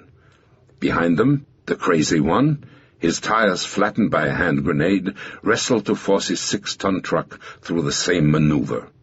Crouched at his feet, his face white with fear, his passenger whimpered that he was never going to see his newborn child. Inch by inch, Adin swung his truck around, then started rolling back toward Jerusalem. The 3 other trucks, Esther Passman's ambulance and the last armored car, followed. By the time Colonel Churchill arrived, the lead armored car, the Yaski's ambulance, and the 2 buses were caught in Najjar's trap. Armed Arabs were arriving from all sides. The Jews in the armored car were holding them off, firing through the slits of their vehicles. Churchill cupped his hands and yelled for a ceasefire. His words were lost in the clatter of gunfire. He quickly understood the gravity of the situation. The Arabs had occupied the houses all along the road, and at the rate at which they were arriving, the Jews would soon be hopelessly trapped. At 10:30, he radioed Jerusalem headquarters, requesting half a troop of lifeguard armored cars, an observation officer to arrange for shelling the houses in which the Arabs had taken position, and permission to use his 3-inch mortars. He was denied his last 2 requests, and it would be almost an hour before the lifeguards would receive orders to move. That baffling indifference to the convoy's plight characterized the British headquarters' reaction to the tragedy all day long. Whether from a bureaucratic and inept application of procedures, a subliminal desire to punish the Jewish community for Dir Yassin, or the active complicity at some level in the command of the officer who had given Najjar the green light for the operation, the British would be responsible for an unconscionable delay in coming to the convoy's rescue. Furious at the answer to his requests, Churchill fumed. "They don't realize we're going to have a tragedy here. If they don't hurry, nobody's going to get out alive." Determined to do what he could to save the trapped Jews himself, Churchill rushed back to St. Paul's Hospice for a truck and a half-track to mount a rescue operation of his own. His determination to do something was all the more remarkable since the Haganah had not yet realized the urgency of the situation. Another convoy on the opposite edge of Jerusalem had the attention of the organization's leadership that day.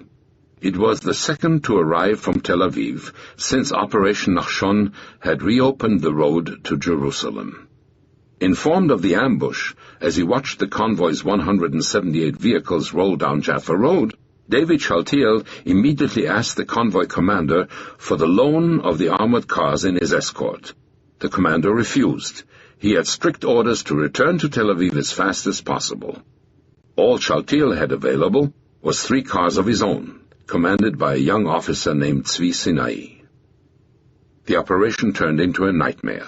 The first car was hit by heavy fire, took several wounded, and bolted past the trapped convoy to deliver its injured to Hadassah Hospital. The car in the rear turned back to Jerusalem, after taking several killed and wounded. Sinai's car, driven by a soldier from Tel Aviv who did not know the road, stumbled into the mine crater that had trapped the convoy's lead armored car. Only one man remained alive in that car, Sinai discovered, and he was wounded. Then his own car stalled. His driver, paralyzed by fear, refused to start it again. Calmly, Sinai put his pistol to the boy's head. "You have 2 possibilities," he said. "Either you're going to be killed by the Arabs, or you'll be killed by me, if you don't start this car." As the stunned youth turned the engine over, however, there was an explosion outside. An Arab mine had torn off a front wheel. Another metal hulk was caught in Najjar's trap. To the prisoners of the Haganah convoy were added the 14 Palmachniks in Sinai's car. Meanwhile, Colonel Churchill had returned with a GMC and a half-track. To his immense chagrin, he learned that Dr. and Mrs. Yaski were among the trapped passengers.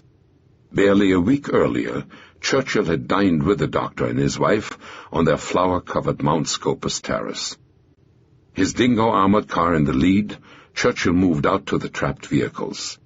"If the Arabs shoot me, blow their bloody heads off," he told Cassidy, the half-track gunner. Then he leaned out of his car and banged on the door of the last bus with his swagger stick. He told a nurse who came to the grill to open the doors and run for his half-track. "Can you guarantee us safety?" asked the nurse. "No, I can't," replied Churchill. "Open the door and run for it." "But we'll all be killed," screamed the nurse. "If you stay here, you'll all damn well be killed," Churchill told her. Again he urged her to run the few feet between their bus and his half-track, promising that his gunner would cover them. "But we are all right here," pleaded the nurse. "You won't be all right very long," Churchill shouted. Then another voice inside the bus yelled, "Why don't your soldiers chase the Arabs away?" By now Churchill was furious. At the risk of his life he had come out to save these people, and all he was getting was an argument. Someone else added, "We'll wait here until the Haganah rescues us." At that instant, Churchill heard a shout behind him. Cassidy, the gunner of the half-track, had been hit in the neck. Churchill gave the trapped passengers a last chance to flee. They refused. Staggered, Churchill backed off to take his dying gunner to Antonius' house. The only serious British effort to save the imperiled Jews had failed. From rooftops, from balconies, from windows, from Government House and Mount Scopus, half of Jerusalem would now witness the dying agony of the convoy. The British remained impassive, despite the dozens of beseeching calls pouring down on them. At 11:30, 2 hours after the first word of the incident, the first lifeguard armored cars reached the scene. The lead car fired one round, and its gun jammed. It was 2 more hours before additional cars arrived. Colonel Churchill did not receive permission to use his mortars until noon. Permission to use anything heavier would never be forthcoming. The Haganah was bluntly informed that its men would be fired on if they tried to intervene. Inside Tzvi Sinai's armored car, the Jews' sole defense against the hundreds of Arabs besieging the convoy, the situation was critical. The first man killed had been the first aid man. Then one of their machine guns had jammed. By now half the men inside the car were dead or wounded. The floor was covered with blood and bodies. The survivors, jumping from side to side to fire their stens from the car's slits, stepped indiscriminately on them. If they shouted, you knew they weren't dead, Sinai grimly recalled. At the rear end of the car, the only machine gun working was being fed by a man who had already lost half a hand. The wounded, with no one to care for them, sat propped up against the sides of the car, slowly bleeding to death. By the side of the road, a 13-year-old Arab boy named Jamil Bazian watched the men beside him, soaking rags in gasoline to hurl at the trapped cars. At 3:15, Dr. Yaski turned to peer from the slit by the driver's side of the ambulance. 100 yards behind him, he saw the first results of the scene Jamil Bazian had just witnessed. Great sheets of orange flame were sweeping over the 2 buses crowded with his friends and colleagues. He turned to his wife. "Shalom, my dear," he said. "It's the end." Then Yaski pitched forward and tumbled to the floor of the ambulance. His wife rushed to his side. The director of the Hadassah hospital was dead. He had been struck by a bullet, passing through the ambulance slit at the moment he had turned to address his wife. Seconds later, the shocked occupants of his ambulance heard a frantic rap on the door of their vehicle. "Open quick!" a voice screamed. It was a survivor of one of the blazing buses. He plunged half crazily into their midst, groaning, "Save yourselves! We're all going to be roasted!" At his words, the ambulance's Yemenite driver opened his door and slipped outside.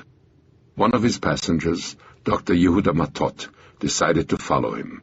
Matot shouldn't have been in the convoy in the first place.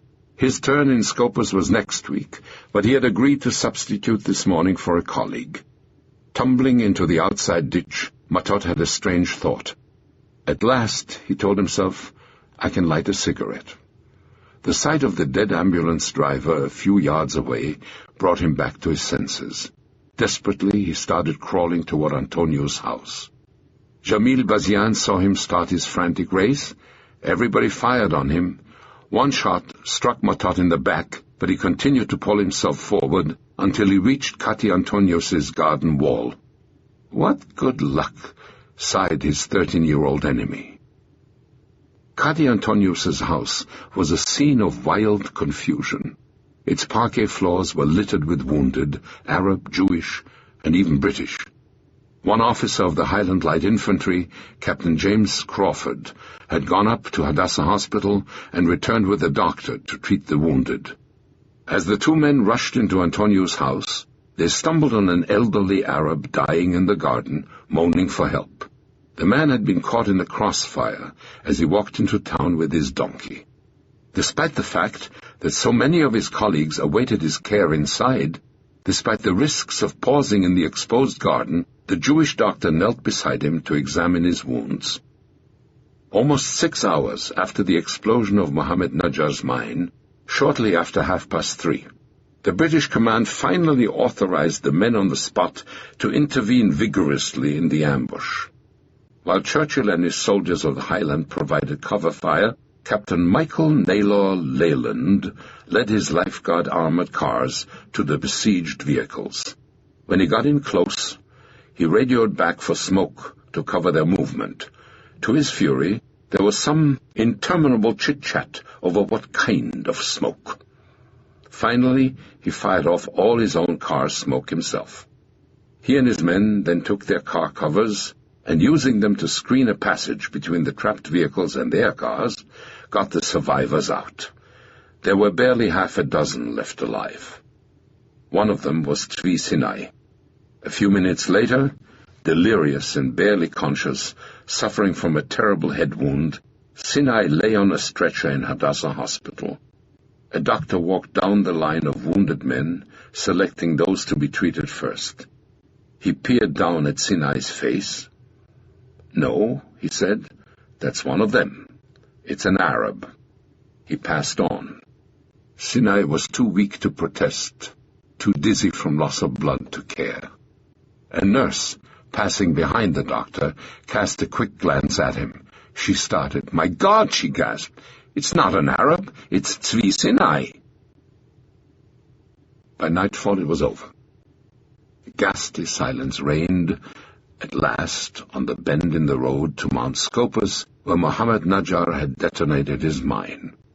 A few ribbons of smoke, the putrid stench of burned flesh, and the carbonized remains of the convoy's trapped vehicles remained to greet the falling dusk. Dr. Moshe Ben David had been faithful to his appointment in Samara. The bus, after which he had so frantically run, had been his coffin. At least 75 others, most of them men and women who had come to Palestine to heal, not to kill, had died with him.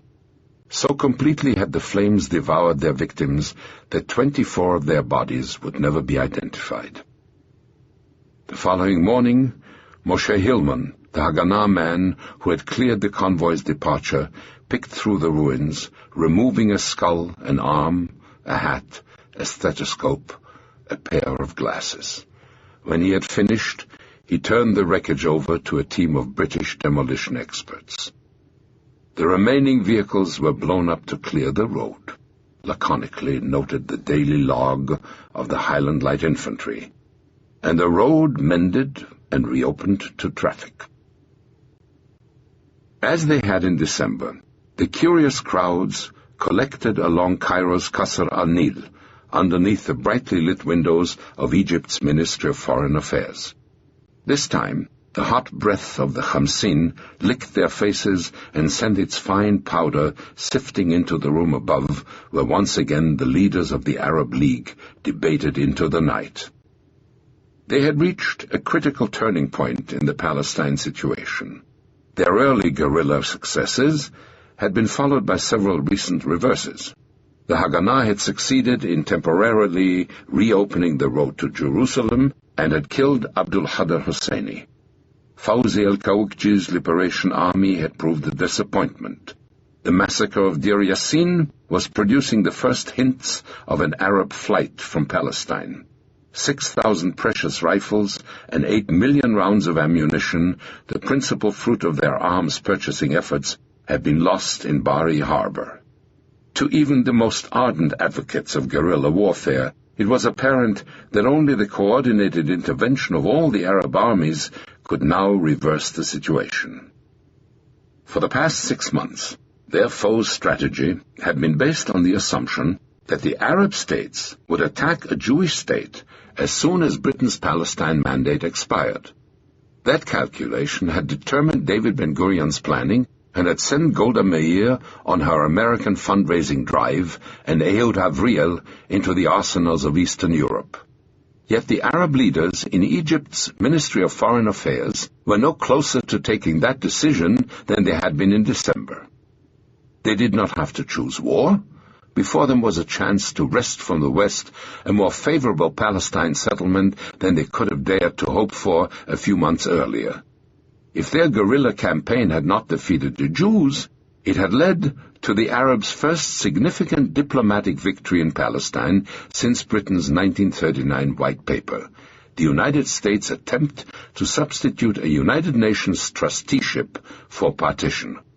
Now, the United Nations Security Council was appealing to both sides in the conflict for a ceasefire. Implicit in the call was the idea that a ceasefire would be followed by a fundamental re-examination of the Palestine issue. The Arab leadership could seize the opportunity offered by those proposals, take the diplomatic initiative, and perhaps force the world to a new Palestine formula more favorable to their cause. Or they could commit themselves to war and order their armies to do what Haj Amin's guerrillas were clearly incapable of doing, defeating the Jews. With the exception of Haj Amin Hosseini, a recent addition to their circle, the men who were confronted with those grave choices were moderate and intelligent individuals. None of them belonged to the generation of more extremist leaders whose revolutions would soon alter the character of the Arab world. They were tranquil, bourgeois, inclined more to conservatism than to adventure. As individuals, they were often culturally closer to the Westerners of the nations that had once ruled them than they were to the masses they governed. Jamil Mardam's passions were growing apricot trees and reciting Arab poetry. Riyad Solh's regular bedside reading consisted of Montaigne, Descartes, and Rousseau. Azam Pasha was a gravely polite, courtly gentleman whose accomplishments included a medical degree and the honor of having been the youngest man ever elected to the Egyptian parliament. Nouri as-Said was more at ease in London than he was in the deserts of Iraq. Yet collectively, those individually capable men were leading their people to disaster. Their persistent tendency to underestimate their Jewish foes, to judge their settlement by a condescending, faintly anti-Semitic standard, had led them into an appalling state of overconfidence. The idea that they might not be able to lick the Jews simply hadn't occurred to them, observed Britain's able minister in Amman, Sir Alec Kirkbride. Reasonable and moderate in private, particularly with foreigners, they reverted in public to the overwrought flights of rhetoric that were the coin of their political discourse. Always ready to stir public passions to their private ends, they were now trapped by the passions they had stirred.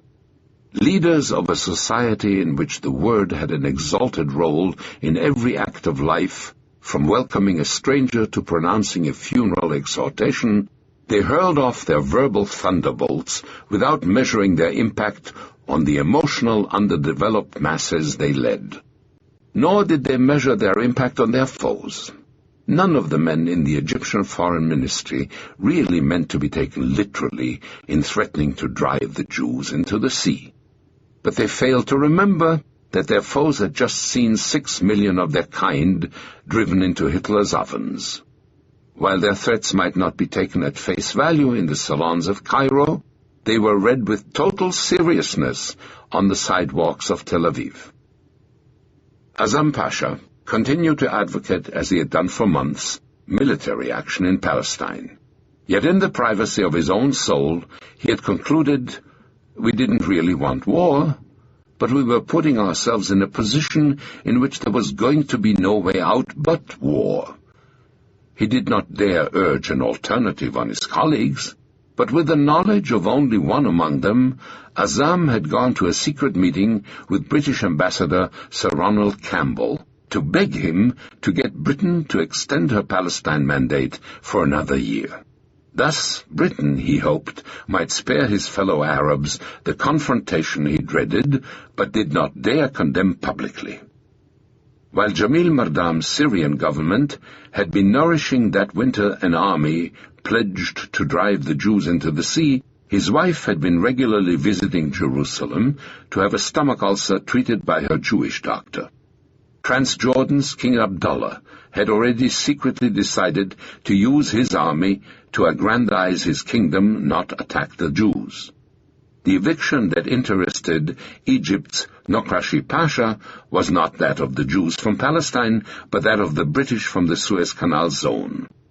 Iraq's Nouri as-Said had been brandishing his army like a sword for months, yet when the day of decision came, that army would be most noted for his absence from the battlefield. No man had more persistently urged military action to thwart partition than Lebanon's Solh. Only Transjordan's Abdullah, however, had more amicable relations with the Jewish agency than he. In 7 months' time, in Paris, in one of his regular secret meetings at 7 a.m. in his hotel room with the Jewish agency's Tuvia Arazi, he would poignantly express the Arab dilemma. Tuvia, he would plead, You must convince the Americans to force us to make peace with you. We want to do it, but it's only possible for us politically if we are forced to do it.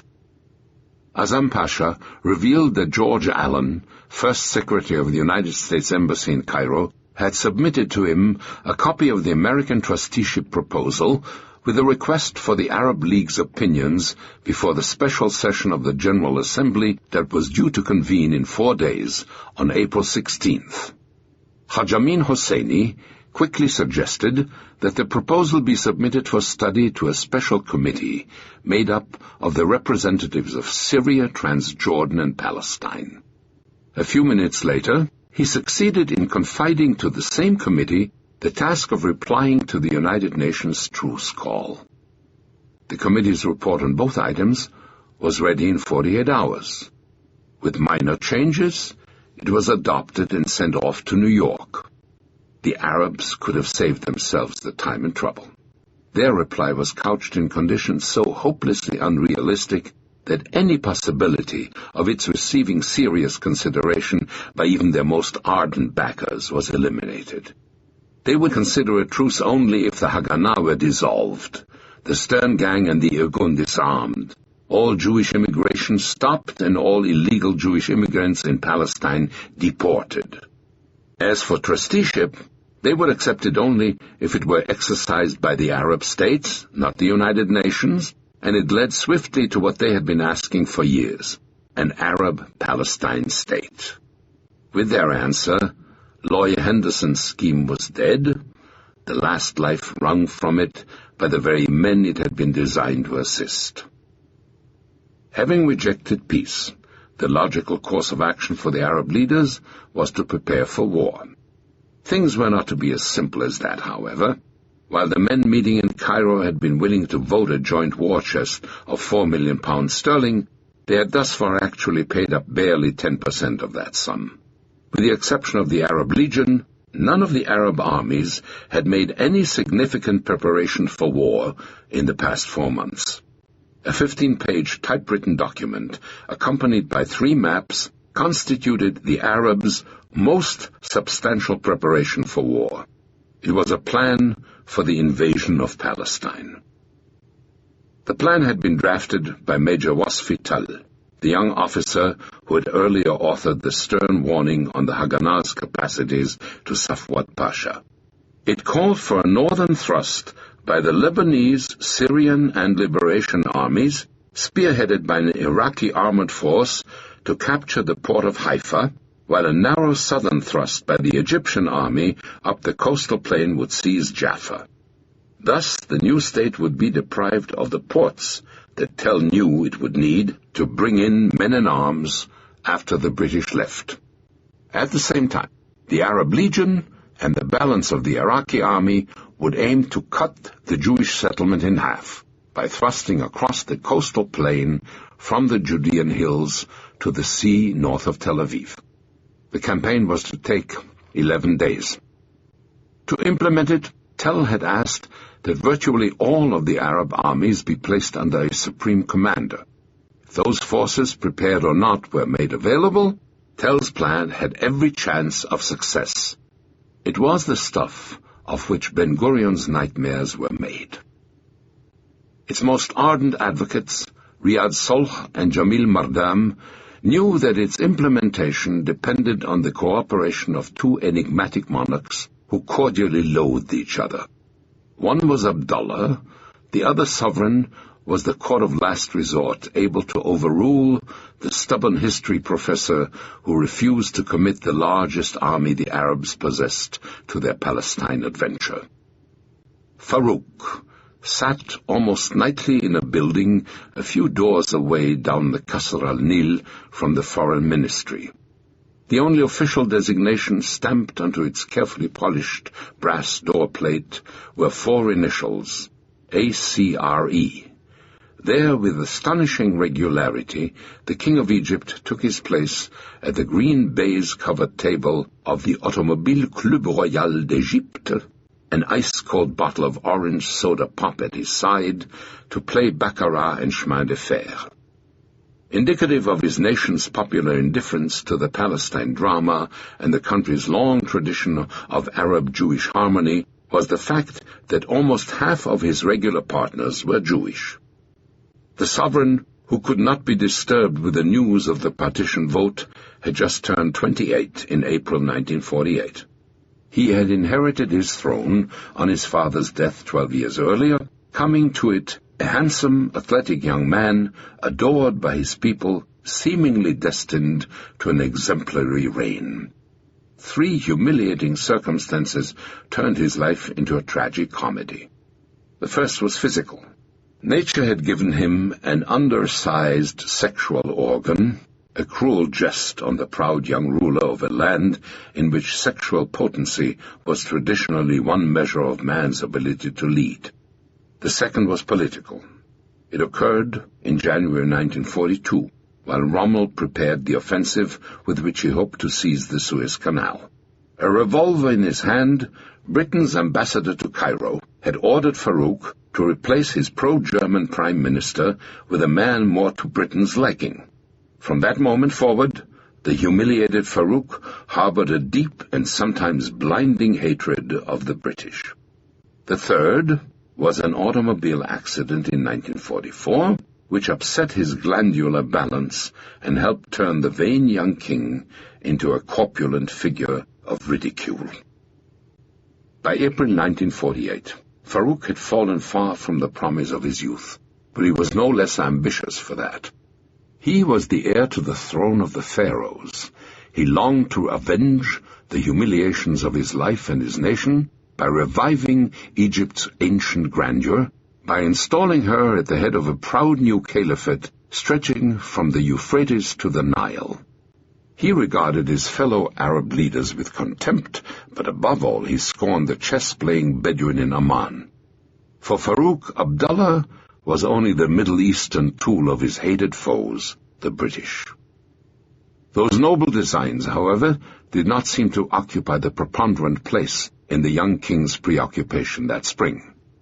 Each evening, when his card game was finished, he set off on a tour of his favorite shrines, the nightclubs of Cairo. The grail that Farouk sought on those nightly crusades was the pleasure which nature had contrived to deprive him of, sexual satisfaction. His guide was a wizened little monkey nicknamed the Stork, because in years of following in Farouk's nocturnal footsteps, he had learned to sleep standing up.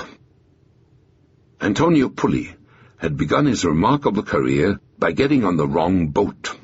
Youngest of a family of 9 children, he had left his native Naples to seek his fortune along the Amazon, but wound up by mistake along the Nile. His prolific family had relatives in Egypt as well as Brazil, however, and he went to work as an apprentice to an electrician uncle in the royal palace. One day, Pulli was summoned to the royal nursery to repair Crown Prince Farouk's electric train. From that simple act was born a lifelong friendship. By 1948, he had become the king's Minister of Personal Affairs, with a salary 2.5 times that of the Prime Minister. One special task accounted for his exalted stipend. In the shadowy corners of the Cairo night, Antonio Pulli procured women for the King of Egypt. The most important rendezvous Pulli arranged for his sovereign in that April fortnight of 1948, however, were with a courtesan of a different sort, and they would alter the history of his adopted land. They were with Riyad Solh. Each night, under Pulli's discreet regard, the 2 men paced along the giant palms and eucalyptus trees of the Kube Palace gardens. Solh, the spellbinding talker, exhorting the king to war, Farouk listening patiently. Solh knew well the arguments that would stir the king's imagination. When the British left, the Arabs would sweep into Palestine, he said, and restore that land to Arab sovereignty. What a tragedy it would be for the Arab world, for Egypt, for Farouk, if the Arabs' largest army was not present at that historic rendezvous, from which Farouk would emerge the undisputed leader of the Arab world. If he remained aloof from the conflict, Solh warned, it would be at the profit of his enemies. Abdullah, and the British. Palestine would soon be under an Arab crown, and it was up to Farouk to decide whether it would be the crown of Egypt or the crown of the Hashemites. Should he wish, Salh reminded the king, he could install his protégé Haj Amin Hosseini in Palestine. Then his influence would reach from Khartoum to Jerusalem, and the stage would be set for the emergence of a modern caliphate, this time with its headquarters in Cairo, not Constantinople. When their midnight conversations were finished, usually around 2 or 3 in the morning, Salh regularly dropped in for a chat with his friends on Cairo's largest paper, Al-Haram. One night in mid-April, the paper's young proprietor saw him stride into the city room, his tarbouche cocked at a rakish angle on his head, a jubilant smile across his face. Salh settled in the editor's chair and clapped his hands for coffee. "You cannot print what I'm going to tell you," he said. As usual, he reported, he had been walking for hours in the Kobe Palace gardens with Farouk. "This time," he smiled, "I convinced him. I can announce to you the best news the Arabs have had since partition. Egypt is going to war." Chapter 24. Attack and Attack and Attack. Abdul Qadir Husseini's death forced major changes in the Arabs' guerrilla tactics and organization around Jerusalem. The Mufti named another member of the Husseini family, Khaled, a 40-year-old officer of the Palestine police force, to succeed him. With none of the personal magnetism of his kinsman, Khaled could not impose any real authority over the collection of chieftains making up the Arabs' Jerusalem command. At the moment when Britain's approaching withdrawal made unity and a central authority imperative, the Arabs' organization thus tended to revert to its system of splintered neighborhood bands. Ibrahim Abu Dayyeh, the Hebron shepherd, commanded Katamon. Kamal Erekat, who had organized the ambush of the Kfar Etzion convoy, ran the south. Munir Abu Fadl, a former police inspector, was in charge of the center of the city with a group of former policemen. Bajhat Abu Gharbiyeh, the schoolteacher who had been left behind in Castel, took over the north. To their already divided ranks was added still another chieftain, this one a 34-year-old Iraqi bank clerk named Fadel Rashid, who arrived in the city with 500 volunteers. Emil Gori took over the remnants of Abdul Qadir's organization in Bab el-Wad. Their leader's death and the assaults of Operation Nachshon had been severe blows for the Arab guerrillas stationed along the road. Deir Yassin had compounded their problem by starting a flow of people out of the hilltop villages vital to the guerrillas. There were few arms, no money, and bad morale, Gori discovered. He decided to abandon the ambush tactics, which required the support of massive numbers of villagers, and go back to the strategy Abdul Qadir had once rejected, of closing the road with mammoth barricades defended by a limited number of men. Gori raised 10,000 pounds sterling from the Arab banks in Jerusalem, then set out from village to village, raising paid levies. Capitalizing on the disarray of their foes, the Haganah had already pushed 3 major convoys up the road since opening it April 5th. Before a fourth could be organized, a cable of major consequence reached Tel Aviv from the Jerusalem Haganah. The British were going to evacuate certain fortified areas in the city before the mandate expired, probably in the last days of April, Shaltiel's intelligence officers reported. To capitalize on the move, Shaltiel asked for the Har el-Palmach brigade operating around Bab el-Wad. With it, he said, it will be possible to strike a decisive blow in the city. The outcome of our battle in Jerusalem depends on the number of reinforcements you send. His cable placed the Tel Aviv command before a difficult decision. The brigade still had not cleared many of the Arab villages along the route to Jerusalem. Only one village, Castel, had actually been destroyed, the Mukhtar's house near which Abdul Qadir Husseini had fallen being left intact by the departing Palmach as a symbol of their victory there. Nonetheless, at almost the same time as Emil Gori, Tel Aviv decided on a change of tactics. Yitzhak Rabin was ordered to put his men on the next convoy to the city, leaving virtually unprotected the heights they had been trying to clear and abandoning for the time being the effort to push supplies into Jerusalem. The last convoy, composed of almost 300 trucks, left Kfar Bilu before dawn April 20th. In addition to their loads of flour, sugar, rice, and margarine, its trucks contained stocks of the traditional unleavened bread, matzah, so that Jerusalem could celebrate the coming Passover. Riding at its head, exposed to Arab riflemen in an ordinary car, was perhaps the most important commodity the Jewish people possessed that spring, the white-haired figure of David Ben-Gurion. Silent and unsmiling, he rode through the gorge he had walked 4 decades before as an ardent young Zionist.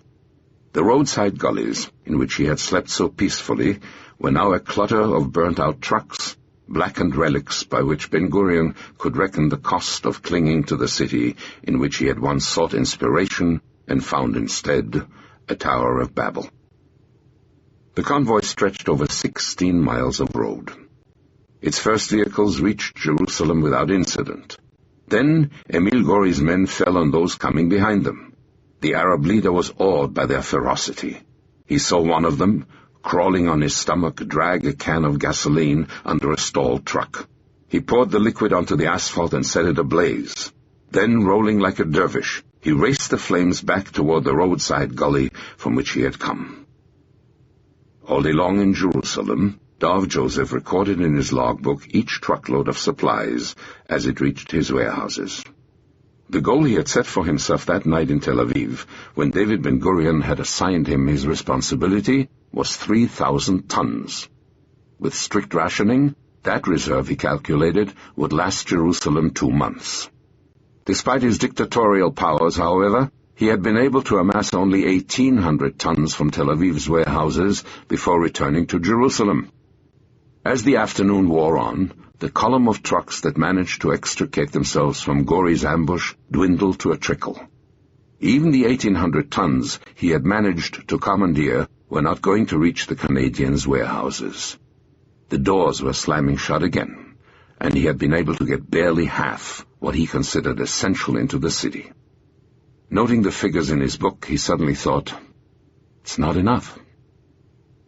It was dark when the last vehicle entered the city. Back in Bab el-Wad, Emil Gori's men were already at work, piling up the roadblocks with which to cut the route for good. Once again, Jewish Jerusalem was under siege. "He doesn't walk into a room. He stomps into it," thought Chaim Haller. Eyebrows knit in anger, his forehead furrowed, David Ben-Gurion settled into his place before Jerusalem's senior officials. He was in a fierce, angry mood.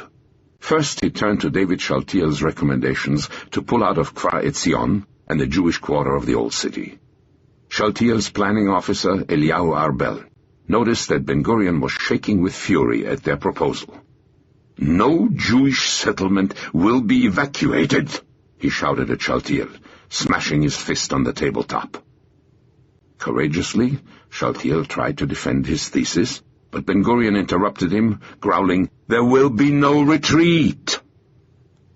An entire strategic doctrine lay behind Ben-Gurion's refusal. If he acceded to Shaltiel's request, how could he force his lonely Negev settlements to stay put in the face of an Egyptian advance? Then he turned to the matter which lay at the heart of his presence in the besieged city. His arrival coincided with a basic change in his intentions toward its political destiny. The Jews had, he felt, honestly endeavored to be faithful to the internationalization scheme. After all, among his first instructions to Shaltiel had been the order to accept the United Nations authority in the city if and when the international body established a presence there. The Jewish agency had repeatedly pleaded with the plan's backers to put their scheme into effect. The last of those pleas, a letter from Chaim Weizmann to Harry Truman, had been hand-carried to the president by Judge Samuel Rosenman on April 20th, the day Ben-Gurion had had to fight through an Arab ambush in Bab el-Wad to get to the city. Jerusalem should not be a problem of Jewish defense, Weizmann wrote.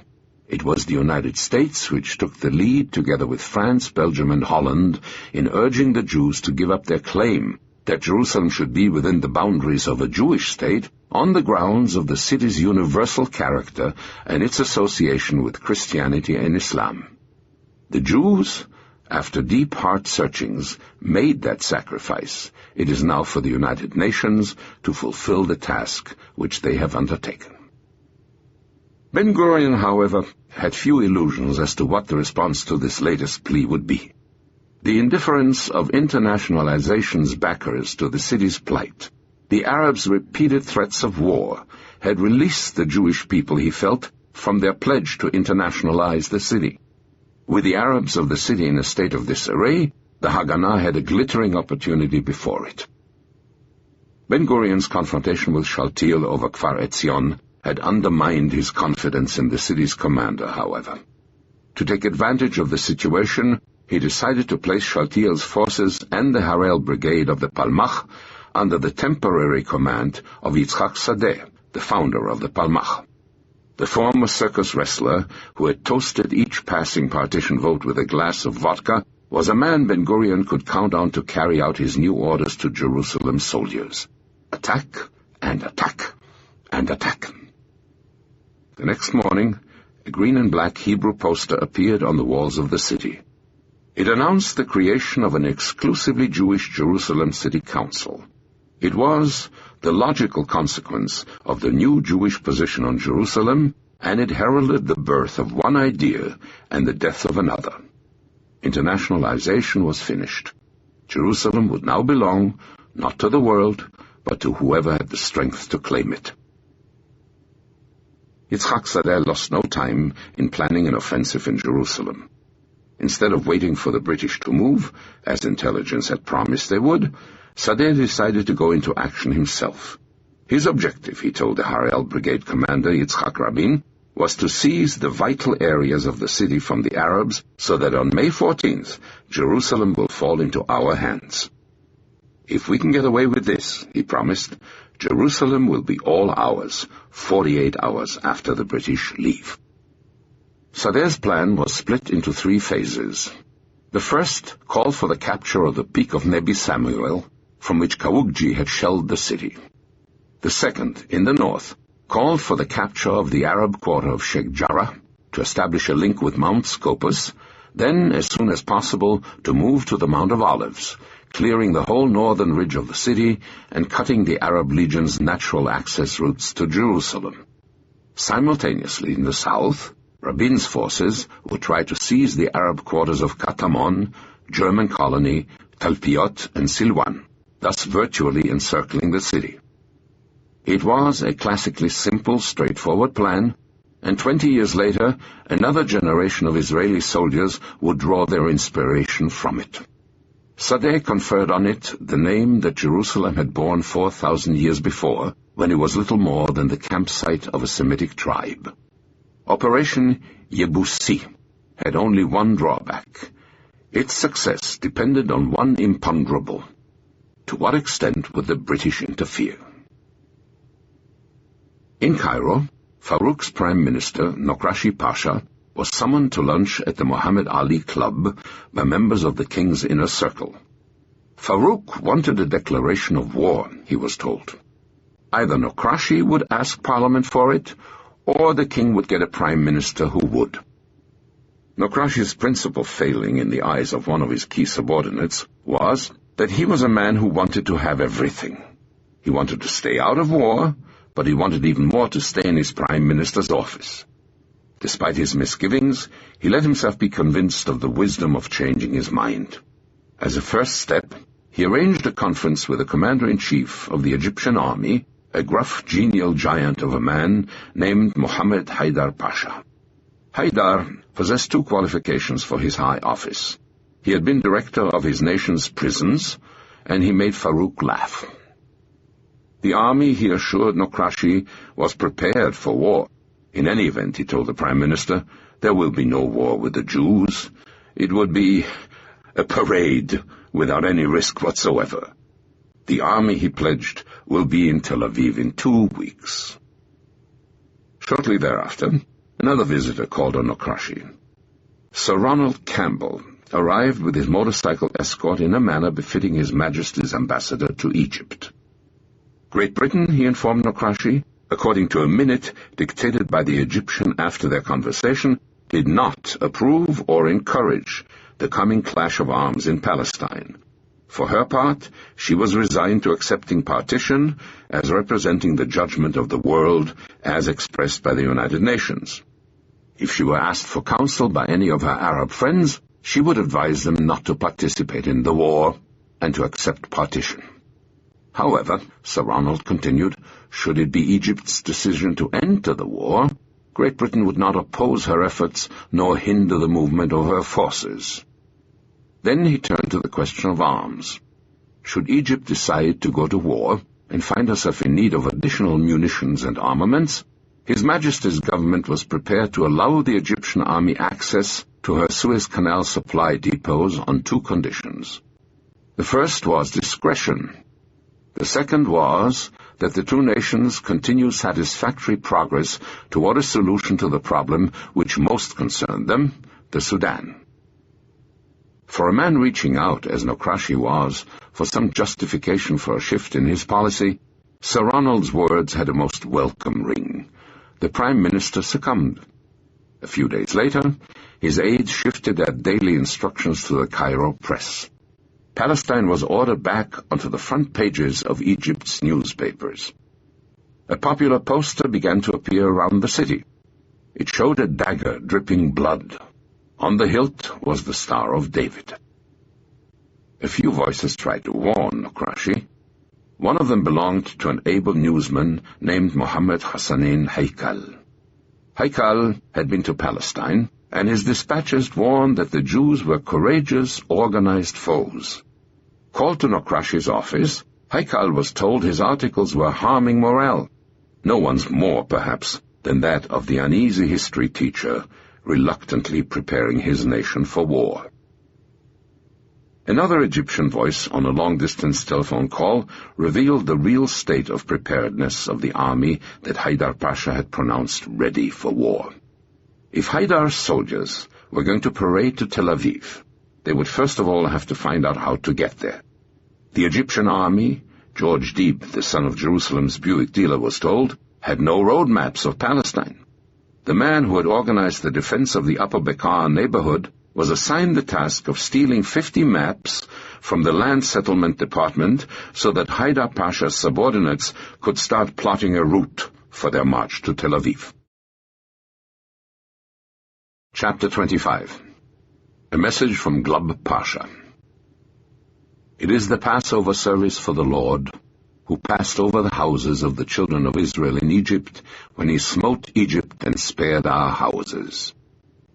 With those words began the 3,388th observance of mankind's oldest continually observed religious ceremony, the Jewish Passover. It commemorated, in a sense, the night on which the history of the Jewish nation began, and on the evening of April 23, 1948, its celebration seemed heavy with the portents of the nation's imminent rebirth. Passover's high point is the Seder, the family banquet in which each ingredient is endowed with special significance. There is matzah, unleavened bread, a reminder of the haste in which the Israelites prepared the flight from Egypt. Placed on a large plate in the center of the Seder table are a roasted bone, for the sacrificial lambs slaughtered on the eve of the flight, a roasted egg, for the festival offering of temple days, bitter herbs, to recall the bitterness of the Egyptian bondage, a touch of parsley for the green of spring, salt water for the tears of suffering, and a mixture of chopped apples, nuts, and cinnamon, symbolizing the bricks made by the Israelites for Pharaoh. The ritual meal is eaten to prayers, hymns, the recital of the Haggadah, the story of the Exodus.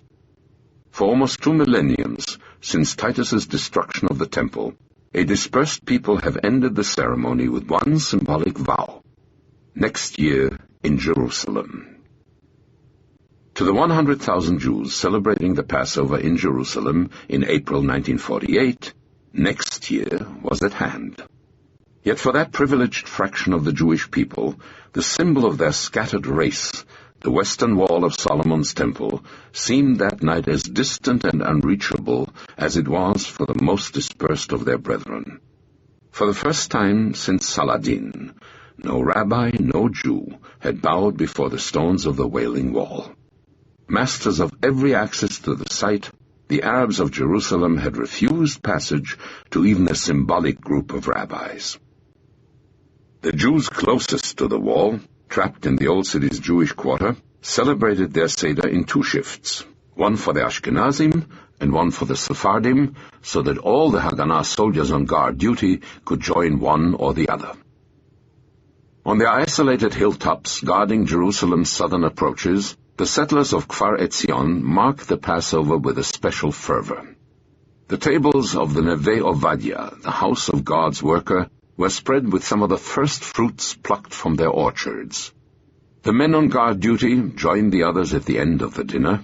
When they entered the Neve Ovadia, carrying their rifles, the words of a psalm sprang from the lips of their fellow settlers. O God, place guards over thy city day and night. In New Jerusalem, Dov Joseph decreed a special Passover week ration. It consisted of 2 pounds of potatoes, 2 eggs, half a pound of fish, 4 pounds of matzah, half a pound of meat, and 1.5 ounces of dried fruits. That was hardly the making of a feast, but to the city's famished inhabitants it was nonetheless an extravagant treat. For many a Jerusalem family, a rap on the door marred the household Seder. To some, the knock was eerily suggestive of the mystic visit of the prophet Elijah, the messenger of the Messiah, bringing peace to the world, for whom a goblet of wine was set out on every Seder table. The author of those knocks, however, was mortal, and his message concerned war, not peace. It was a representative of the Haganah, calling a father or a son to prepare for Yitzchak Sadeh's coming offensive. No Seder was as memorable, perhaps, as that held in the cooperative restaurant of the Histadrut labor organization around the corner from the still blackened ruins of Ben Yehuda Street. Gathered in the restaurant were 280 truck drivers. The survivors of the men Bronislav Bar Shemer and his soldiers had kidnapped 3 weeks earlier from the streets of Tel Aviv. They were trapped in Jerusalem by Emil Gori's barricades, condemned now to share the suffering of the city, whose hunger they had sought to ease. A grateful Dov Joseph presided. The banquet was sparse. There was, he would recall, a soup consisting largely of water with a few matzah balls swimming in it, gefilte fish made of matzah meal with a few scraps of fish to glue it together, rice, and a little meat. An air of gaiety, however, made up for the cuisine. The son of a local truck driver asked the 4 ritual Seder questions of the eldest of the stranded Tel Aviv drivers. There was, Joseph recalled, a great deal of hilarity and hymn singing. At the solemn concluding moment of the banquet, someone opened the door so that Elijah could enter the room. His cup was placed in the middle of the table. Then the truck drivers rose. In a lusty, bellowing chorus, they shouted out their 2,000-year-old pledge, adding to that ancient promise 2 significant words. Next year in Jerusalem, the delivered. The first phase of Operation Yebusi, designed to set the stage for a Jewish takeover of Jerusalem, proved a costly failure. 35 Palmachniks lost their lives on the night of April 26th in a vain attempt to drive the Arabs from the heights of Nebi Samuel. Operation Yebusi's second phase, executed that same evening, ran into the opposition of the British. Yitzchak Sadeh's occupation of the Arab quarter of Sheikh Jarrah placed his men astride one of the British Army's evacuation routes from Jerusalem. Brigadier C.P. Splosh Jones, the city's troop commander, gave them 6 hours to withdraw or be forced out.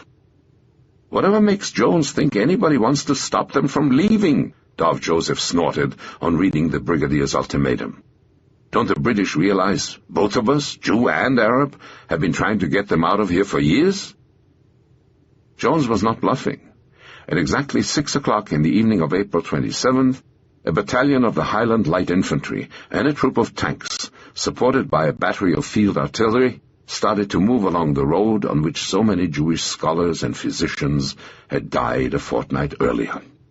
At the sight of their heavy equipment, so conspicuous by its absence during the agony of the Hadassah convoy, Yitzhak Sadeh's men took their lone British bazooka and withdrew to Mount Scopus.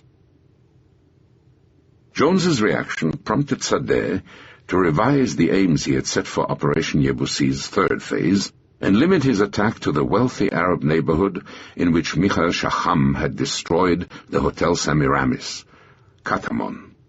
Shacham's explosion had driven a number of Katamon's prosperous businessmen out of the quarter, but their places had been taken by a group of the Mufti's partisans under Ibrahim Abu Dayyeh, and recently a contingent of Iraqi volunteers. Entrenched in Katamon's solid stone villas, they were an Arab beachhead jammed into Jewish Jerusalem's southern flank. Sadeh's first objective consisted of 2 buildings surmounted by a spindly Cyrillic cross set on the highest ground in Katamon. There, in a grove of pine and cypress trees, the Greek Orthodox monastery of St. Simeon looked down on a gentle incline toward the heart of Jerusalem. Sadeh's men slipped along the wadi below the monastery, then attacked, straight up its steep, briar-covered slopes. Abu Dayyeh's guerrillas and his Iraqi allies put up a ferocious resistance, but the Palmachniks, fighting their way from room to room with knives, bayonets, and hand grenades, finally drove them out of the monastery into a 3-story green-shuttered dwelling 100 yards away. There Abu Dayyeh rallied his men for a counterattack. Using a train of mules to avoid British surveillance, he brought 4 3-inch mortars up from the old city to his new strongpoint. 200 villagers, led by a 21-year-old sheikh, arrived to reinforce his exhausted followers. The situation inside the monastery grew desperate. So devastatingly accurate was the Arab sniper fire that one Jew who waved a hand for an instant outside the monastery had a fingertip shot off. On the roof, 6 Jewish dead, all killed by the same sniper, lay beside a Czech machine gun, while a 7th man, already wounded, struggled to work the gun alone. David Al-Azhar, the young company commander, carried off the roof one of his oldest friends, whose leg had been practically torn from his body by a mortar shell. The friend begged Al-Azhar to kill him, murmuring, "I saw my leg." Al-Azhar offered him whatever comfort he could, a shot of morphine, and a reassuring word.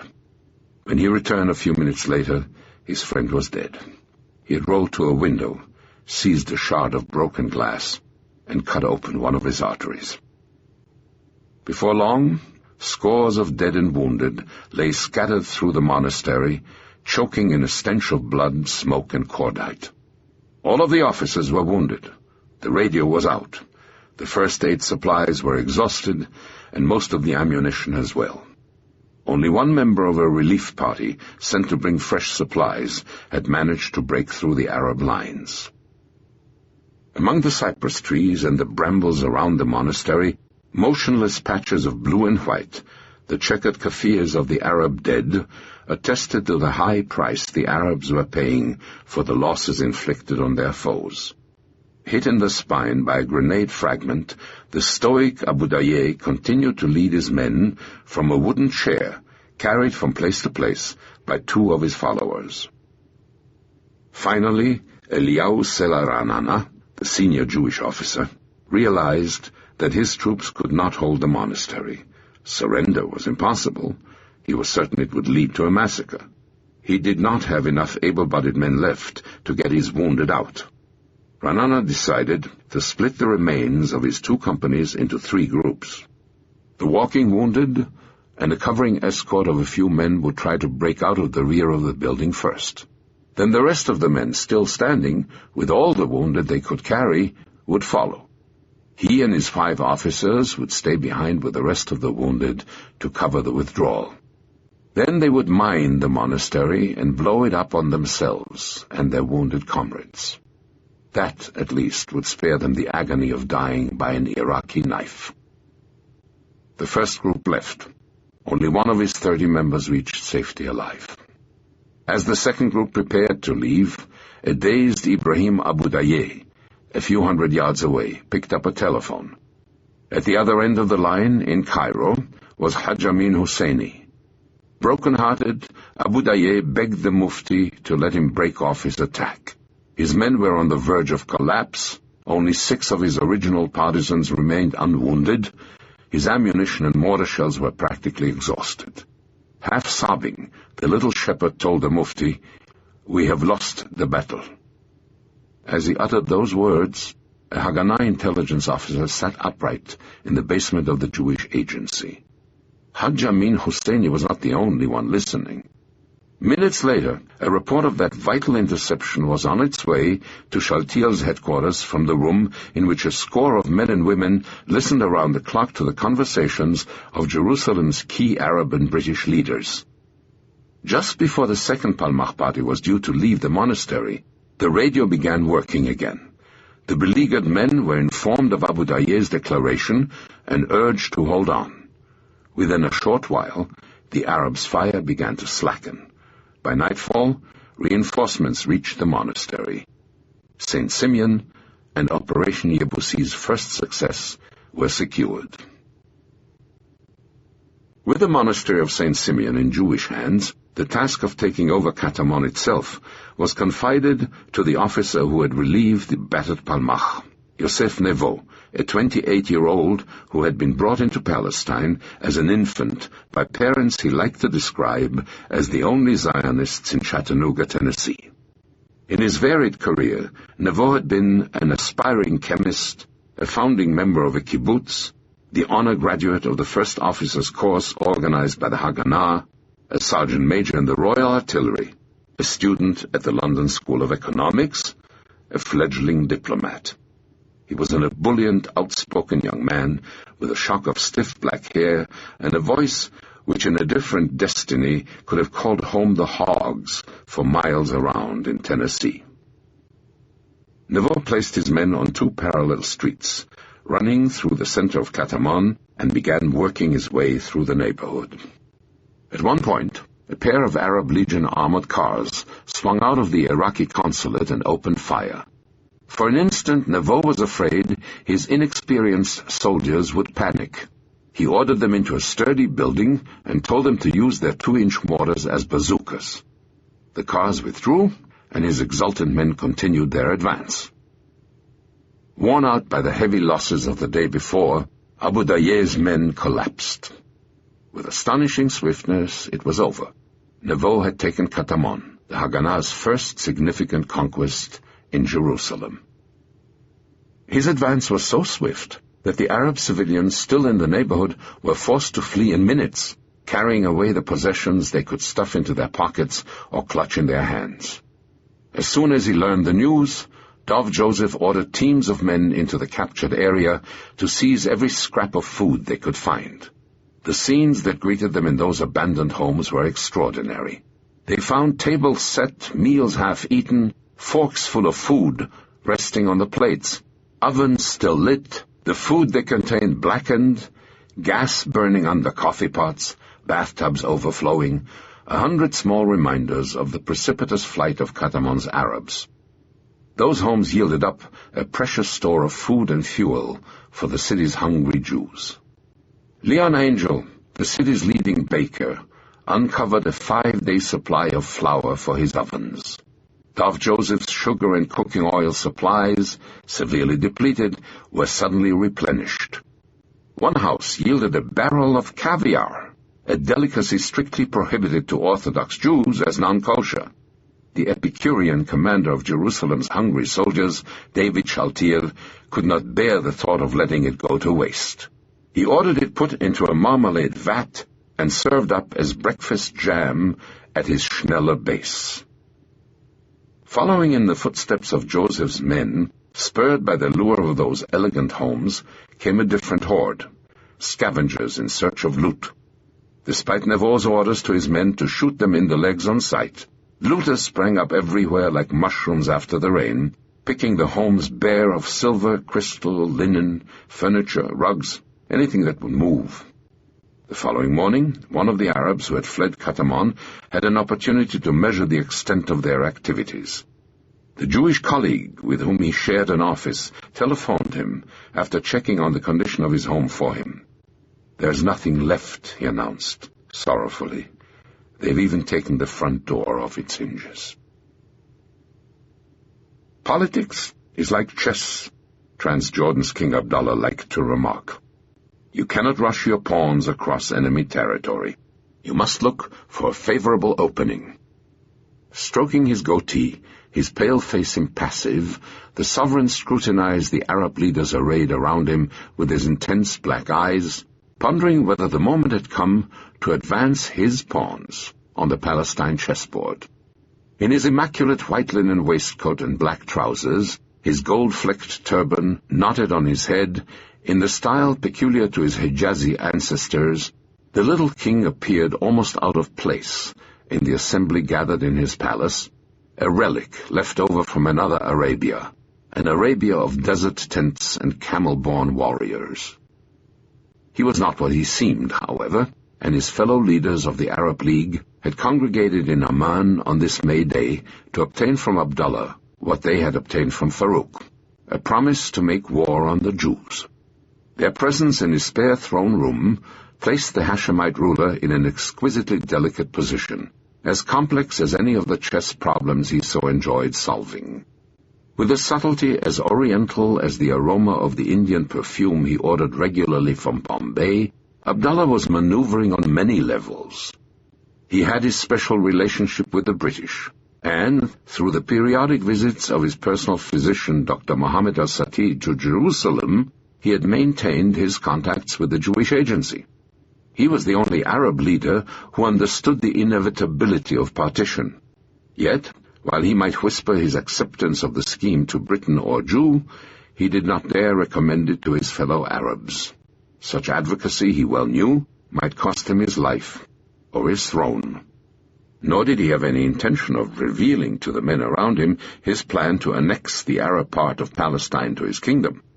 Nonetheless, he was determined to warn his fellow Arab rulers of the perils inherent in the course they contemplated. Should fighting be necessary, he promised, he would be among the soldiers fighting at the front. But before plunging into war, he declared, "My advice is, stop shooting at the Jews and demand an explanation from them. Has anyone even tried this, just to find out what possibilities it offers?" he asked. The Haganah, he warned, was perfectly trained and equipped with modern weapons. Palestine's Arabs were emigrating by the hundreds and thousands. The price of a room in Irbid is now 6 dinars. A dinar was the equivalent of £1 sterling. They are emigrating while the Jews advance. Tomorrow the Jews will arrive by the thousands. They will push along the coast to Gaza and up to Acre. How will the Arabs stop them? Yes, let the Arabs try to confront them and thrust them back after the English leave, and say to them, "We don't recognize you," and then God will do as he wills. "I swear to you," he said, "if tomorrow groups of Arabs coming from Jaffa, from Haifa, or someplace else come forward and miserably demand an understanding with the Jews, the reins of the affair will escape the Arab leaders, the Arab states, and the Arab League." That was not the sort of language the Arab leaders had come to Amman to hear, however. Their minds were already made up that May afternoon. The situation David Ben-Gurion had envisaged and had begun to prepare for 6 months before had come to pass. The Arabs were irrevocably bent on war. Britain's minister in Amman, Sir Alex Kirkbride, assessing Arab intentions, noted that they were determined to attack the Jews no matter what anybody said. If you tried to warn them disaster might be ahead, that the Jews were tough, you were a Zionist agent trying to demoralize them. Their whole attitude was, the sooner you British get out and leave us to deal with the Jews, the better. Indeed, they had become so confident that the conviction was rising that they need only mass their armies on Palestine's borders when the British left, and the Jewish will to resist would collapse. Each of them had brought to Amman his nation's senior military men to discuss such an eventuality. The latter had waited in an anteroom, while Abdullah presented his futile brief for peace. Now, after thanking the king for his words, Azam Pasha proposed calling in the soldiers. The time had come, he said, to begin a discussion of the military problems relevant to an invasion of Palestine. Their conference lasted all afternoon. Fully confident of the outcome of the forthcoming conflict, each leader claimed for his nation's army the preponderant role in the march to Tel Aviv. Huddled over their enormous maps of Palestine, they discussed their lines of advance, the zones of operation in which each army would maneuver, and the forces they planned to commit to the campaign. Then politicians and generals turned together to the most difficult problem facing their coalition, selecting a joint command and a supreme commander. The rivalries infecting the Arabs' political exchanges were mirrored in their military relations. Abdullah had no intention of letting his Arab legion, for which he had his own plans, be placed under foreign command. Farouk would not consider subordinating his army to his Bedouin rival. None of the Arab military men present trusted the most capable soldier available, John Glubb. Hoping to exercise military control over an enterprise he had not succeeded in restraining politically, Abdullah modestly suggested that he himself be appointed commander-in-chief. An embarrassed silence greeted his proposal. Aware of how utterly unacceptable such an idea was, Azam Pasha saved the situation with a graceful phrase. "We will all be guests in Abdullah's country," he said, "and so, of course, he commands us all." His words were never committed to paper, but they served at least to mollify Abdullah. But graceful phrases do not make efficient commands, and the answer finally adopted by the Arab soldiers left their problem unresolved while offering the illusion of a solution. Each nation, it was decided, would appoint a liaison officer to a joint operations center at the Arab Legion base of Zerqa, outside Amman. When the conference was over, Lieutenant Colonel Charles Coker, one of the Legion's British officers, drove a high-ranking Iraqi back to the center of Amman. "How'd the meeting go?" he politely asked his passenger. "Splendid," was the reply. "We all agreed to fight separately." While the leaders of the Arab armies planned their invasion of Palestine in Amman, 50 miles away in the kibbutz of Naharayim, on the opposite side of the Jordan River, an officer of an Arab army in civilian clothes began an extraordinary secret dialogue with a representative of the Haganah. While his sovereign was being shoved reluctantly toward a war, John Glubb had ordered a secret emissary to the Jewish kibbutz to propose a way to keep the Arab Legion out of the coming conflict. To an astonished Shlomo Shamir, Colonel Desmond Goldie suggested that an arrangement could be made for the peaceful division of Palestine, with the Arab Legion taking over the Arab parts of the country, the Haganah the Jewish parts, and both staying out of Jerusalem. The Legion, Goldie informed Shamir, was prepared to delay at least 2 or 3 days before crossing any partition boundaries to allow the Haganah time to arrange things on its side of the border and thus hopefully avoid a war. Stressing the fact that he spoke in Glubb's name, Goldie asked what were the Haganah's intentions in Palestine. Did they intend to stay within the borders assigned the Jewish state, or did they intend to expand beyond them? Shamir's reply was deliberately non-committal. Borders, he said, were the work of politicians, not soldiers, but if he chose to do so, the Haganah was capable of conquering all of Palestine. If the Arab Legion did not attack Jerusalem, there would be no need for fighting there.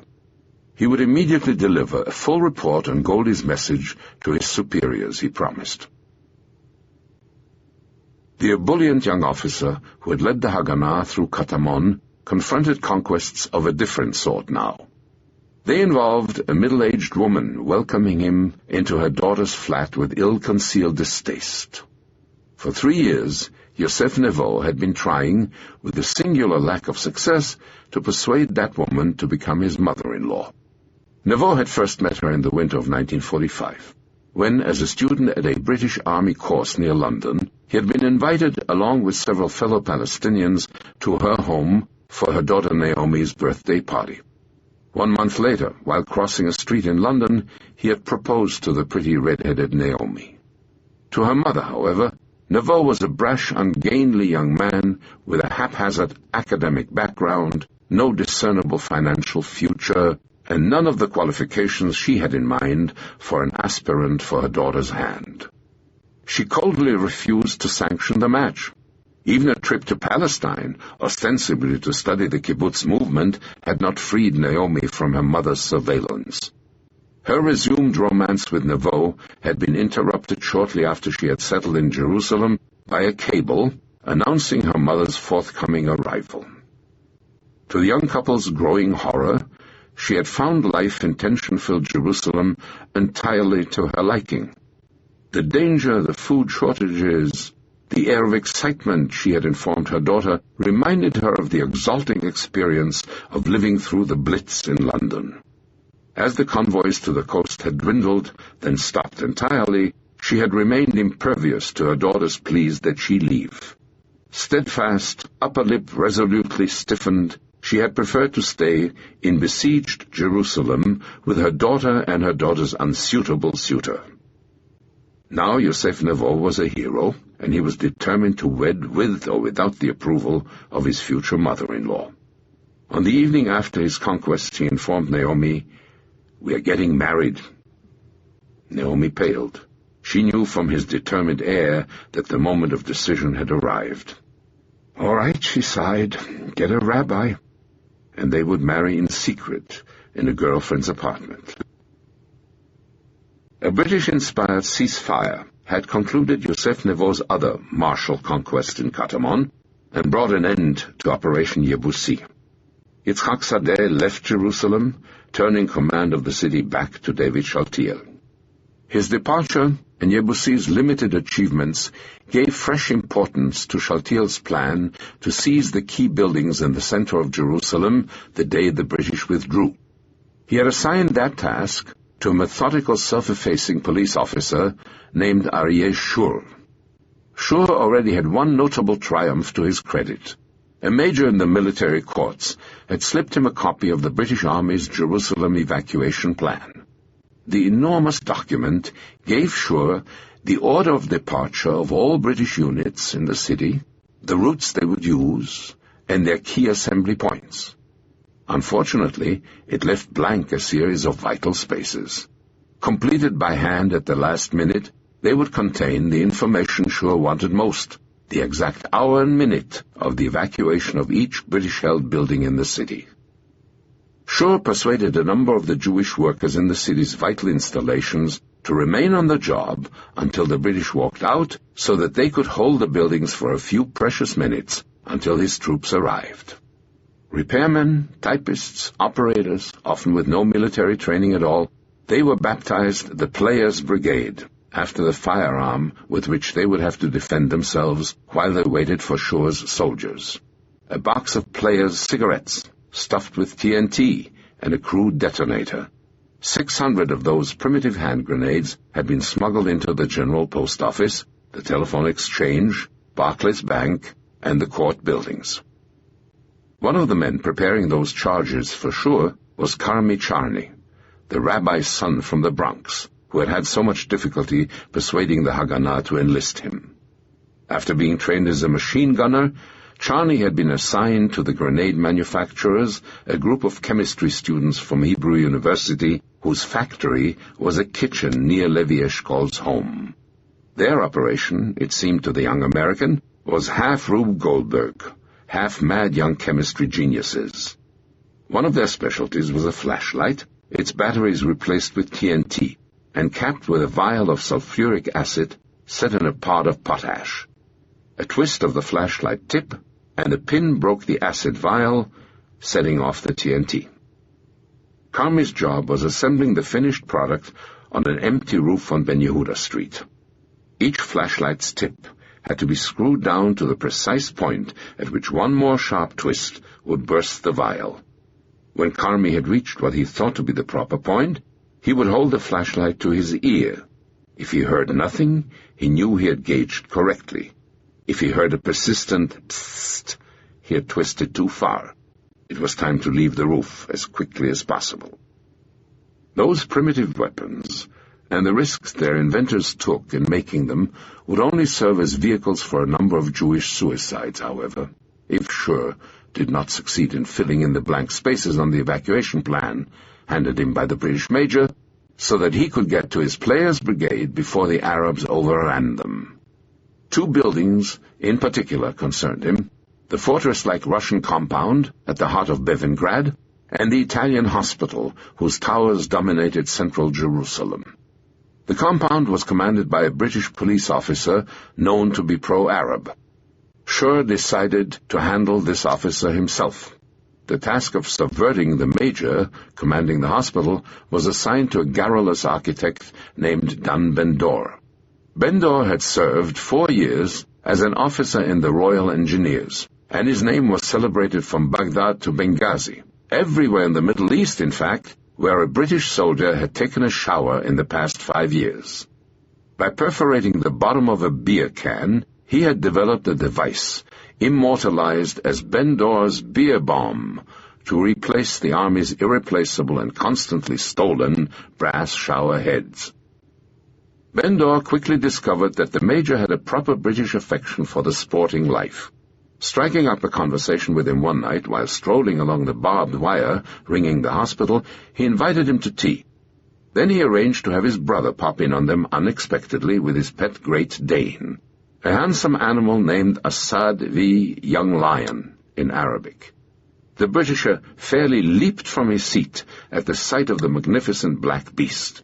"What a superb creature!" he cried. "Ah, yes," replied Ben-Dor sadly. "What a shame we shall soon have to put him away." Food, and particularly meat, was so desperately short in Jewish Jerusalem, he explained, that rather than see Assadvi suffer slow death by starvation, they would be forced to destroy him. "You do nothing of the kind," replied the Britisher. Under Ben-Dor's approving eyes, he took his calling card from his pocket, wrote a few words on it, and handed it to the architect. "Take this to my mess sergeant at the hospital," he said. "He'll see the dog is fed regularly." And so began an evening ritual for Ben-Dor.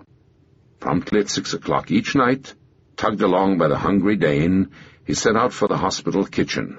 There the mess sergeant opened a nightly tin of bully beef for the dog.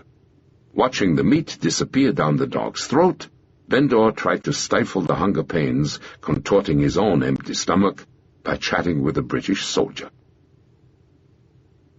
United States Secretary of State George C. Marshall led his visitor to the map of Palestine on his office wall. "Here you are surrounded by Arabs," he said, indicating the Negev. "Here you are surrounded by other Arabs," he continued, pointing to Galilee. "You have Arab states all around you, and your backs are to the sea. How do you expect to withstand their assault?" "Believe me," the distinguished soldier said to the Jewish Agency's Foreign Secretary, Moshe Sharet, "I'm talking about things about which I know. You are sitting there in the coastal plains of Palestine while the Arabs hold the mountain ridges. I know you have some arms, and you're Haganah, but the Arabs have regular armies. They are well trained, and they have heavy arms. How can you hope to hold out?"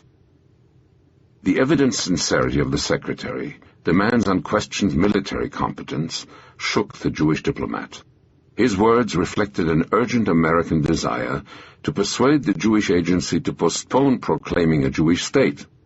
If the Jews acquiesced, the department was convinced a truce could then be arranged in Palestine between the agency and the Arab states, which would forestall an invasion.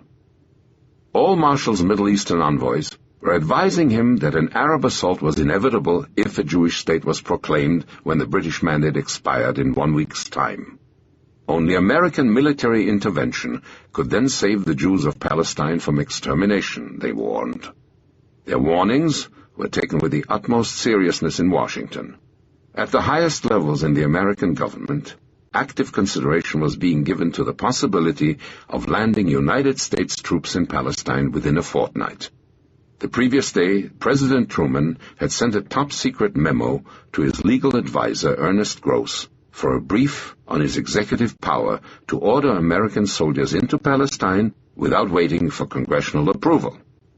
Faced with such a dismaying prospect, the State Department had gone to extraordinary lengths to get the Jewish Agency's agreement to its scheme for postponing statehood and organizing a truce.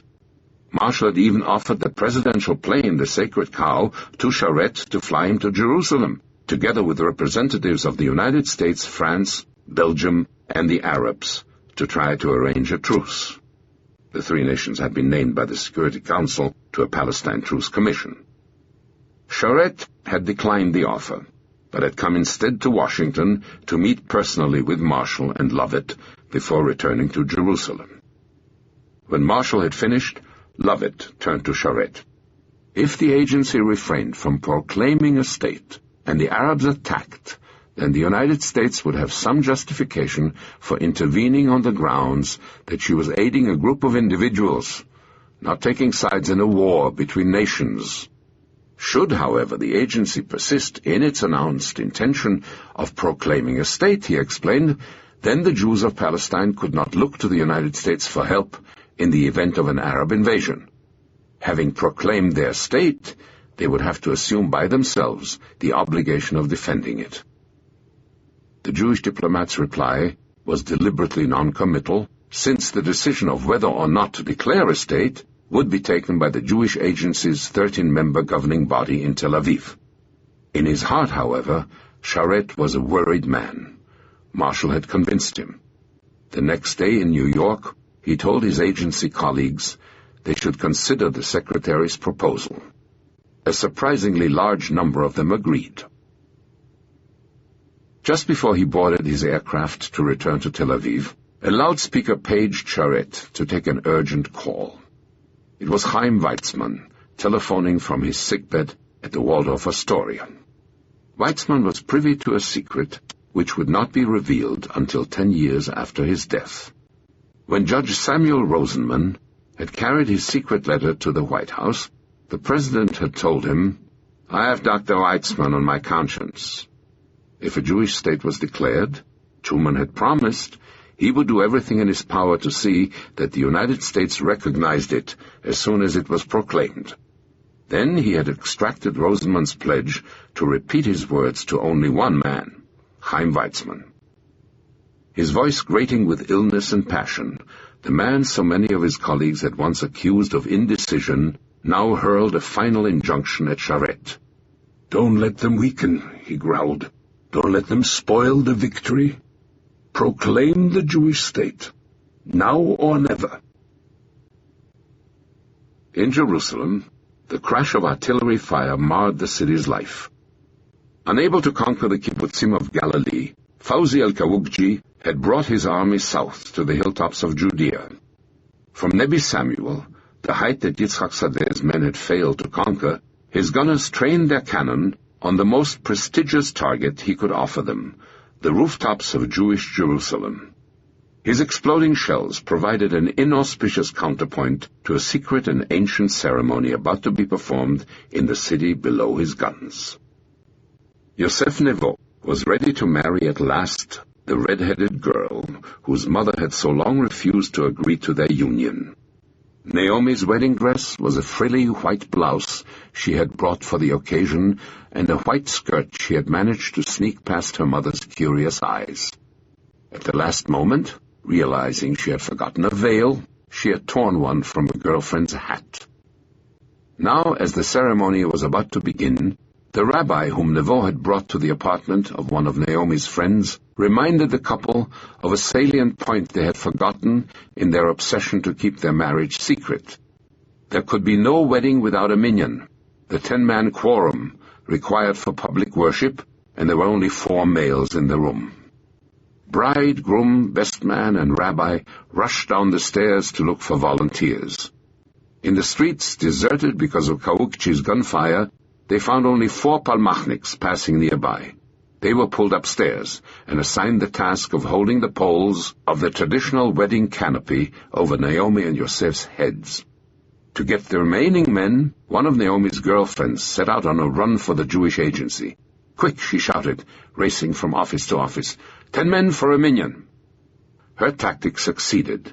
The required males were found.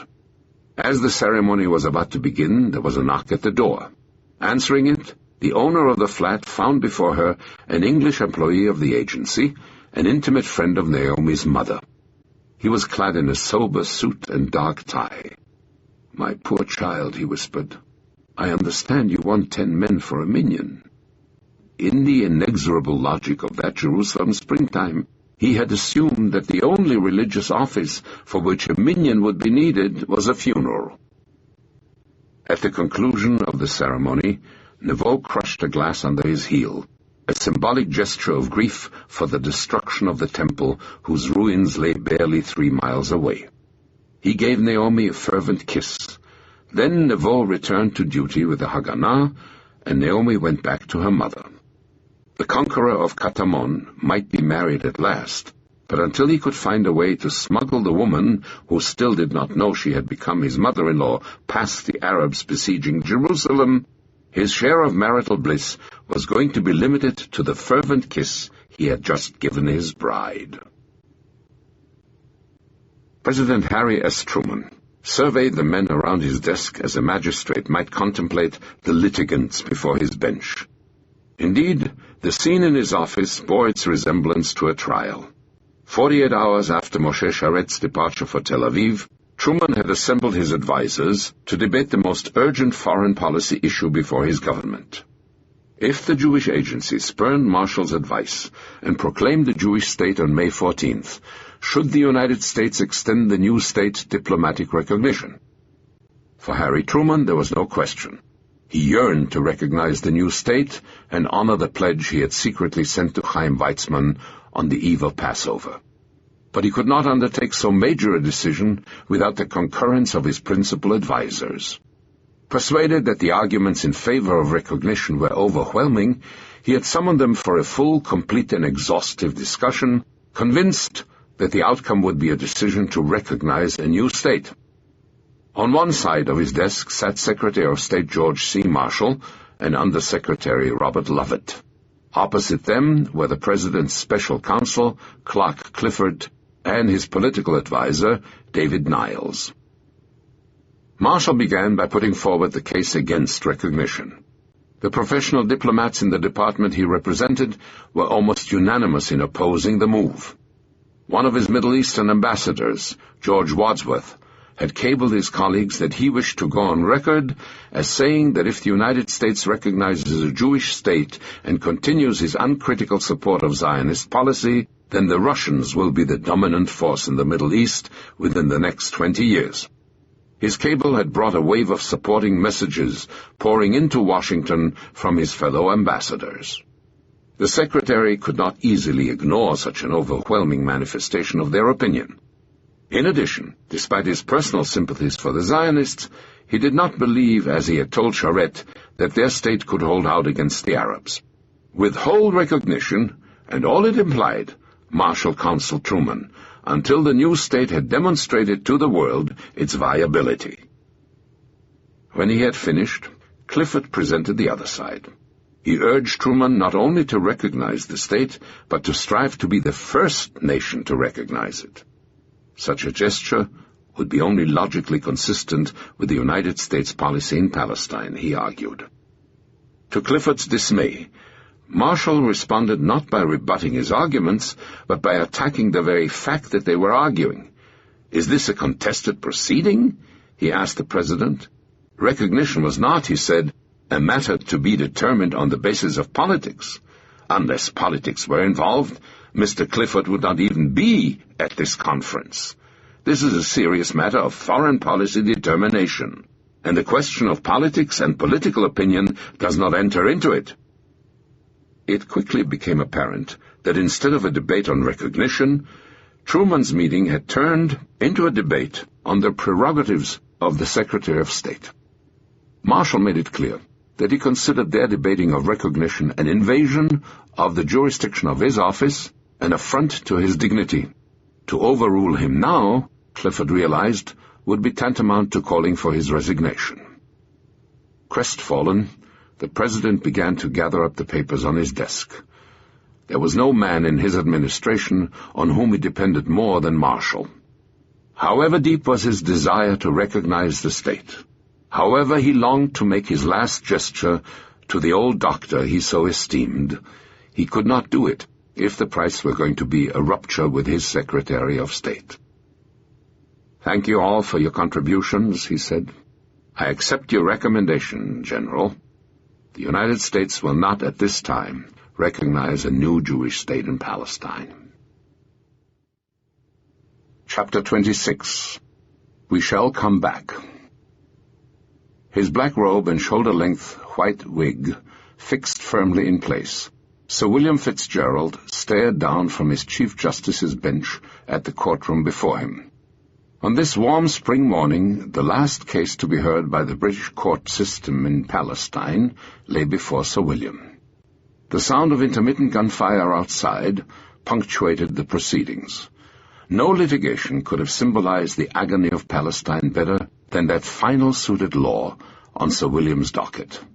The litigants were an Arab and a Jew, and the issue at dispute between them was a quarrel over a piece of land. His decision rendered, Sir William rose and left the courtroom. When it had been cleared, he returned to take down with his own hands the royal coat of arms. Carefully he laid out on his bench the shield bearing 2 lions and a unicorn, thinking that with his gesture British justice in Palestine was ending. Then he returned to his chambers, hung his robe and his wig on their hook, cast a last glance at his legal volumes and his ornate gold inkstand, and started out the door. He paused. Instead of shutting it, he left it open, the key hanging from its unturned lock, for whoever would come to claim it. Thus, in 100 different offices in Jerusalem, did the British administration in Palestine begin to go through the last rites of a 30-year sojourn in the Holy Land. By the end of the first fortnight in May, Britain would have evacuated 227,178 tons of merchandise from Palestine, including items as diverse as 59 tons of maps and 25 tons of official archives. And if Britain was leaving, then the appurtenances of British life would leave with her. The unsold cigarettes, whiskey, marmalade, and Indian tea from the NAFI stores, the British Army's equivalent of the PX, were crated up for the voyage home. For Sir Alan Cunningham, those last weeks were a trying ordeal. We had no instructions from anybody on what to do, he would recall. He had hoped Jerusalem's internationalization, at least, would be put into effect, but he noted sadly, no one did anything to carry it out. The Christian world was not sufficiently interested in the problem to provide the cooperation and assistance necessary. He himself had devoted most of those last days to trying to arrange a truce in the Holy City. But just as earlier the Arabs, sensing victory, had refused to listen to truce calls, so now the Haganah, under Ben-Gurion's resolve to capture the city, was indifferent to his appeals. There seemed indeed to be almost as many peace plans as diplomats in Jerusalem. Jacques de Régnier, the Red Cross representative, concocted a scheme to protect the city by placing it under a Red Cross flag. The consuls of the United States, France, and Belgium, representing the Security Council, ceaselessly sought to reconcile the warring parties. The United Nations' Pablo de Azcárate tried to use his influence, but in addition to local indifference, he was plagued by the naivete of his superiors in New York. While he was trying to stop people from killing each other, he noted in his diary, his United Nations Palestine Committee was arguing about bus services for Jerusalem. Does someone have to shout at them, he wrote, to make them understand that a war is raging in Palestine, and if they don't take steps to stop it, the whole of Palestine, including Jerusalem, will become a battlefield? None of those efforts, however well-intended, would produce anything enduring. As their futility became apparent, Sir Alan turned increasingly to about the only activity left him, saying goodbye to old friends. Among them were Sami and Ambara Khalidi, the Arab college head, and his wife. After a last lunch, they strolled a few moments in his garden, talking, Ambara would remember, of roses and the Iliad, as though nothing was happening, really. One afternoon, the mandate's senior civil servants, Arab and Jewish, came to the residence for a final ceremony. "Gentlemen, there's not much left for you to do," Cunningham said with fine understatement. "Goodbye, and good luck." Then he offered each a parting handshake, a gesture which for many of those men terminated decades in the service of His Majesty's government. Another visitor came to see him that afternoon. Despite the problems separating them, a mutual sense of esteem and respect had characterized the relationship between Sir Alan and Golda Meir.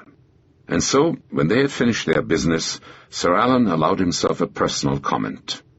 "I understand that your daughter is in a kibbutz in the Negev," he said. "There will be war, and they stand no chance in those settlements. The Egyptians will move through them no matter how hard they fight. Why not bring her home to Jerusalem?" he suggested. Golda Meir was touched by his gesture. "Thank you," she replied.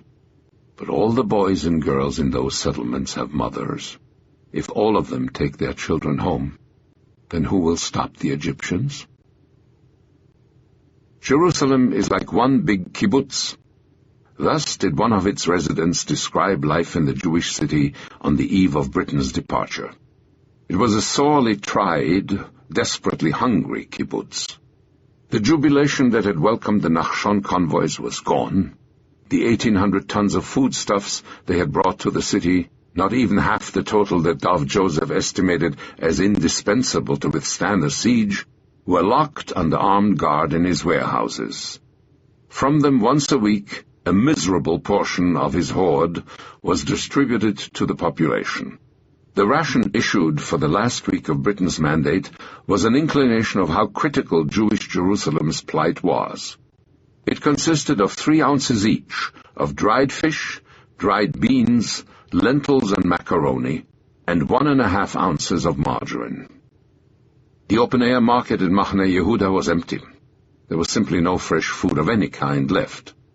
By night, secret emissaries of Dov Joseph visited 6 friendly Arab villages in search of a few boxes of vegetables, or a lamb or 2 to slaughter. Jerusalem's 29 bakeries were consolidated into 5 to save fuel. They were allowed to produce 25,000 loaves of bread a day for the civilian population, 1/4 of a loaf for each Jerusalemite. To maintain the strength of the city's workingmen, Joseph's committee set up a community kitchen, serving 5,000 meals a day, enough to give each worker 2 reasonably nutritious meals a week. On Ben Yehuda, the cafes known for their thick chocolate cake or sugar-crusted apple strudel could offer their clients only a slice of gray bread smeared with a sweet paste. Inevitably, a black market sprang up. 1 egg was worth 7 olives. A man with a can of peaches to barter away was rich. A handful of British Jews chose evacuation with their departing compatriots. Some of them, their neighbors noted bitterly, sold their food reserves at several times their real value. There were a few defeatists. Harry Levin encountered one survivor of Dachau who despaired, "This is our fate wherever we live, even here."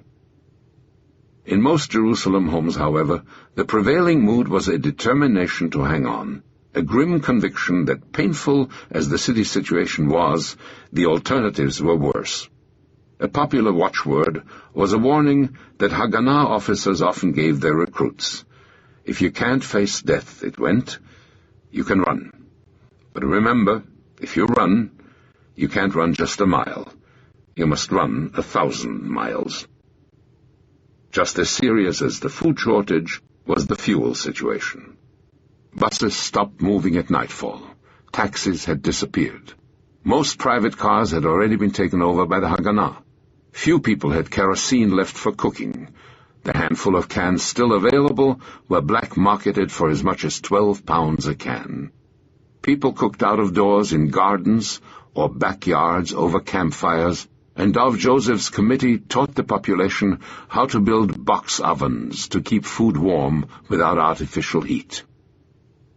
For weeks, Alexander Singer, the power plant manager, had to watch the brightly lit Arab quarters from his own darkened Jewish city.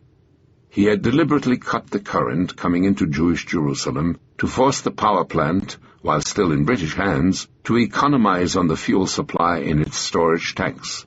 Still, when he had been able to re-enter the plant after the capture of Katamon, Singer found only 400 tons of fuel left. Now, to stretch that precious reserve as far as possible, he closed down all the station's diesel generators except one, and fed the city's vital installations in rotation off that unique generator.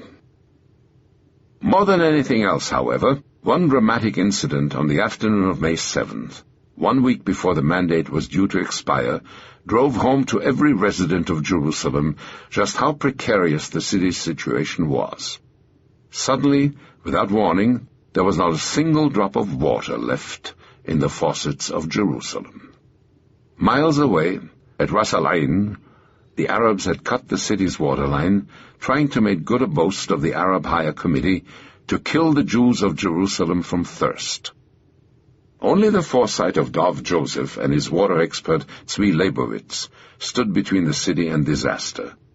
Since January, Leibowitz had been building up his emergency reserves in the city's cisterns.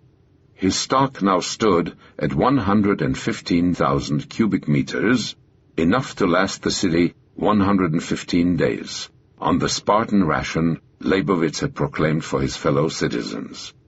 Leibowitz had determined it by locking himself and his wife in their house, and decreasing their own water consumption until he reached what he considered to be the minimum ration allowable, 2 gallons per person a day in the furnace heat of a Palestine summer.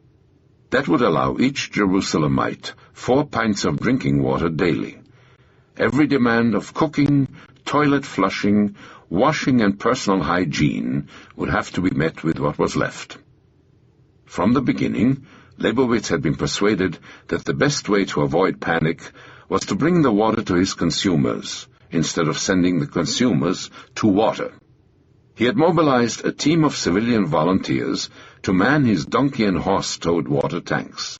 Suddenly they appeared in Jerusalem's Jewish neighborhoods, regularly delivering each householder a 3-day ration. They would soon be an institution. For weeks, through the searing heat of summer, between bursts of Arab shellfire, Jerusalem's housewives would line up with their bottles, their tea kettles, saucepans, and milk cans to wait for the neighborhood donkey cart and their precious water ration. Jerusalem being Jerusalem, the city could not endure a siege without some manifestation of providence. In April, before the Nachshon convoys arrived, a weed called chubeza had provided a miraculous relief to the hungry population. The spinach-like herb sprang up wild in the fields after the spring rains. It was nutritious, filling, and full of vitamins. Women scoured the fields of the city looking for it, and before it disappeared, it had even made its appearance on the menu of the Hotel Eden as spinach croquettes. Suddenly, just before the British left, a wholly unseasonable 3-day rain struck Jerusalem, bringing a new and totally unexpected crop of chubeza pushing up from the soil. "Ah," said the city's solons, "the Lord is with us. The last time when we left Egypt, he sent us manna. This time he sent us rain for the cisterns and the chubeza." There was no chubeza in the cobbled alleyways and obscure courtyards of the old city. The 1,700 residents of the Jewish quarter and their 200 defenders lived in a peculiar world of contrasts, of echoing rifle fire blending with the psalmody rising over its synagogues. On its domed rooftops, young soldiers leaped from building to building in pursuit of Arab snipers, while in their musty yeshivas below, aged rabbis pursued the wisdom of the Torah.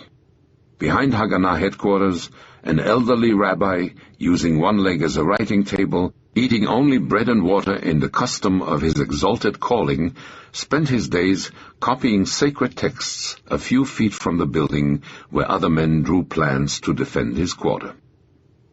The very concept of defending the quarter protected until now from the Arabs all around it by British strongpoints, was controversial. Shaltiel considered the place indefensible and had repeatedly urged its evacuation. Many of its elderly residents thought they could arrange a solution to their problems with their Arab neighbors if the Haganah would leave. Sir Alan Cunningham tried to persuade Jerusalem's chief rabbi, Isaac Herzog, to abandon the area. His refusal echoed the deep emotion those few hundred square yards of soil evoked. Its defenders, he replied, were trustees guarding the heritage of all past generations of Jews. Avraham Halperin, the officer arrested after leaving Rabbi Weingarten's house, had never been able to return. His place as commander had been taken by Moshe Rusnak, a soft-spoken Czech. Rusnak's headquarters were in Tipat Chalav, the drop of milk, a social service founded to provide milk for underprivileged children. Many of Rusnak's men had first entered that building as infants in their mother's arms. They came from a variety of backgrounds. The most magnetic officer in the command was a handsome, blond 21-year-old Hebrew University student, a native of the Old City, named Emmanuel Meidav.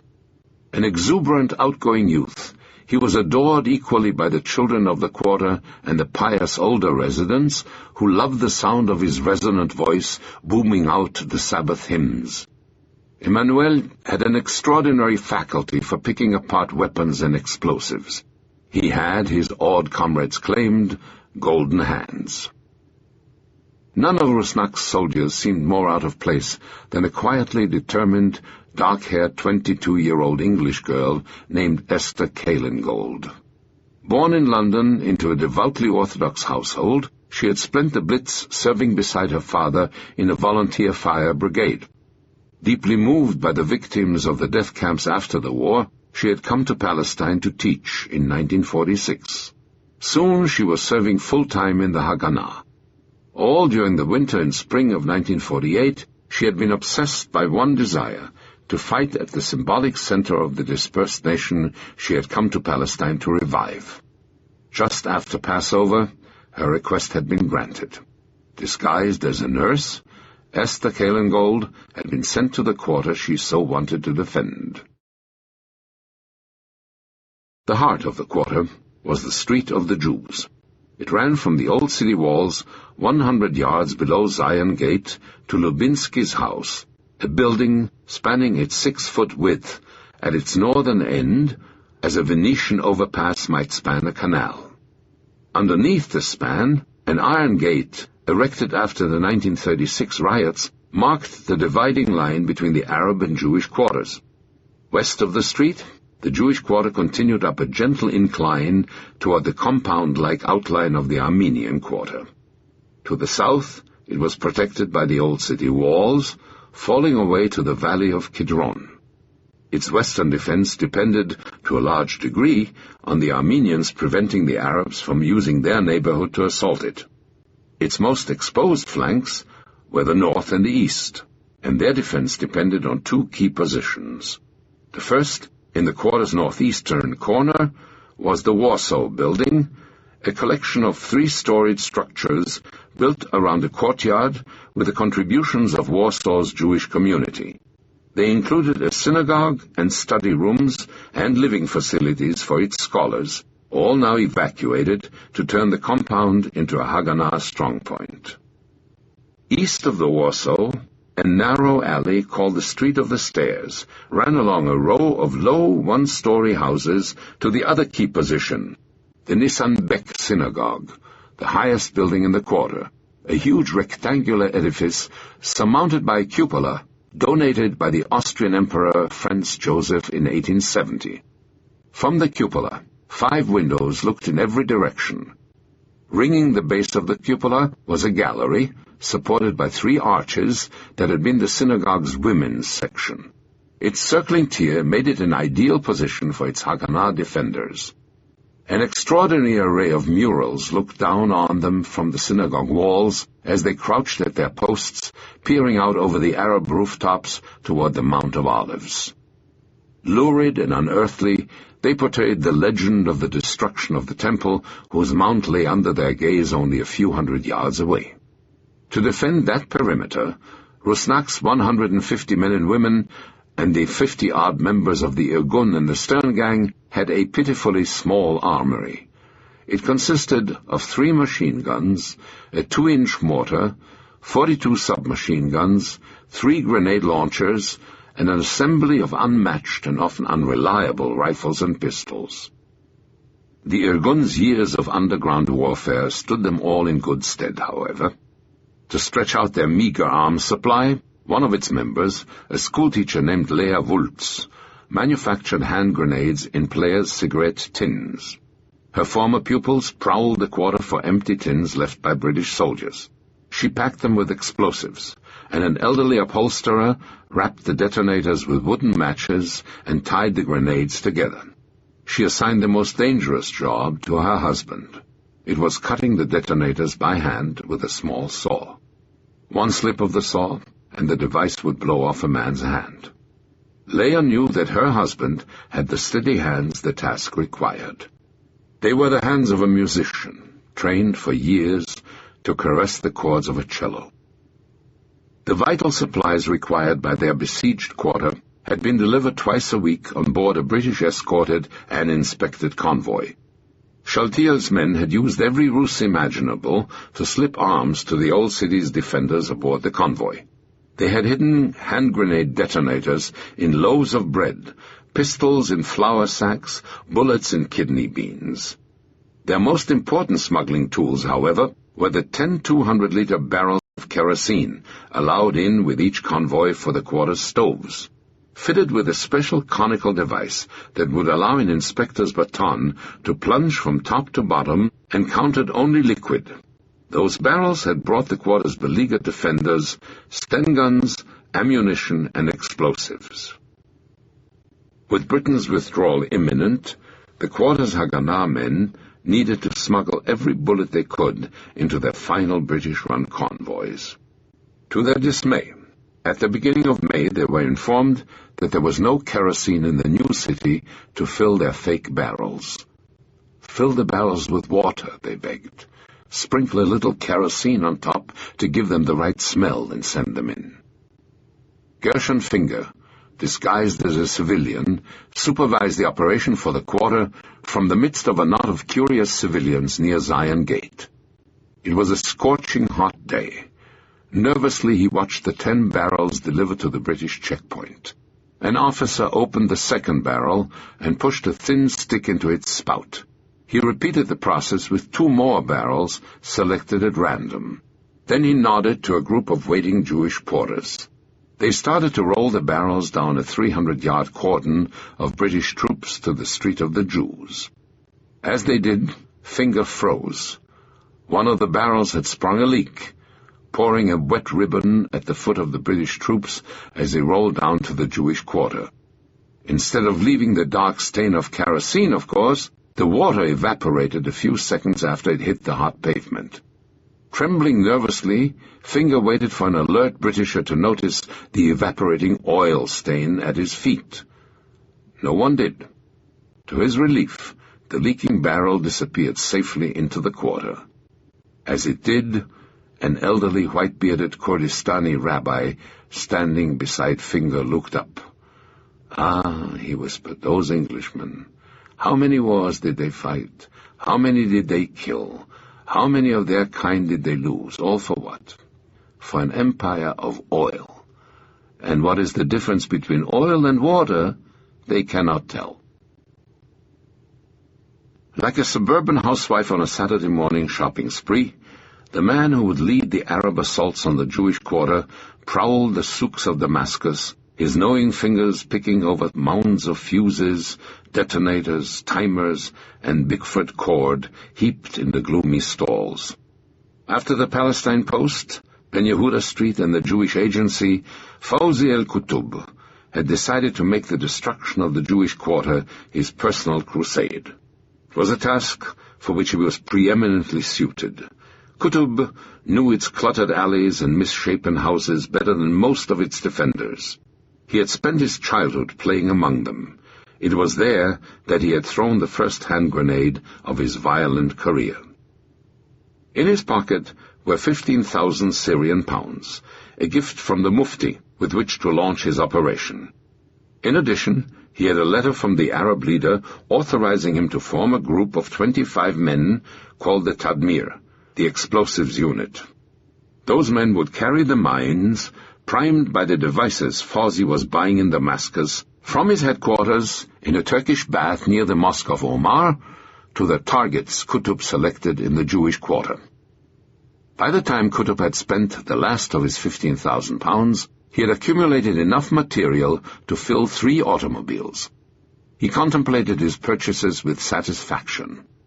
Then he set off for Jerusalem, burning to begin the endeavor that was the inevitable conclusion of his strange and violent life. For centuries, the ground on which the troops paraded had been the domain of other marching feet.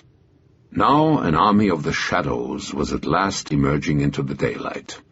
Faces taut, arms swinging high in imitation of Palestine's British rulers, the marchers strode down an aisle of their cheering compatriots toward the makeshift reviewing stand set up at the Evelyn de Rothschild School. Proudly defiant of British authority, the Haganah was staging the first full-dress parade in its history, right through the heart of Jerusalem. The marchers wore a staggering variety of uniforms. There were men in work shirts and khaki sweaters, girls in shorts, pants, or skirts. Their headgear included olive-drab U.S. Army surplus wool caps, British flat helmets, wide-brimmed Australian bush hats, the dark skullcaps of the Orthodox. Equally varied was the collection of arms they carried. His body stiffened in a rigid salute, the man who had ordered their parade watched from the reviewing stand. For David Shaltiel, the march past was a measure of spiritual nourishment for his city's hungry Jews, a reassuring gesture to the faint-hearted who doubted Jerusalem's ability to hang on when the British left. The meticulous Shaltiel had even marked the occasion by having a tailor set up the immaculate new uniform in which he watched his troops march past. As they disappeared, he turned to the officers on the reviewing stand beside him. With the formality of a French general in his mess, he proposed a champagne toast to the success of their arms. The disparate group of soldiers to whom the former Foreign Legion sergeant had raised a glass of champagne represented almost all the forces he would be able to muster in the critical days ahead.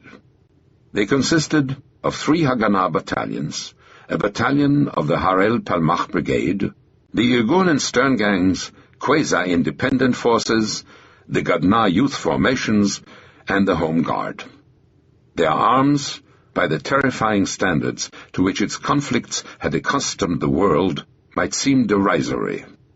3 years after Hiroshima, the conquest of the Holy City was going to hinge on an armory that included 55 Sten guns, 70 light machine guns, 3 Austrian heavy machine guns, 6 3-inch mortars, 3 Davidkas, 8,000 homemade grenades, and the better part of 1 million rounds of rifle ammunition delivered under a truckload of vegetables by an Arab from Ramallah. Unimpressive though they might seem, those forces were nonetheless superior to those available in the city to Shaltiel's dispirited and disorganized foes. The key to operations in the days ahead would lie in the complex character of the commander Ben-Gurion wanted to attack and attack and attack. For 4 vital days, history was going to offer him the same opportunity it had offered Godefroy de Bouillon and Saladin, that of being the conqueror of Jerusalem. Shaltiel, however, was a conservative man, and he was terribly aware that if his fragile force were shattered in an unsuccessful attack, all Jerusalem would lay open to the Arabs. Rather than gamble everything on the kind of bold, all-out assault Ben-Gurion wanted, Shaltiel preferred to move on deliberately classic lines. When the British left, he would launch a 3-pronged movement called Operation Pitchfork, designed to create a continuous line from north to south in the major part of the city. In the north, he would capture Sheikh Jarrah and establish a link to the institutions on Mount Scopus. In the south, his men would take Britain's Allenby barracks and isolate the Arab neighborhoods below Katamon from the rest of the Arab city. The most vital task was the occupation of the public buildings of Bevingrad, dominating central Jerusalem. When those three objectives had been achieved, Shaltiel would feel ready to consider the capture of Old Jerusalem itself. His cautious hopes and careful plans would depend, however, on an element that rarely favors the designs of conservative men: time. It was the amount of time he would have between the moment the British left and the moment the first sand-colored armored cars of the Arab Legion appeared on the ridge lines above Jerusalem. The headquarters of David Shaltiel's Arab foes were in a school built upon a piece of ground which had witnessed the beginning of the most famous drama in Jerusalem's history. It was the site of the Antonia, Herod's palace, the point from which Jesus Christ set out on his march to Calvary, and from which, in a sense, the Christian religion might date its incredible rise throughout the world. Upon the uneven stone slabs over which the Arab leaders scurried, Rome's soldiery had left the marks of the hopscotch games and had cast the bone dice with which they chose the victims for their saturnalias. Adjacent to the Exe Homo Arch, 250 yards inside the old city walls, the Raudah School was one of Jerusalem's most famous Arab institutions. Many of the men occupying it had received their first exposure to the tenets of Arab nationalism on its wooden benches and had flocked from its classrooms to participate in their first demonstrations for the cause they now led. If David Shaltiel's headquarters represented at best the approximation of a military organization, the command post of his rivals looked like a bazaar. Pieces of mortars, machine gun bullets, Sten gun clips lay scattered around the building. Rifles leaned in corners, pistols were tossed on classroom benches under hand-lettered verses from the Koran. Cases of hand grenades and ammunition, often the private hoards of one or two men, were locked into closets and a cellar. From the street outside came the constant honking of horns and shouts of "Balak! Balak!"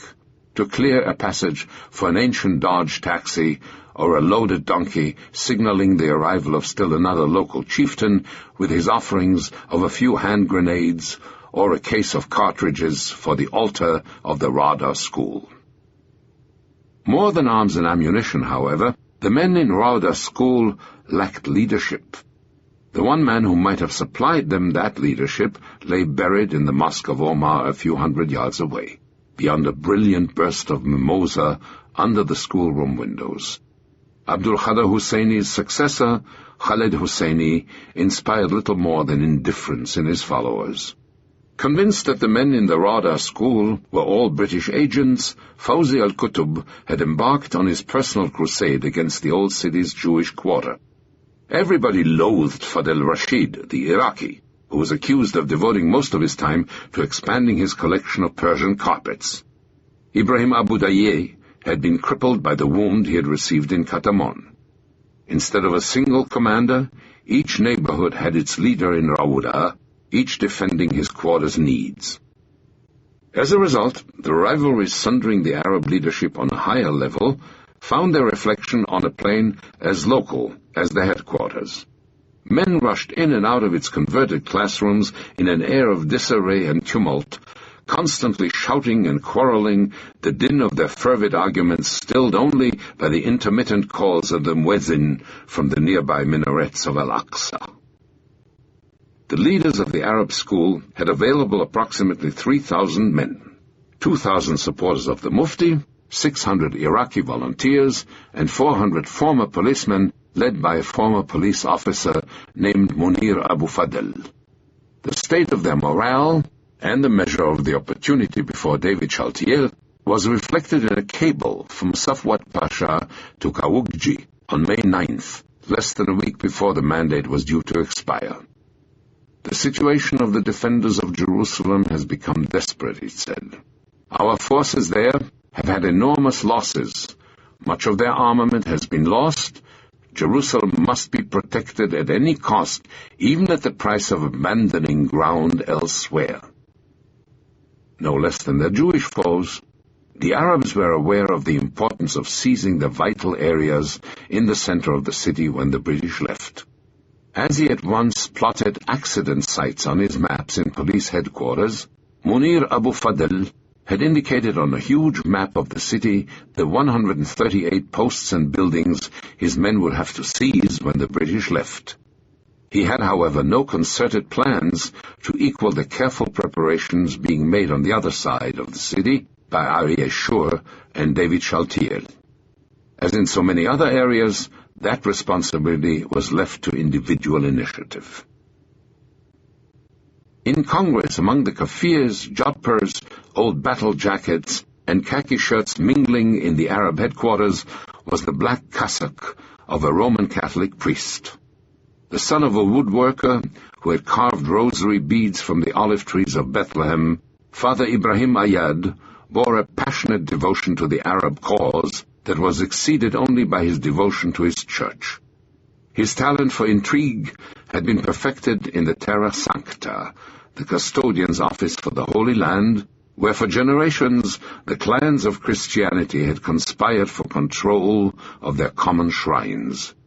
Thanks to an Italian colleague there, he now carried in the folds of his cassock a letter from the Italian consul and a key, the instruments that promised the Arabs access to at least one of Jerusalem's vital buildings, the Italian hospital, to which Dan Ben-Dor walked his black Great Dane each night for a tin of bully beef.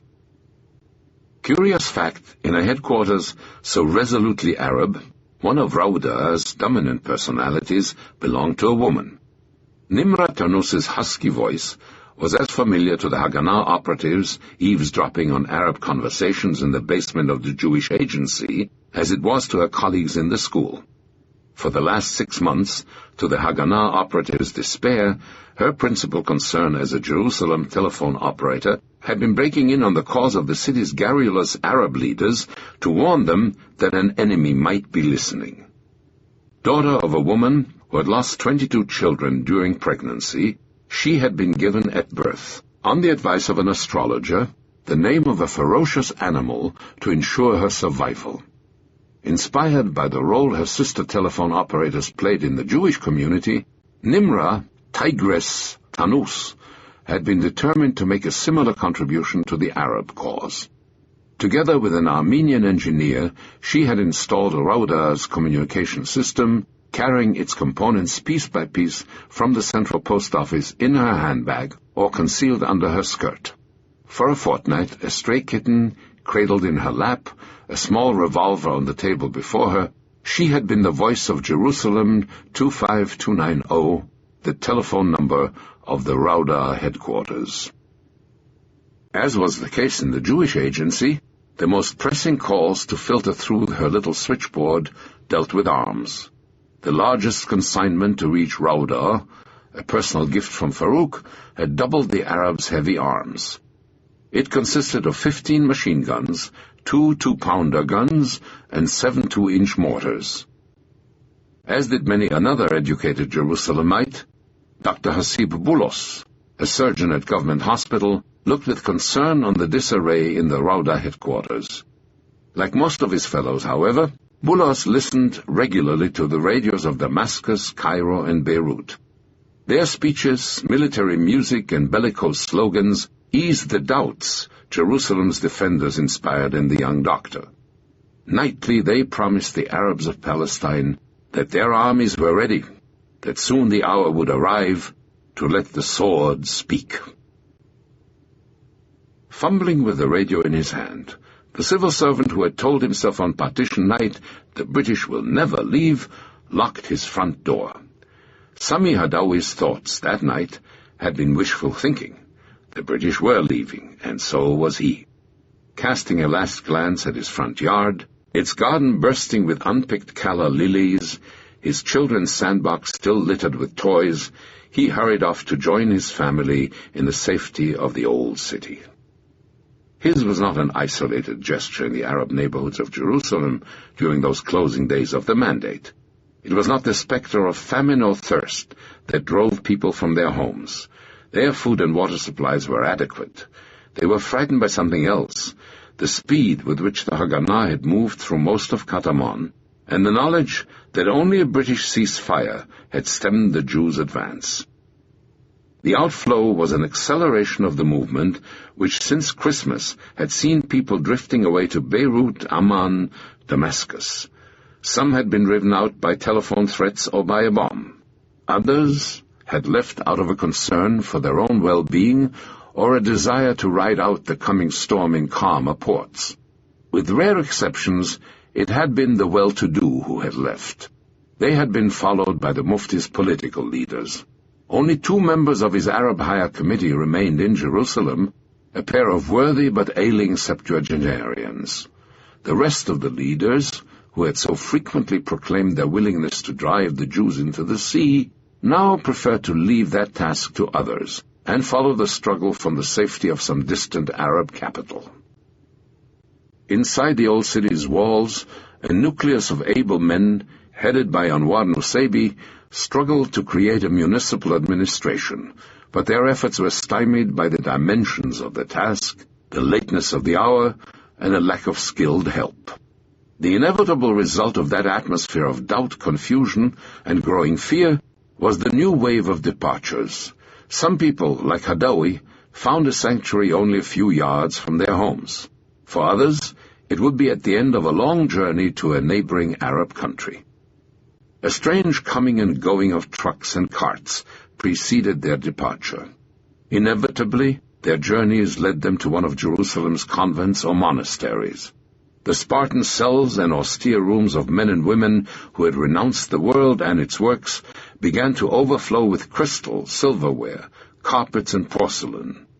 Emil Kashram, the owner of a women's store on the Mamilla Road, chose the convent of the Little Sisters of Charity as the repository of his stocks.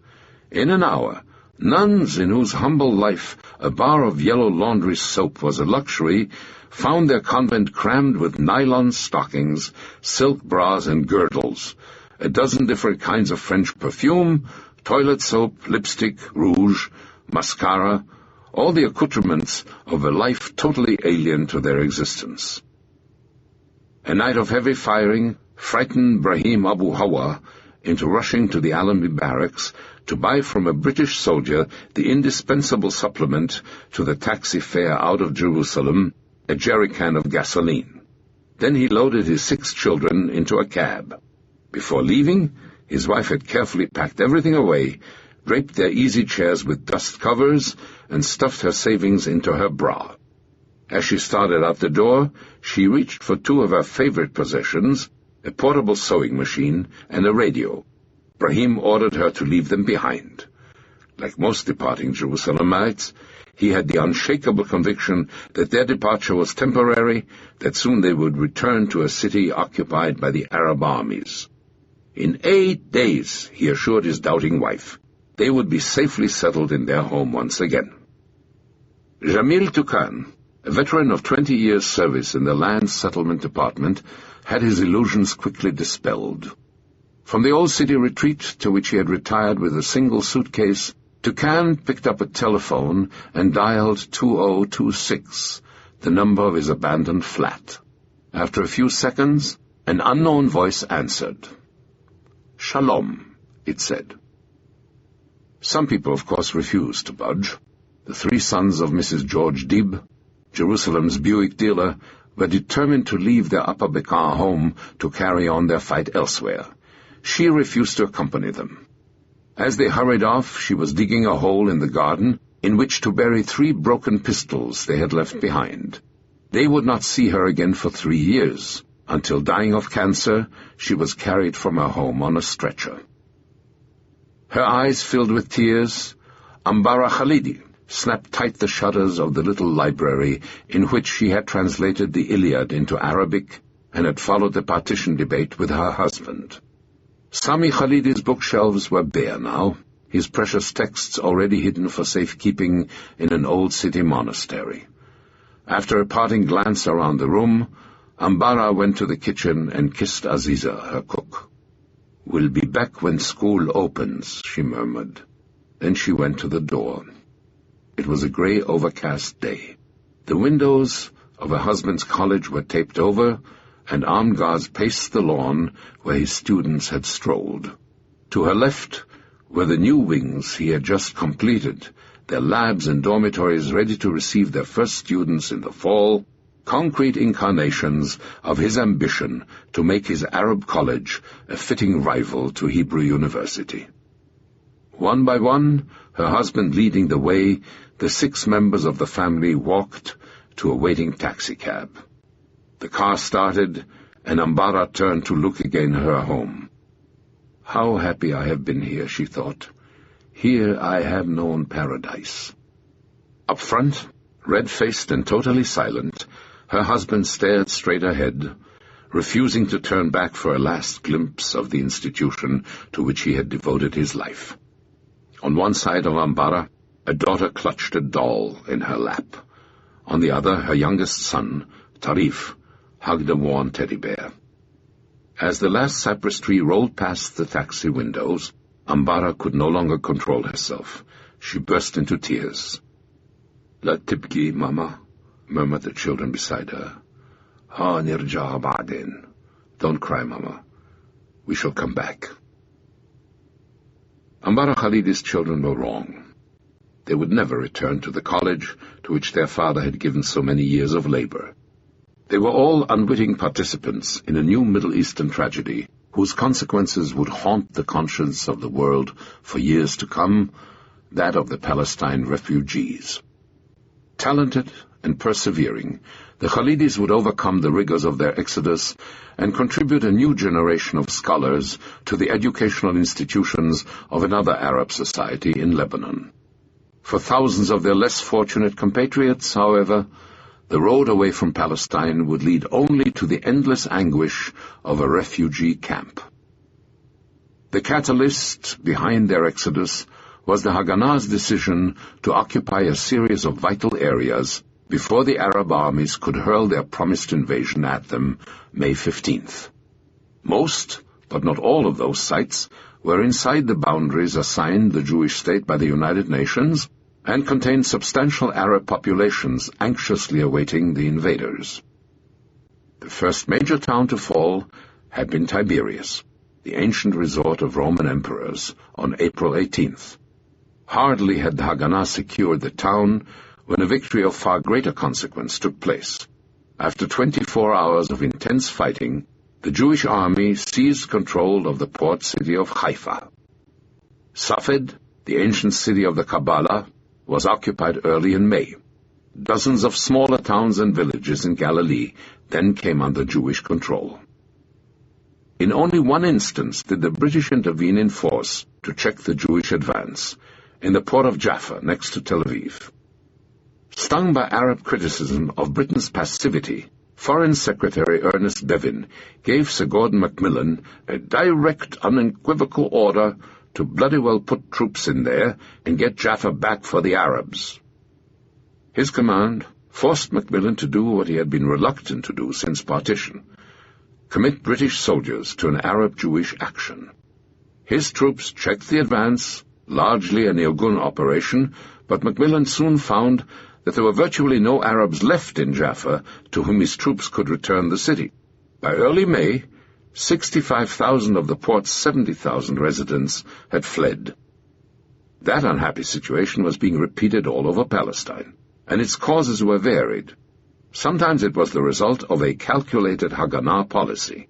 Anxious to clear Upper Galilee of Arabs, to check the Arab invasion routes without using his own exhausted troops, the Palmach Yigal Allon turned to psychological warfare.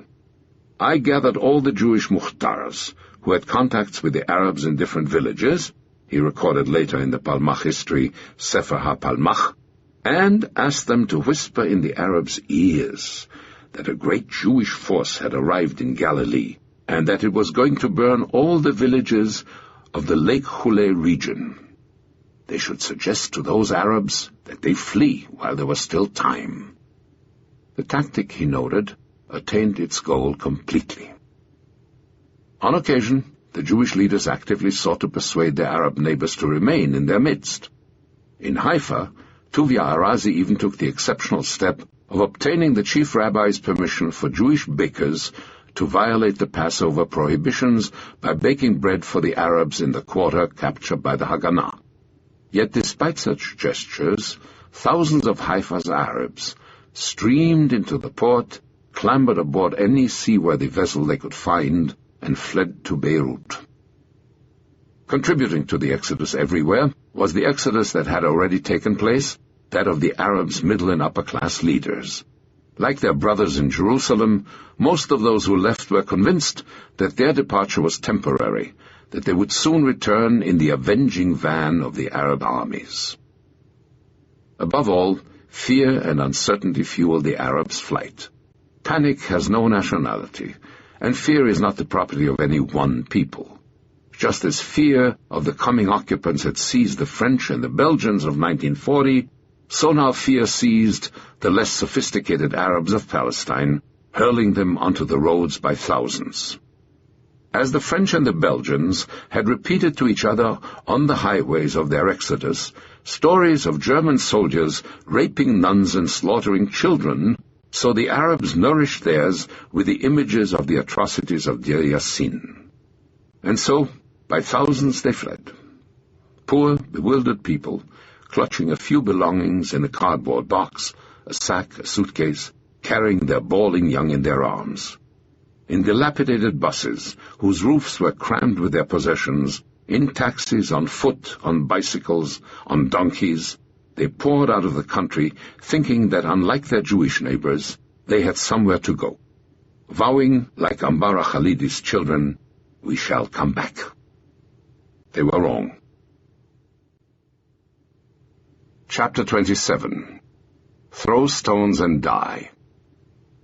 Clusters of police surrounded Egypt's massive parliament building, despite the supposedly secret nature of the meeting beginning inside. Their presence attested to the success of the press campaign unleashed the month before to stir the population's martial ardor. It had been so successful that Egypt's authorities feared the extremists of the Muslim Brotherhood might at any moment hurl Cairo's aroused masses onto the streets of the capital. Even King Farouk had made his contribution to the military mood embracing the city. Now he stalked its nightclubs in a garment more appropriate to its new atmosphere than his usual dinner jacket, a field marshal's uniform. So that his entire entourage might share in the temper of the hour, Farouk had even proclaimed uniforms de rigueur in his court and had awarded military ranks to his sisters and half a dozen of his favorite courtesans. Inside the royal parliament, however, the mood was grim and businesslike. His face set in a somber mask, his hands clutching the speech he had spent the morning preparing, Mahmoud Nokrashi Pasha rose from his place below the speaker's stand and stared at the men arrayed in the circular chamber. It was 6 o'clock in the evening, Tuesday, May 11th, 1948. The moment Nokrashi Pasha had once hoped to avoid was at hand. Calmly, he asked the men before him for a declaration of war on the as yet unborn Jewish state in Palestine. As he droned through his speech, only one dissenting voice rose to protest his call. "Is the army ready?" asked his predecessor, Ahmed Sidki Pasha. Amid the chorus of jeers and catcalls that greeted the question, Nokrashi quietly replied, "I will take the responsibility that the army is ready." Sidki's pertinent query earned him a scornful nickname, Al-Yahud, the Jew. In 2 hours it was over. The secret session had voted Nokrashi Pasha a war, a state of siege, and $6 million additional for his army. 15,000 members of that 40,000-man army were already concentrated in an Egyptian expeditionary force around the seaside community of El Arish in the Sinai Peninsula. Though it now had road maps of Palestine, the army that Nokrashi believed prepared had yet to receive a single mobile kitchen from which to feed the men he was sending to war. Protesting that only 4 battalions of the 2 brigades gathered in El Arish were ready for action, the force's deputy commander, a pipe-smoking Sudanese colonel named Mohammed Naguib, warned his superiors that they were courting disaster. "Nonsense," replied Major General Ahmed Ali el-Muawi. "There would be little fighting and no real opposition." At the opposite end of the Palestine coastal strip, in the Lebanese port of Sidon, the 800 members of another armed force debarked to take their place in the gathering ranks of the Arab armies.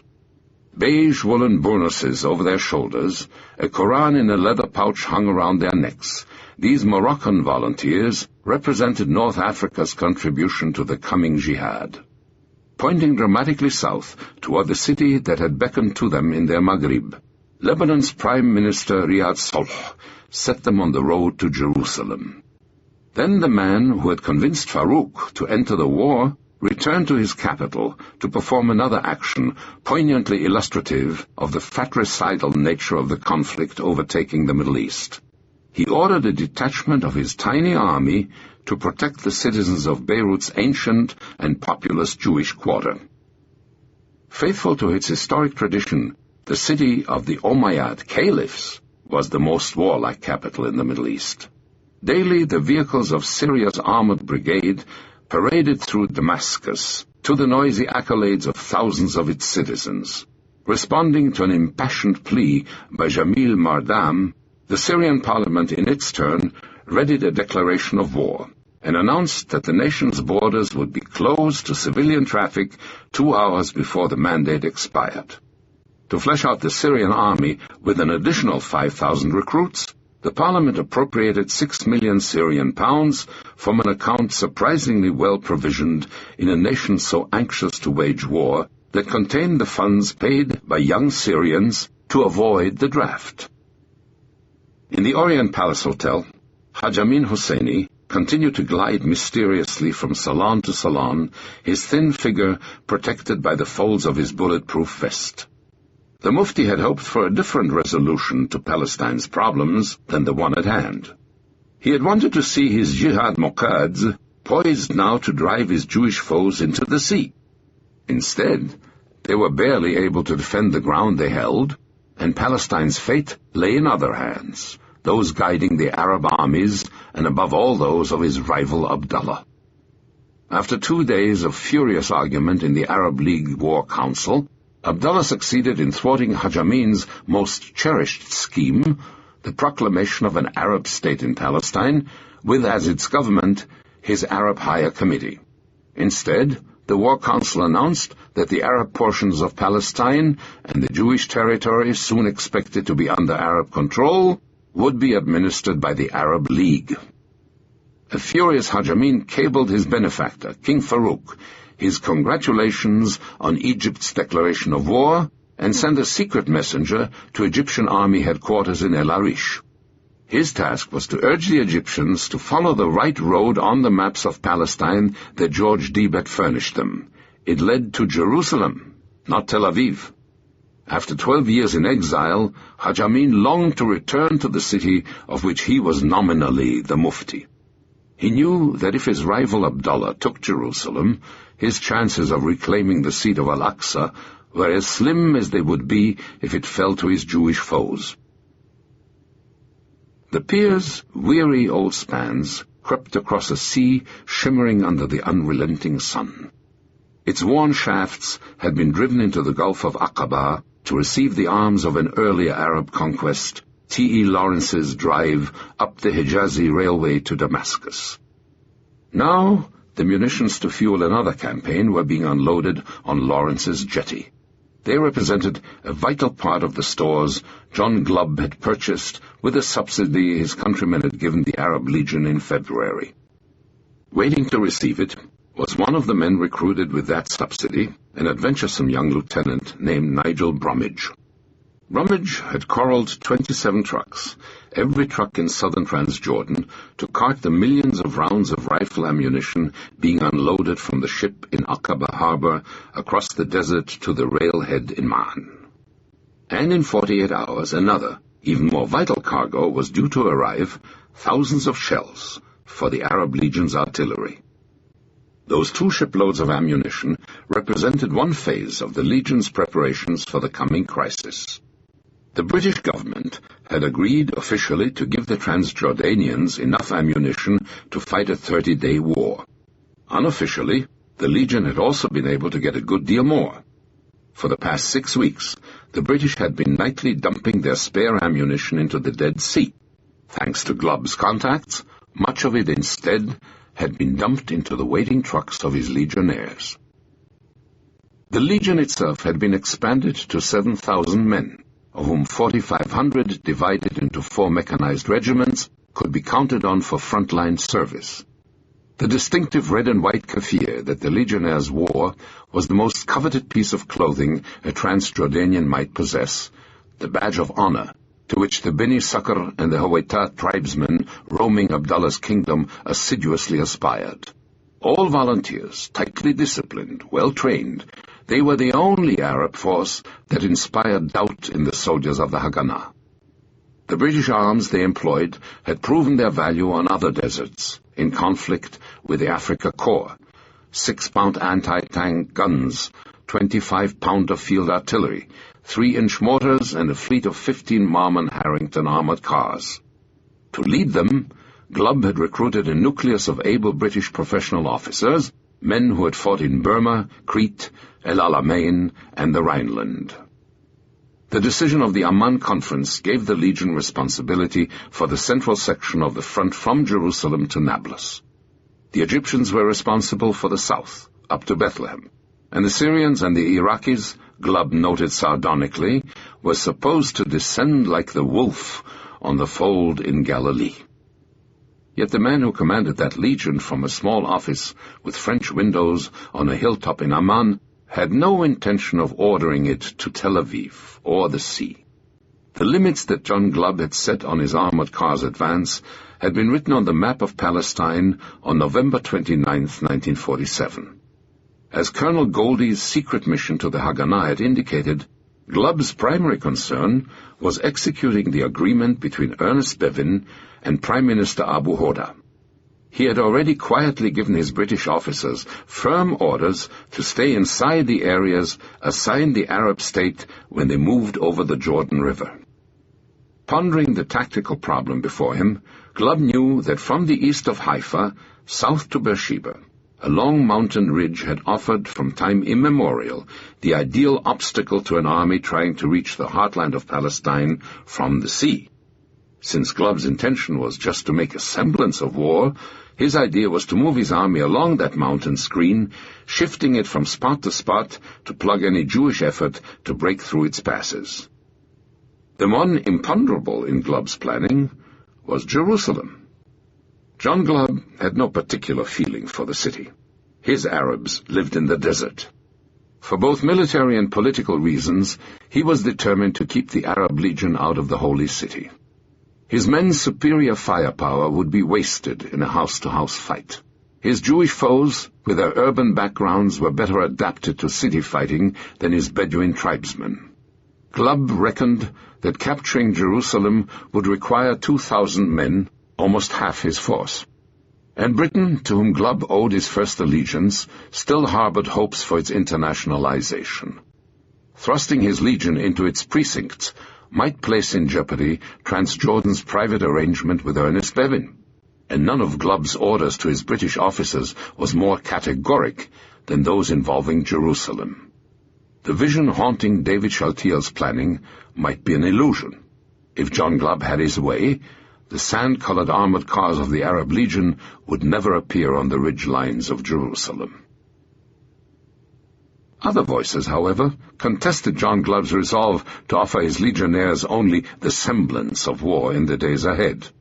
Fed on the same intoxicating diet of propaganda and belligerent boasts as the crowds of Cairo, Baghdad, and Damascus, the souks of Amman clamored for a war, a real war, not a pretense.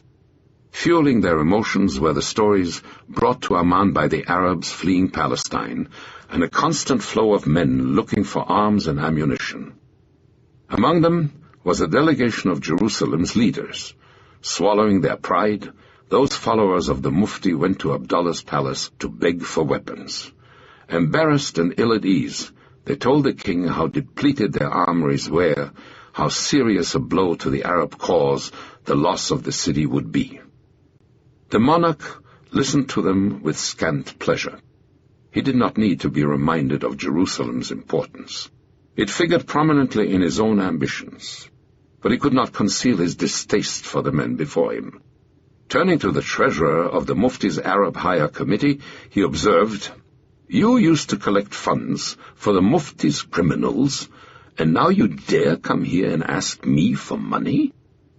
Disconcerted, his visitors launched again into a lurid description of the state of their supplies. "Our ammunition is almost gone," they pleaded. "We'll have to defend the city by throwing stones." "Then throw stones, and die," coldly replied the little king. That same evening, a car slipped discreetly up to the side entrance of the residence of Sir Alec Kirkbride. It had come to take the British minister in Amman to a meeting in a private house on the other side of the city. Waiting for him was Azam Pasha, the Secretary-General of the Arab League. Azam appeared to Kirkbride that night a very worried man, uncertain of the wisdom of going to war. Indeed, what he sought from the British diplomat was reassurance about the course of action on which the Arabs were embarked. Unaware of the conversation between Okrashi Pasha and Sir Ronald Campbell, Azam asked Kirkbride if he would assure him that the British army would not disturb Egypt's line of communications in the Suez Canal zone during the coming conflict. The British envoy replied that it would be inconsistent with His Majesty's government's policy, as he understood it, for Britain to do so. He told Azam he would ask London for a formal reply, but added that if the army intended to interfere, they clearly wouldn't say so that in any event, the answer to his query would be no. Instead of reassuring the Arab leader, his words, Kirkbride noted, seemed only to further perplex and puzzle Azam. Yet they were an excellent reflection of Britain's policy. The British Foreign Office was not totally displeased by the Arabs' decision to go to war. With the exception of the disappointing showing of the Palestinians, things seemed to be working out about as the Foreign Office had anticipated. The coming conflict, Whitehall estimated, would be of relatively short duration and would eventually be checked somehow by the United Nations. Indeed, Ernest Bevin had privately warned a Palestinian Arab friend, "Make sure that whatever efforts you undertake in 2 weeks. For 2 weeks, perhaps, we can help you. After that, we can only help you diplomatically." Bevin and his associates did foresee some considerable Arab successes in the fighting. In particular, his deputy, Sir Harold Beeley, would later recall, "We were doubtful about the fate of Jewish Jerusalem. Their situation looked very precarious, and we thought they would go under. We were not trying to warn the Arabs off going to war, but we were cautious," Beeley noted. It will be correct to say that if we did not encourage the Arab states to go to war in Palestine, we did not discourage them either. The view of His Majesty's representative in Amman was considerably more candid. 2 decades after, Sir Alec Kirkbride would still think we were waving the green flag at the Arabs. It is interesting to note, in retrospect, how fallacious some of the considerations dominating Britain's Middle East policy in 1948 turned out to be. Centuries of wise British diplomacy have kept the Russians out of the Middle East, noted a British Army intelligence report in April 1948. American demagogy, blind to all but electoral consideration, is letting them in. In vain have the Greeks and Turks warned of the futility of using their countries as barriers to block the front door against Russian aggression while leaving open the pasture gate in Palestine. Once British troops have left, there will be no one to control or prevent an unlimited immigration of Jewish communists from Russia. 75 miles northwest of Amman, another black car drew up to an Arab Legion checkpoint. The legionnaire on duty peered inside toward the heavy-set black-veiled woman sitting in the back seat. Beside her was a bulky man in a curly black astrakhan hat. The driver leaned toward the soldier and whispered one word, Zorbati. That was not a password, but a name, the name of the driver, an illiterate Iraqi Kurd who had become King Abdullah's most trusted servant.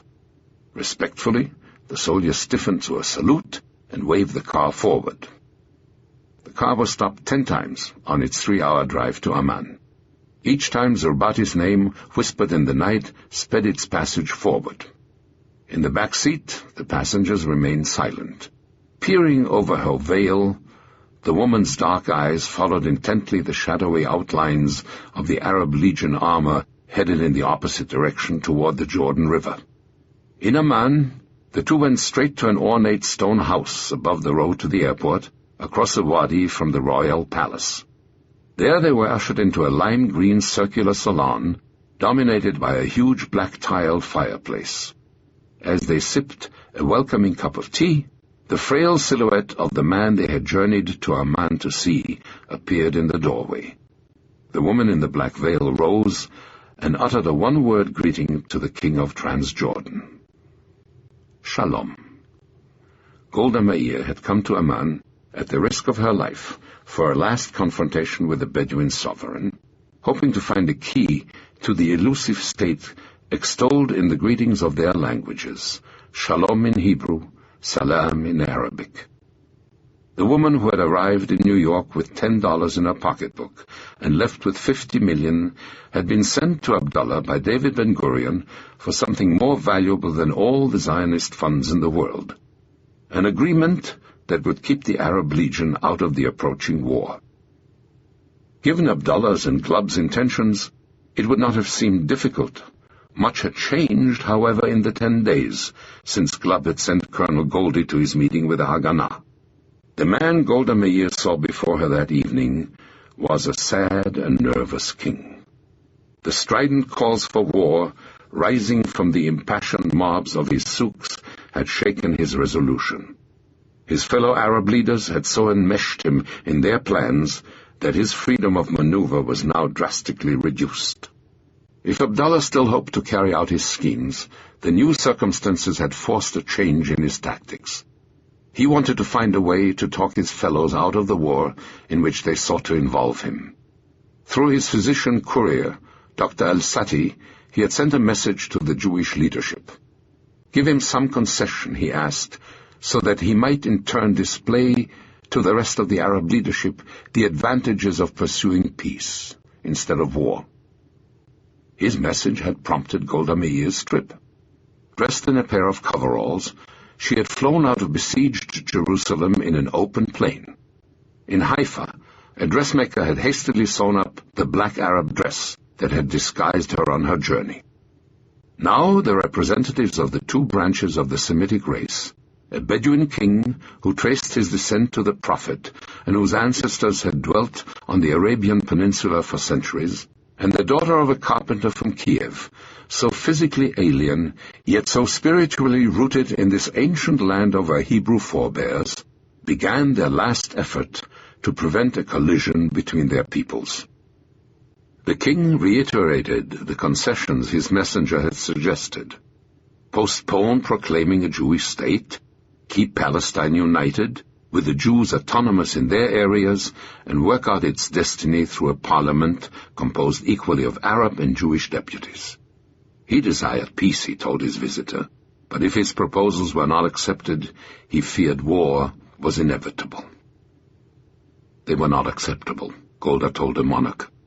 The Jews of Palestine sincerely wanted peace with their Arab neighbors, but not at the price of abandoning the most elemental of their aspirations, a land of their own. However, if they could return to the idea alluded to in their November conversation, the annexation scheme Abdullah still secretly intended to carry out, an understanding between them would be reached. The Jewish Agency was ready to honor the frontiers drawn by the United Nations as long as there was peace. Should war come, she gently warned, then her people would reach out and fight wherever they could as long as their strength lasted, and, she told the king, that strength had increased immeasurably in the past months. The king said he realized the Jews would have to repel any attack, but the situation had changed radically since their last meeting. Deir Yassin had inflamed the Arab masses. I was alone then, he said. Now I'm one of 5, and I have discovered I cannot make any decision alone. Golda and the man who had accompanied her, a brilliant Orientalist named Ezra Danin, tactfully reminded the king that Jews were his only real friends. I know that, he replied. I have no illusions. I believe with all my heart that divine providence has brought you back here, restoring you, a Semitic people who were exiled in Europe and have shared in its progress to the Semitic East, which needs your knowledge and initiative. But, he said, conditions are difficult. Be patient, he urged. The Jewish people, Golda quietly remarked, had been patient for 2,000 years. Their hour of statehood was at hand and could not be postponed now. If an understanding between them could not be reached on another basis, and His Majesty wanted war, then she said, I am afraid there will be war.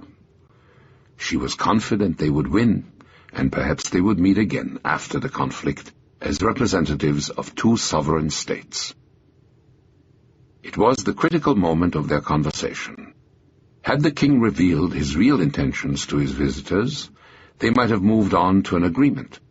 He did not, and the proud little sovereign would carry to his grave the explanation of his silence. Perhaps he was convinced, that May night, that the course on which he was embarked was so perilous that he dared reveal his plans only to the handful of non-Arabs who would be responsible for carrying them out, John Glubb and the British officers of his Arab Legion. I am sorry, he told his visitors. I deplore the coming bloodshed and destruction. Let us hope we shall meet again and not sever our relations. The conversation that might have prevented the first Arab-Jewish conflict was ended. Before leaving on her dangerous journey, Golda Meir had told her escort, Danin, that she would walk to hell if there was a chance of saving one Jewish soldier's life by her action. She rose to her feet, sadly aware that she had saved no lives this night. At the doorstep, Danin turned to Abdullah. They had been friends for years. Your Majesty, he said, beware when you go to the mosque to worship, and let people rush up to kiss your robe. Someday a man will shoot you like that. Habibi, dear friend, replied the king, I was born a free man and a Bedouin. I cannot leave the ways of my father to become a prisoner of my guards. The trio shook hands. The last glimpse Danin and Golda would have of the king was standing on the stairs in his white robe and headgear, slowly, sadly, waving goodbye. Chapter 28. By just one vote. The melancholy notes of an accordion rose through the darkness in the settlement of Kfar Etzion. Sometimes nostalgic, sometimes defiant, Tzvi Ben Yosef, a Viennese poet, played one of his own songs to the hushed band of young people gathered around him. If I fail, friend, take my gun and avenge me, he sang. Softly, moodily, the boys and girls of the Haganah before him took up each chorus, sending Ben Yosef's words through the shell holes in their Neve Ovadia into the night beyond. Few words could have captured better the spirit of the 545 settlers and soldiers waiting in the Etzion block that night of May 11th for a final tidal wave to break upon their unfortunate hills. Much had happened in the 6 weeks since the settlement's convoy had been lost at Nebi Daniel. On April 12th, the colony was assigned the task for which in a military sense it had been founded, to harass Arab traffic between Jerusalem and Hebron. Then, on April 30th, the settlers received the order that would seal their fate. The men of Jerusalem's southern bastion, were told to cut the road to prevent reinforcements from reaching the city from Hebron during the Palmach's attack on Katamon. His dour face, marked by his years in Nazi concentration camps, Kfar Etzion's commander, Moshe Zilberschmidt, had urged his men to the dangerous job with one phrase, Netzach Yerushalayim, for the eternity of Jerusalem. Throwing up barricades, cutting telephone communications, ambushing passing vehicles, they had succeeded in their task so completely that the Arabs could not ignore the challenge. At dawn on May 4th, the inevitable had happened.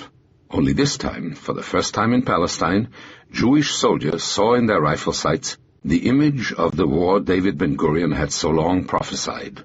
Uniformed regular soldiers moving at them behind the screen of armored vehicles. Determined to wipe out the strategically placed settlement before May 14th, the Arab Legion was attacking. The survivors of the assault affirmed that in addition to the Legion forces, at least one British tank joined in the shelling of their settlement. 2 squadrons of armored cars began to pour point-blank fire into the settlers' advanced posts in an abandoned Russian Orthodox monastery along the Jerusalem-Hebron road. Then, backed up by hundreds of Arab villagers, the Legion's Bedouin infantry moved to the attack. The monastery's defenders had been forced to fall back on their colony, leaving only 500 yards between their foes and the heart of their settlement. A hastily scribbled message had saved the colony that day. Anxious to reopen the Hebron road, not to engage in a major battle, Glub Pasha ordered the officer directing the attack to break off action and return to his base. Deprived of a victory he had believed within his grasp, Major Abdullah Tell had vowed to the villagers around him, "We will be back."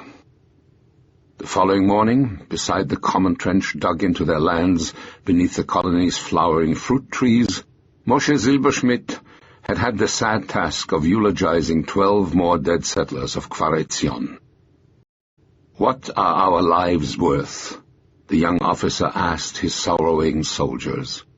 "Nothing compared to our task. Remember, it is the ramparts of Jerusalem we defend here." The men and women who had vowed not to rest until they had covered Kfar Etzion's barren ridges with blossoming fruit trees now faced the cruel prospect of becoming, according to their commander, another Masada, the legendary repair of the last Jewish zealots holding out against the Romans. At least, one of them wrote in a last letter that night, "We can rejoice at being able to do what the youth of the ghettos of Europe could not do, rise up against our enemy with our arms in our hands." Yet on the evening of May 11th, when Tzvi Ben Yosef's accordion was finally put away in the Neve Ovadia, the sound of young laughter rang out again across the settlement. For a few hours, before a spell of guard duty or a brief nap, Kfar Etzion's youthful defenders had managed to forget. Not for long. Saying goodbye to his girlfriend, a nurse he had walked back to the hospital, Yaakov Edelstein had a premonition. He had fought with the partisans against the Wehrmacht in the forests of his native Poland, and he had the instinctive feeling for the kind of menace under which Kfar Etzion lived. "Listen," Edelstein told his girl, "I'm sure they're about to come for us. I'm afraid we shall not see each other again." He was right. The Legion was coming back. Unknown to its British commander, dozens of its soldiers were at that moment mounting their armored cars and half-tracks. In Hebron and the surrounding villages, the irregulars, too, boarded their trucks. All of them were heading for Kfar Etzion. Their attack began at 4 a.m., Wednesday, May 12th. Shaken from its bunk by the first exploding shells, Yaakov Edelstein rushed to his post in his pajamas. Tumbling into his position, he saw the first grey light of dawn on the horizon through the halos of fog clinging to the hills around him. He had been right. Kfar Etzion's last battle was beginning. True to the vow he had uttered 8 days earlier, Major Tell was ready to destroy the colony at all costs. He had used a ruse to justify his attack to the Legion's hesitant commander. He had told his subordinate, Captain Hikmet Mohair, in Hebron, to radio Glub that one of his convoys was under fire from the colony. Moher began the attack with a company of infantry, a squadron of armored cars, and hundreds of irregulars.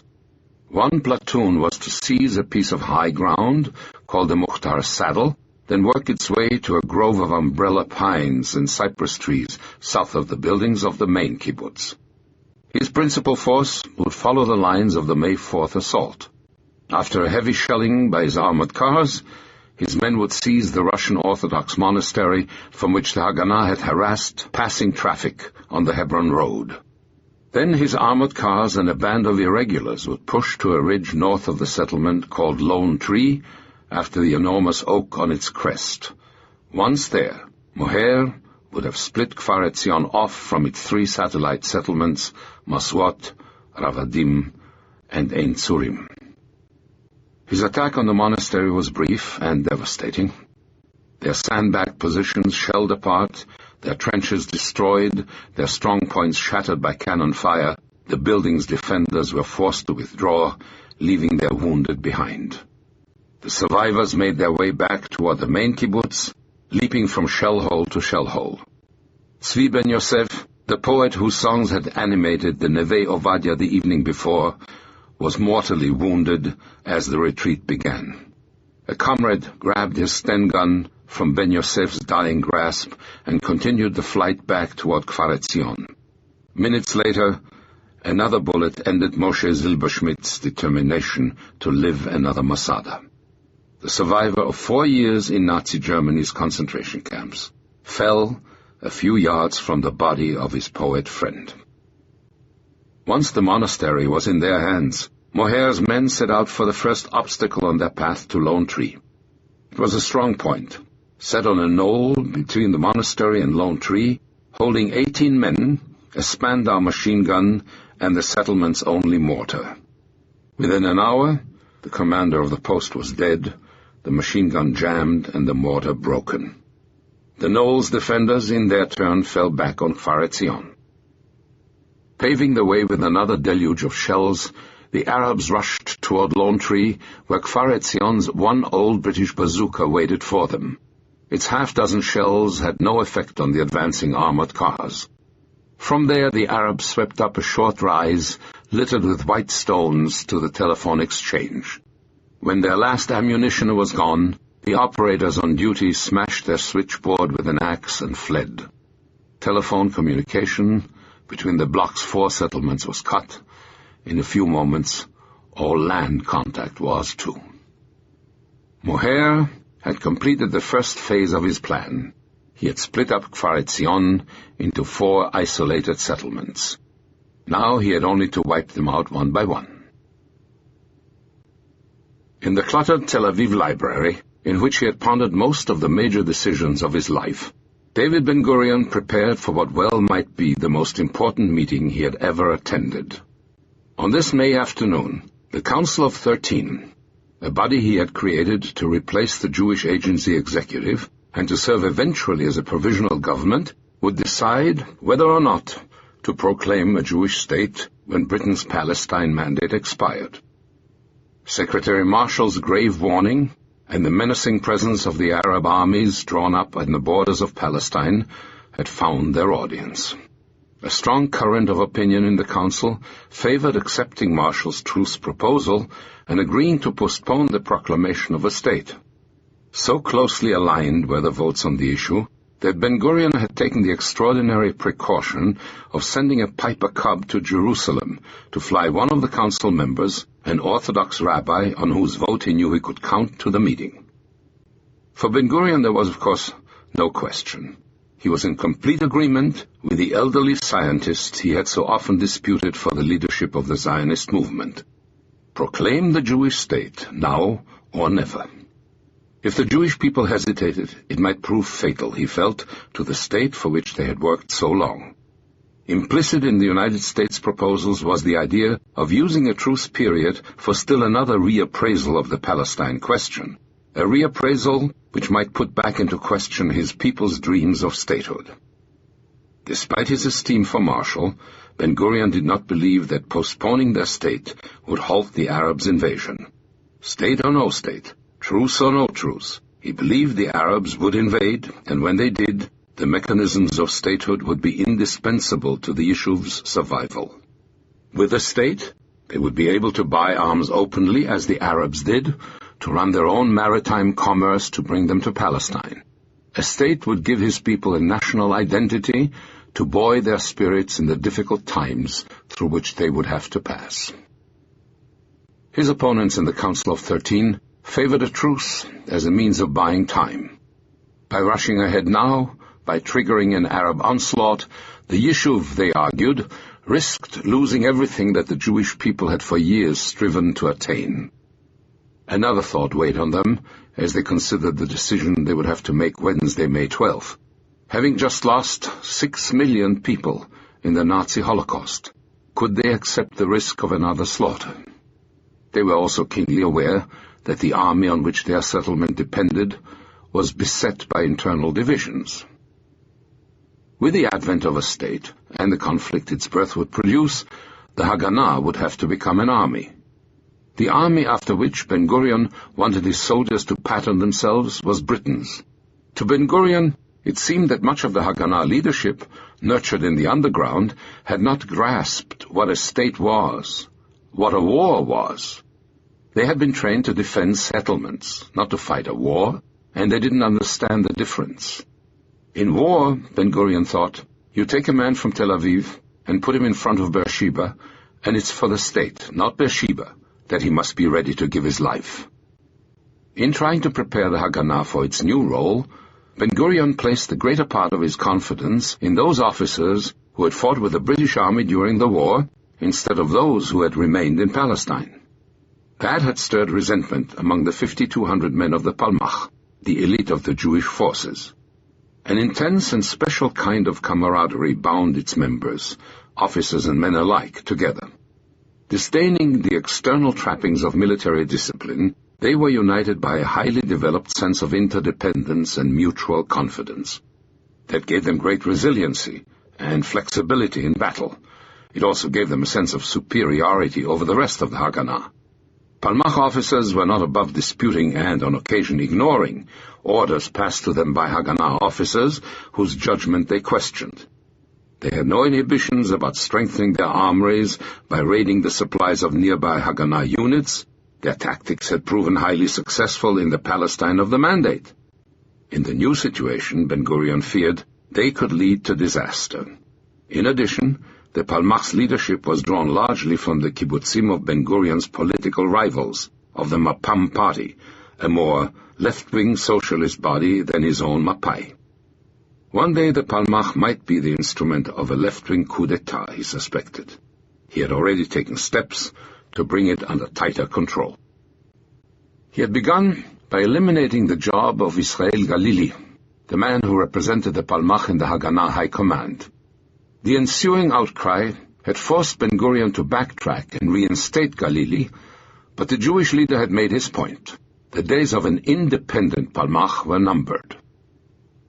On paper, the Jewish position was not as desperate as it might have appeared. The Haganah had a trained manpower pool of 60,000 people.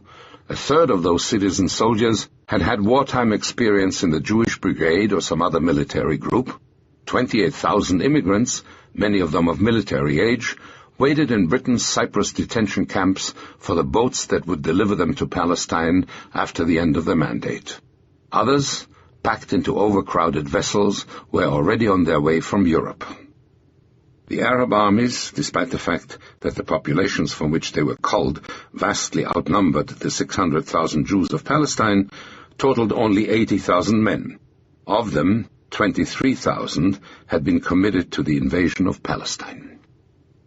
Yet on the 12th of May, the Haganah had only 18,900 men fully mobilized, armed, and in position to meet the Arab onslaught.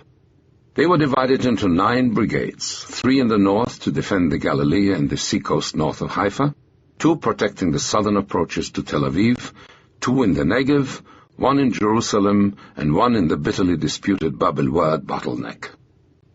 In almost every instance, the Arabs held the superior terrain. In Tulkarm, They were less than 10 miles from the sea and the possibility of cutting the Yishuv in half. The Arab communities of Lida and Ramle were only minutes from the heart of Tel Aviv. The Negev seemed wide open to Egypt's armor. Jerusalem, above all, remained completely cut off. Another effort to reopen the road, as Nachshon had done, was on the brink of failure.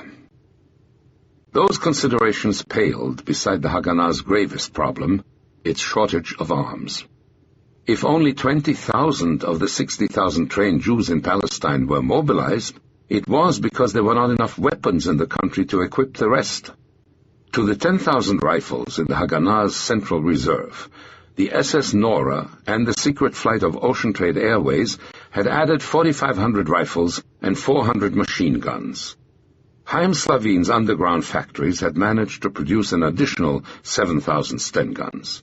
That represented virtually all the Haganah's small arms. Yet the organization was rich in hand weapons compared to its shortage of heavy equipment. Its field artillery was made up almost exclusively of the homemade Davidka and a few bought or stolen 3-inch mortars. There was not a single warplane in the country. Yosef Avidar's workshops had buckled protective armor plating onto 600 assorted vehicles, effective enough in running the gauntlet of Arab ambushes, but worthless against Glub's armored cars or Egypt's armored force. 2 folders lying on the Jewish leader's desk contained the details of the Haganah's only hopes of victory and the arguments with which Ben-Gurion hoped to persuade his fellows to proclaim their state. They were the summaries of the arms purchased abroad by Ehud Avriel and Yehuda Arazi. Stockpiled in Europe, awaiting the legal sanction of Jewish statehood to begin their journey to Palestine, they could alter the tide of the conflict. Somewhere on the waters of the Mediterranean, beyond Ben-Gurion's windows, the first shipload of those arms waited just outside Palestine's territorial water. The holds of the SS Borea contained the Haganah's first field artillery pieces, 5 65mm mountain guns, and 48,000 shells. Ben-Gurion was going to propose to his hesitant fellows a gamble on their ability to withstand the Arabs' onslaught until the caravan of ships, of which the Borea was a harbinger, could reach their ports. Clutching the reports on which his arguments and the proclamation of a Jewish state would stand or fall, Ben-Gurion set off for his historic meeting in the Tel Aviv headquarters of the Jewish National Fund. "They are closing in. Urgent you send aviation to help us." In the command post of the kibbutz at Kfar Etzion, the fingers of Elisa Feuchtwanger, the colony's young Polish-born radio operator, skimmed over yet another despairing plea for help. Her desperate stream of SOSs indicated the gravity of the kibbutz's plight. Situation in regard to men, arms, and ammunition grave. Do everything you can tonight. We can no longer attend the dead and wounded, pleaded one. The shellfire of the Legion's armored cars had already ravaged most of the kibbutz's buildings. Half of the roof of the Neve Ovadia was torn off. The dining hall, the kitchen, the hospital, the library, and most of the dormitories were in ruins. Only the headquarters itself, installed in a solid stone building that had housed the German Benedictine monks from whom the Jewish National Fund had bought part of Kfar Etzion, had survived intact. The structure swarmed with breathless messengers, wounded, fighters, numbed with fear and fatigue, grabbing an instant's rest. The constant din of shellfire, the acrid pall of smoke from the kibbutz's burning buildings, the disorderly movement of people shouting for arms, ammunition, or help gave the building an atmosphere of despairing hysteria. The block's new commander, a curly-haired Sabra named Abras Tamir, had been seriously wounded May 4th. Carried to the command post from the hospital after Moshe Zilberschmidt's death, he had to give his orders from a stretcher. On the other side of the fighting lines, Captain Hikmet Moher too sent a message. As he had agreed with Tel, he radioed Legion headquarters a lurid account of his situation and called for reinforcements. 2 more platoons were sent to bolster his forces. Toward the end of the afternoon, the Legion's shellfire began again with increased fury, followed by another sortie of Muhair's armored cars. On Rock Hill, the principal outpost before the kibbutz itself, a 2-inch mortar being used as a bazooka, and 2 light machine guns hurled a barrage of fire at the oncoming cars. Despite the shell fire exploding all around them, Rock Hill's defenders held on, training their inadequate weapons on the only vulnerable part of the machines advancing toward them, their tires. Their tactic succeeded. Like a pack of wounded animals, Captain Muhair's cars began to limp back to Lone Tree on their flat tires. The tenacious resistance of the handful of men on Rock Hill had earned their fellows in Kfar Etzion a precious gift, the chance to survive another night. David Ben-Gurion scrutinized the faces of the 9 men gathered around him in the headquarters of the Jewish National Fund.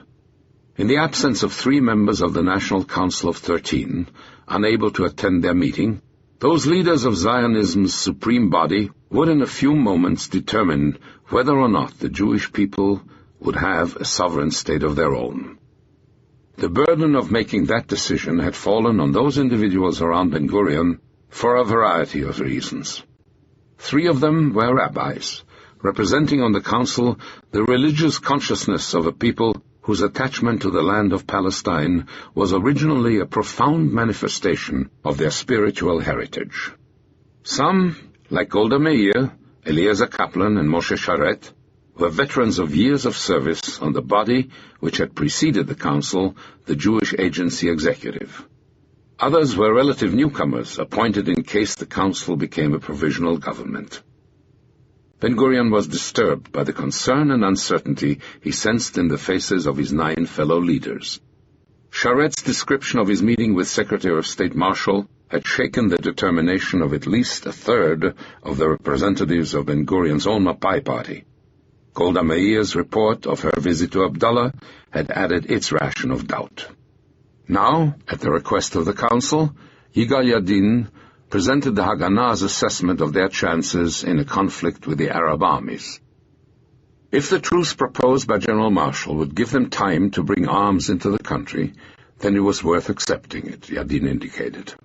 If they did not accept, and war broke out immediately, the Haganah would be sorely tried.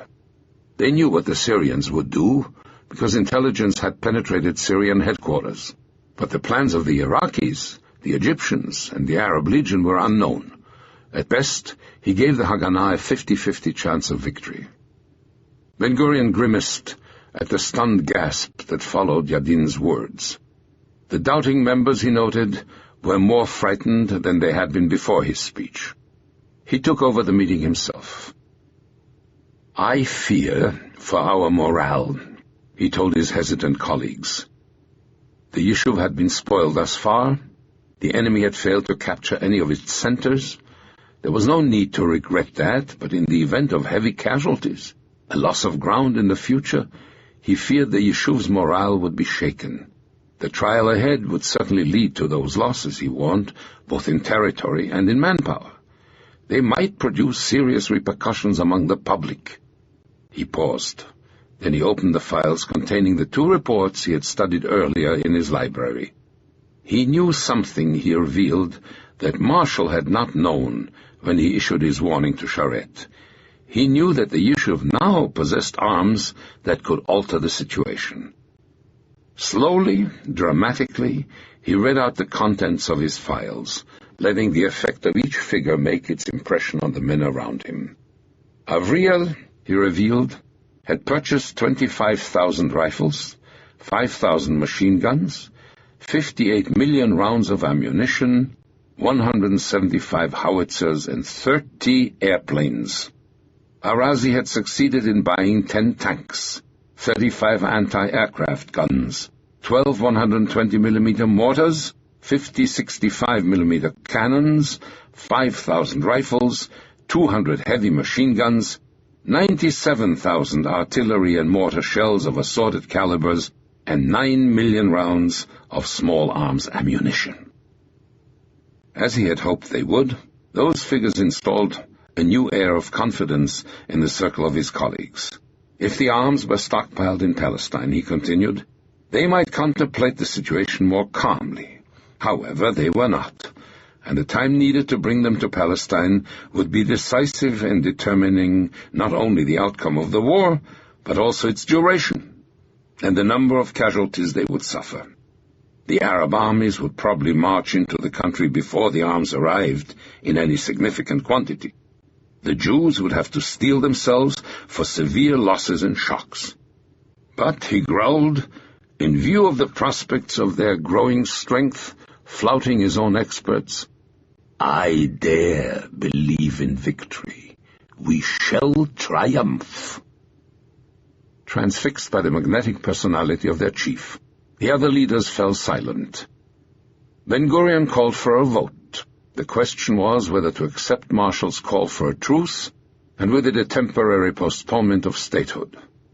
If the vote went against accepting the truce, then it would automatically mean the proclamation of a state. The closeness of the vote, in spite of the power of Ben-Gurion's final oration, was the measure of how near the people in the Jewish National Fund headquarters had come to turning away from statehood. At his call for those in favor of accepting the truce, Ben-Gurion saw 4 hands go up. The motion had failed by just 1 vote. On that 1 vote had hung the rebirth of the Jewish state. The council turned to the consequence of its vote, the protocol of proclaiming a state. Someone suggested that the declaration should stipulate that the state's borders would be those contained in the United Nations Partition Resolution. Ben-Gurion rejected the idea. The Americans, he said, had not announced the frontiers of their state in the Declaration of Independence. Despite considerable reservations, particularly on the internationalization of Jerusalem, the Jews had accepted the partition resolution. The Arabs had not, and by their action they had forfeited their right to the partition plan. The borders of their state would be those that would come out of the war. "We have before us," he said, "a chance to get a state whose borders will be practical ones. The state we are proclaiming is not the state that resulted from the United Nations decision, but the de facto situation existing today." Then the group chose a name for the new state. 2 names, Zion and Israel, were before them. On Ben-Gurion's urging, the choice finally fell on Israel. One last decision remained, fixing the exact hour at which they would announce to the world the news for which the Jewish people had been waiting for almost 2 millenniums. Technically, their state would come into existence at midnight, Friday, May 14th. That would be in the midst of the Sabbath, and the Orthodox among them would not be able to travel in an automobile or even affix their signature to a proclamation of statehood at that hour. One of the participants took from his pocket the chart, carried by all Jews wishing to be scrupulously exact in their observance of the rites of their religion. Studying its figures, he announced that in order to conclude before the official hour of the setting of the sun, the ceremony proclaiming the birth of a new Jewish nation in the land of Israel should begin at precisely 4 o'clock on Friday, May 14th, 1948, the 5th day of the month of Iyar, in the year 5708 of the Hebrew calendar. In the silent night of Kfar Etzion, the anguished eyes of the settlement's defenders studied the star-filled sky. They clung to a last desperate hope, the thought that somehow the Haganah might fill that sky with planes bringing them the instruments of their salvation. Those hopes were illusory. The few light airplanes the Haganah could put into the evening sky had no chance of saving an entire colony. Most of the parachutes of arms and medicine they tried to drop to the settlers fell beyond their lines. Using the cover of darkness, a team of sappers laid on the approaches to the kibbutz what mines the settlement had left. Abbas Tamir decided to send his 35 wounded to one of the other colonies. Volunteers carried those who couldn't walk. Led by Dr. Aaron Winsberg, a former surgeon in the Red Army, the pitiful procession of injured stumbled off over the stones and scrub brush of a goat track, trying to limit the noise of their passage to the groans of the dying. Tamir himself was carried on his stretcher past the Arab lines to Maswat, where he hoped to find enough men to organize a counterattack for the morning. Toward midnight, a shell set fire to the stable and the barn. There was no water left to put it out. The macabre ballet of those flames reminded some of Kfar Etzion's deeply religious settlers of the burning of the temple sanctuary. Eliezer Sternberg relived for a few grim instants a more recent tragedy, the end of the Warsaw Ghetto.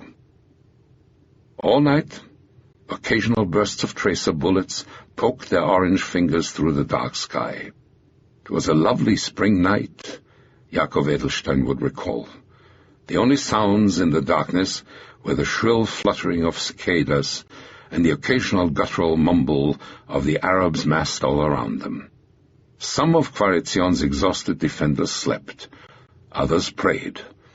They prayed that the night might never end. In an army camp near Jericho, the faint ring of a field telephone roused the sleeping Arab soldier. At the voice of his orderly exclaiming, "Ah, ya Pasha!" as he picked up the phone, Major Abdullah Tell leaped from his bed and took the receiver from the soldier's hands. There was only one Pasha in the Arab Legion, and only one Pasha in the life of Abdullah Tell. He had been waiting for Glub's call. In his familiar, faintly hesitant voice, the only Englishman who spoke Arabic with a perfect Bedouin accent ordered the commander of his 6th Regiment to round up the rest of his men and rush to Kfar Etzion. Captain Moher, Glub reported, was in serious difficulty. Tell smiled. The ruse had worked. He ordered his men, already in a state of alert, to get ready.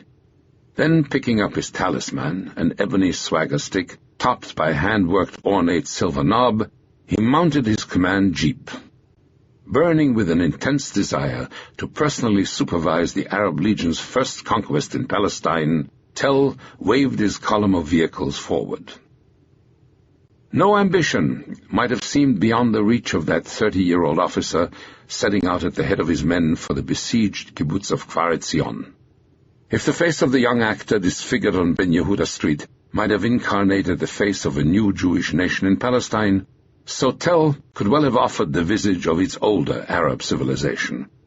With his perfectly spaced features, his dark mustache, his brown eyes, his white teeth showing through his spacious smile, his head swathed in the perfectly draped folds of his red and white keffiyeh, Tell might have seemed the leading man in some Hollywood drama of the Arabian desert. He had the age, almost, of the emirate he served. His mother had often told him that one of her first gestures after his birth had been to hold him up to the window so that his infant eyes might witness a turning point in his people's history, the retreat of Turkey's soldiers through the streets of his native Irbid. Like so many of his generation, an 18-year-old Tell had gone to jail for demonstrating against the power that had replaced Turkish influence in the Middle East, Great Britain. Yet 7 years later, he sought to wear the coveted British battle dress and the red and white keffiyeh of the army founded by Lawrence's heirs. In action against Iraq's Golden Square rebels on duty in Palestine, one single-minded obsession dominated the young Tell: to resemble as closely as possible a British officer, to be as admired by my men as Glub was by his Bedouins. On November 30th, 1947, listening to a radio announced the result of the partition vote in a British officers' mess. Tell had had the opportunity to measure the limits to which he might push that resemblance. None of the Englishmen around him appeared moved by the news. Years later, he would still recall his shock at realizing that he alone in the mess was concerned. The Arabs would have to take their destiny into their own hands, he told himself. His determination to seize Kfar Etzion without his British commander's knowledge or blessing was going to be a first manifestation of the young officer's resolution that day to wipe out the injustice of partition. Chapter 29. The Last Supper. Every morning for 28 years, Fuad Tanus's working day had begun with the same little ritual: a cup of Turkish coffee, a glance at the morning paper, and a few jokes on what it contained with his colleagues in the Jerusalem testing laboratories. On this Thursday morning, May 13th, only 2 of his fellow employees remained to share for the last time that right with Fouad Tanouz. There were no jokes that morning. Sad and solemn, the 3 men sat there looking at each other. There was absolutely nothing for them to do. Yet, totally faithful to the British training that had been the focal point of his adult existence, Tanouz remained on duty until the laboratory's final closing hour. A few minutes before the end, he went to the office of the Director of Medical Services at Government Hospital to get his certificate of service. The director handed it to him with 3 words. Here it is. That was all. No handshake, no thank you, no goodbye, no good luck. For Fouad Tanouz, 28 years of service to the British Empire had ended in that curt phrase. He went back to his lab to close up.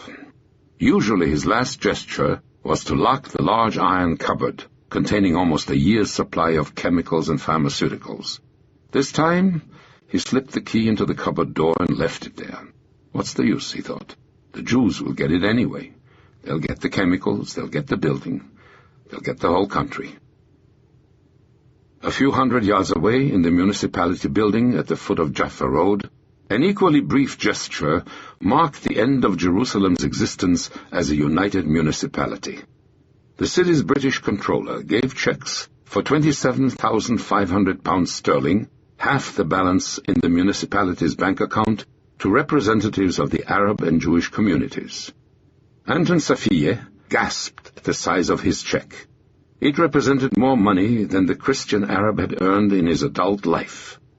Trembling with a heavy responsibility thrust upon him, he rushed to deposit it in the safest place he knew, the vault of the municipality building. That task accomplished, Safiye turned to a more prosaic chore.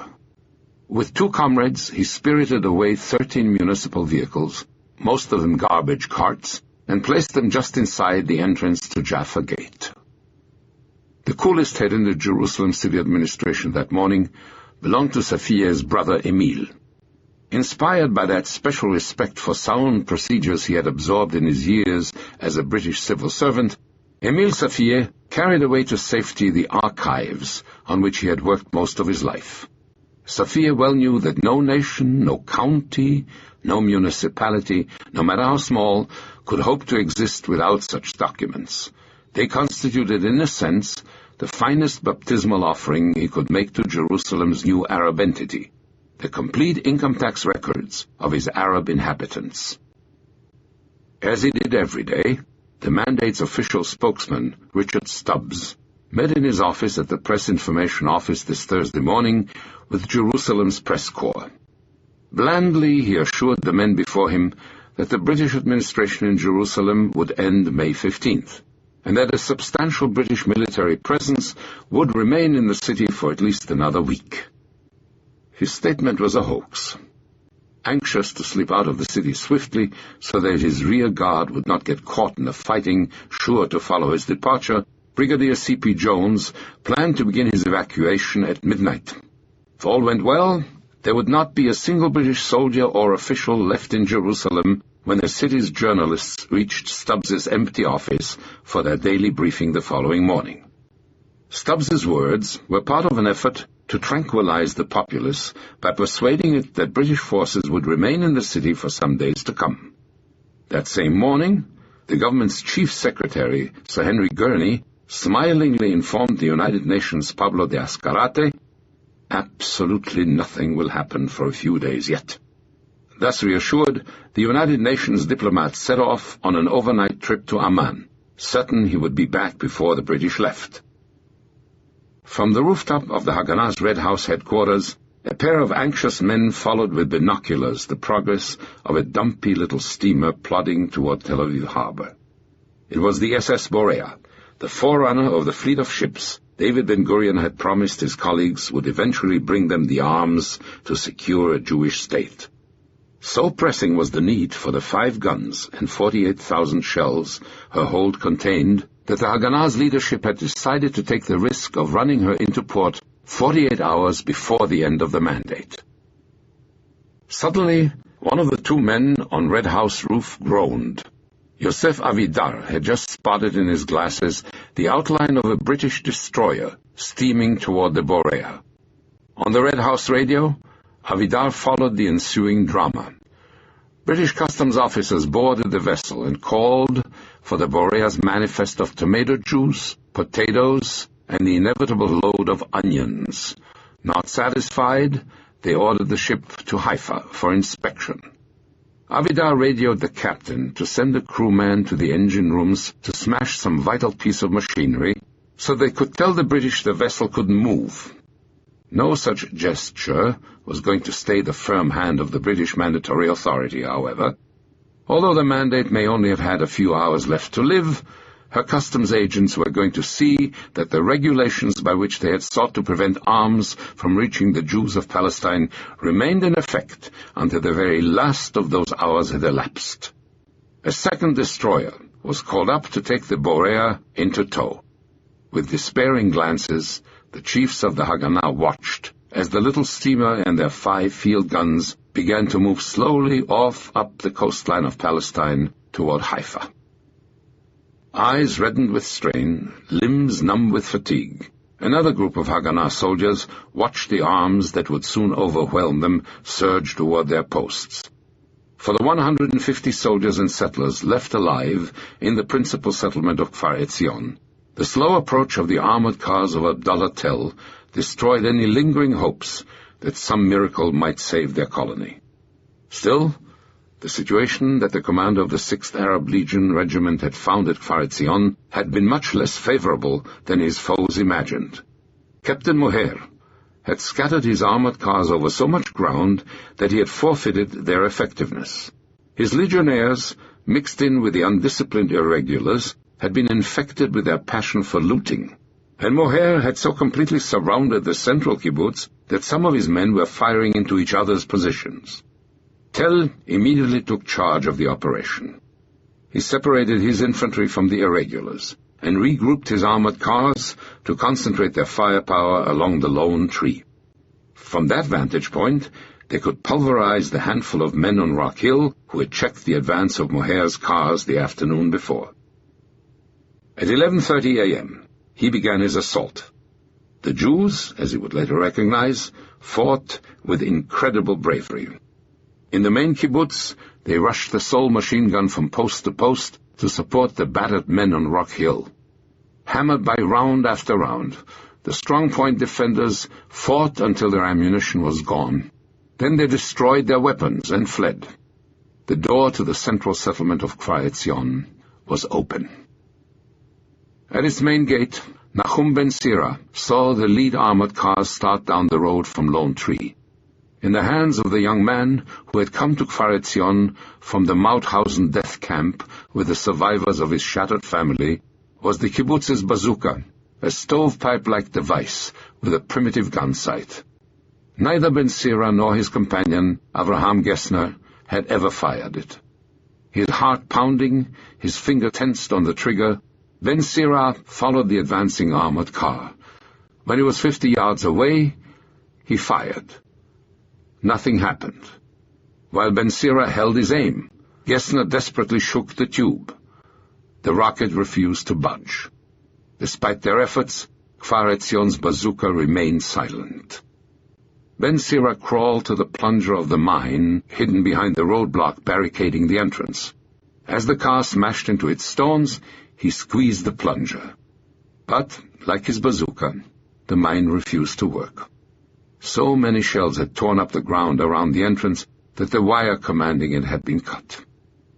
The car pushed aside the stones of the barricade and rumbled into the kibbutz itself. 2 well-aimed Molotov cocktails finally stopped its progress. Gessner and Ben Sira's string of bad luck had finally ended. Their victory was brief. From behind the thick smoke wrapping the burning car came the rumble of other cars, and in their wake a screaming horde of irregulars rushed toward the gate.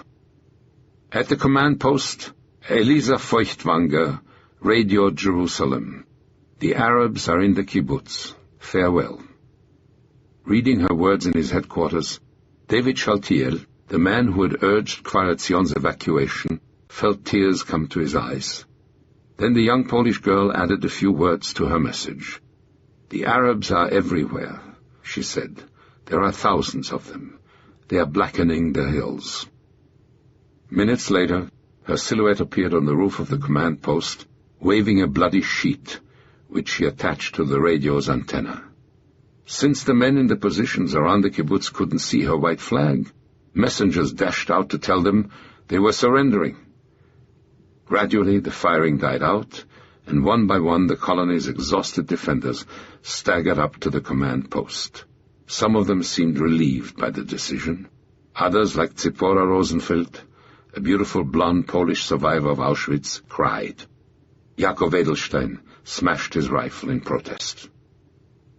50 survivors finally reached the little square before the headquarters. Among them was Elisa Feuchtwanger, whose messages would soon become a legend throughout Palestine. Jakob Edelstein looked for the nurse he had walked to the hospital 2 days before. As he had feared, they would not meet again. She was dead. Yitzhak Ben Sira searched for the 5 brothers and sisters he had brought to Kfar Etzion from Europe's death camps. Only one, Nachum, was still alive. Zipporah Rosenfeld leaned against the husband she had refused to leave when the colony's mothers had been evacuated, thinking certainly of her infant son Yossi, born only a few weeks before on the promised land of her new country. Scores of irregulars swarmed around them, shrieking, "Dir Yassin!" ordering them to sit down, stand up, sit down again. Edelstein saw one of them step forward.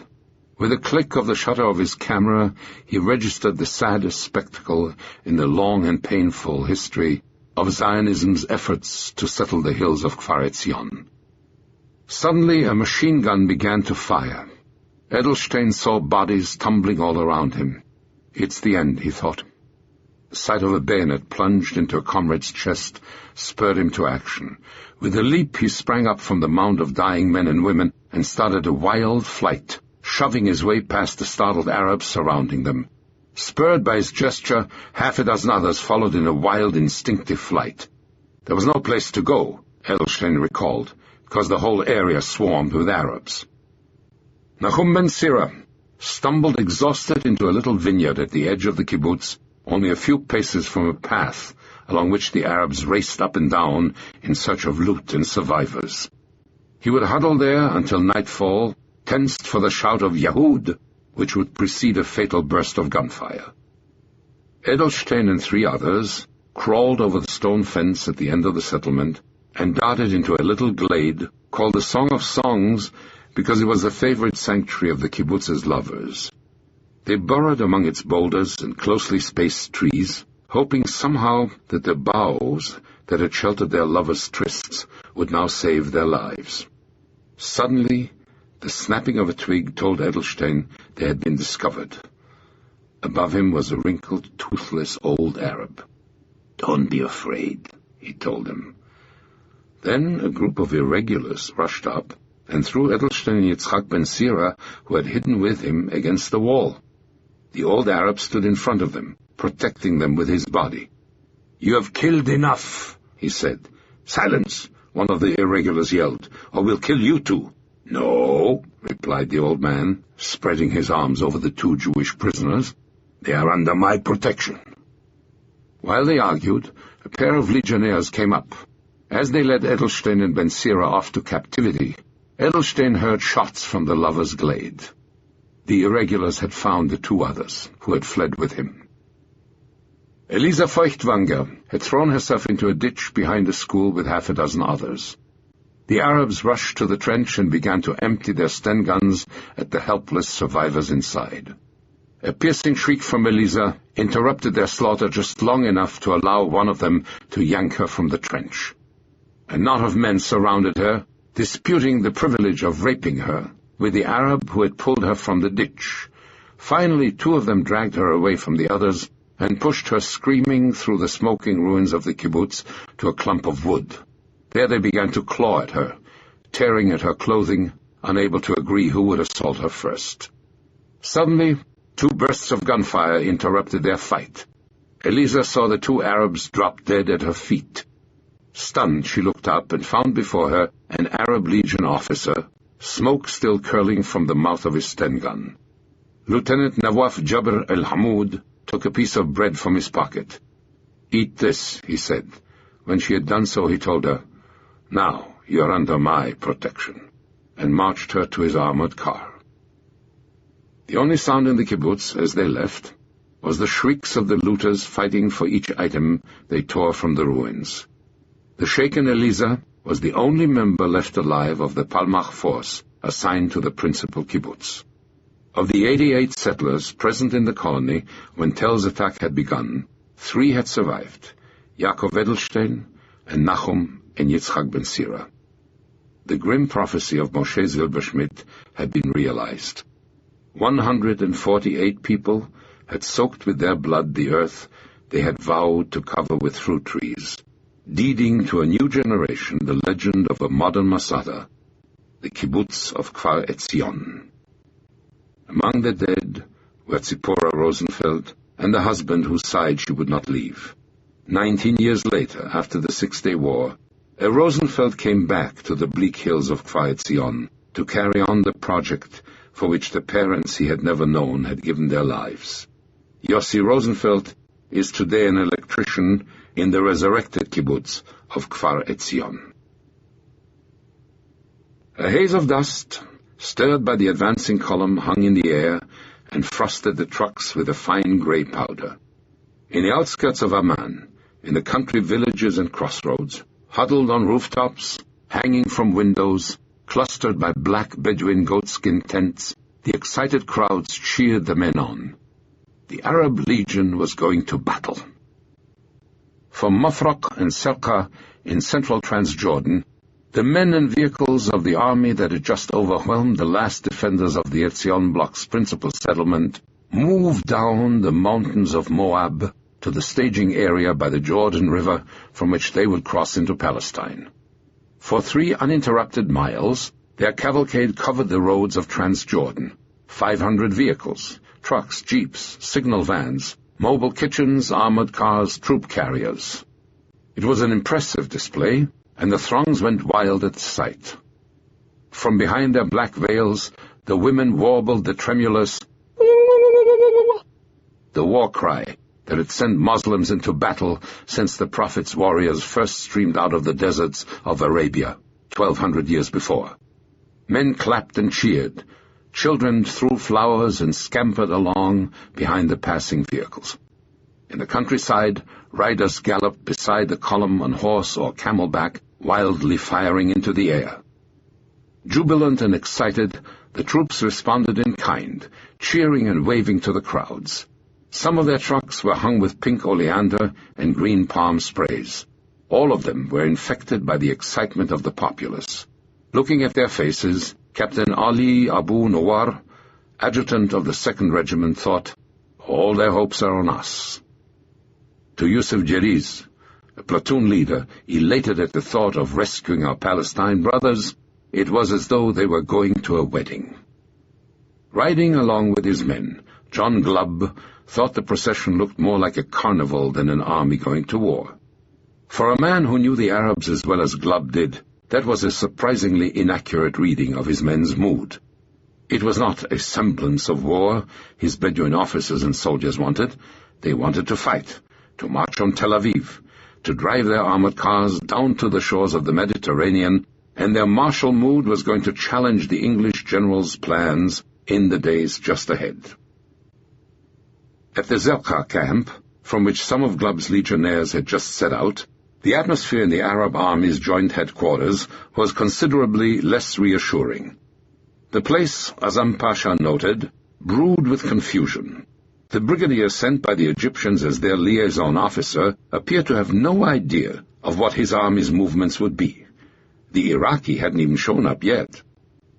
To compound their troubles, a cable arrived at noon, May 13th, from General Safwat Pasha in Damascus. Firmly convinced that the absence of agreement on a precise plan can only lead us to disaster, it announced, "I submit my resignation." Azam replaced him with another Iraqi, a Kurd, who at least bore a propitious name, that of one of Saladin's generals, Nureddin Mahmud. In Zarqa's disturbing atmosphere, the worried Secretary-General of the Arab League found only one voice to reassure him. It belonged to the Arab Legion's British liaison officer. "Don't worry," he kept promising Azam. "We're going to lick them." For other Britons, packing to leave the following morning, their war was ending at last. Many of them had been fighting practically without pause in one part of the world or another since 1939, and the next day would offer them their first peace in a decade.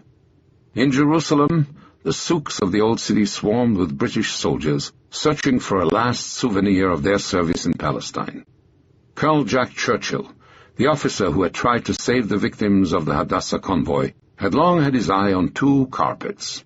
The Middle Eastern veteran knew how to barter, but this afternoon he didn't have to.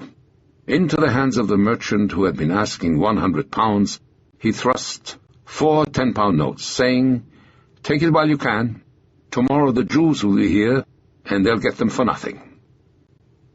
For a handful of British soldiers, the coming departure forced to the surface a decision as old as men-at-arms, whether to leave behind a girl, or desert and accept a new life in exile. Mike Scott did not hesitate. For months, once a week, in a darkened Jerusalem movie house, he had slipped his Jewish fiancée documents from his office in Army Intelligence. Ordered home, he had immediately volunteered his services to the Haganah's Vivian Herzog. Was there anything, he inquired, that he might bring along with him when he came?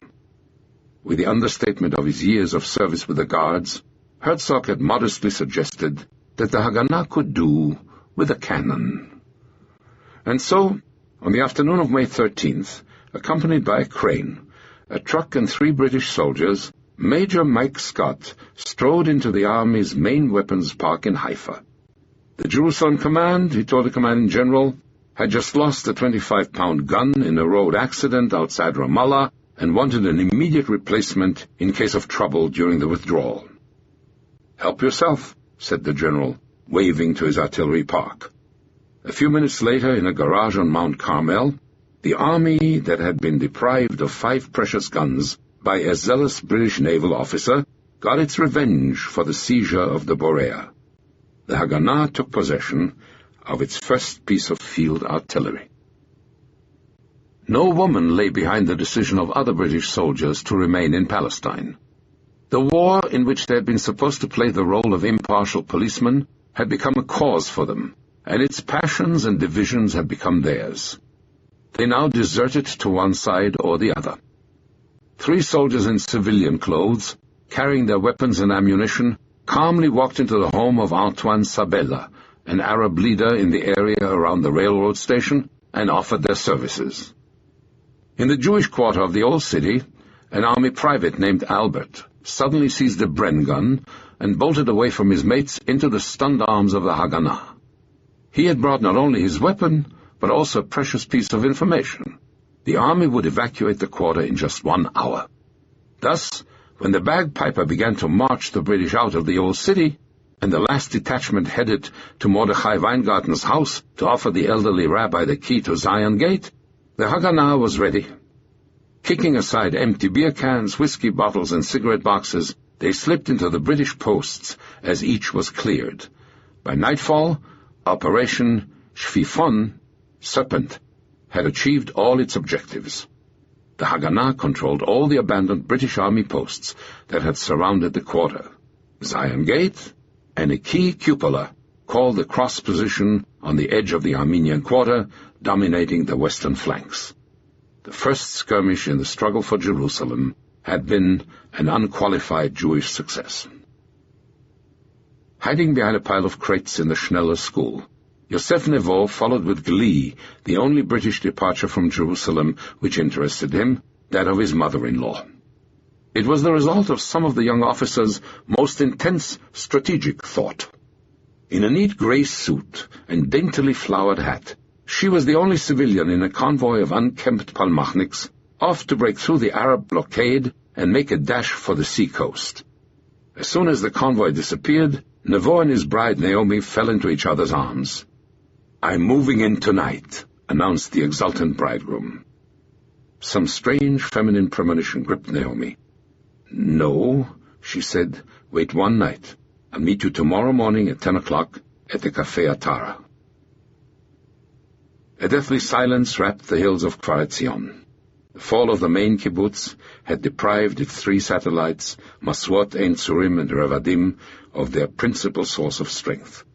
Smaller, less well-armed and protected, they now waited helplessly for their turn to come. It would not, however, be the men of Abdallah Tell who would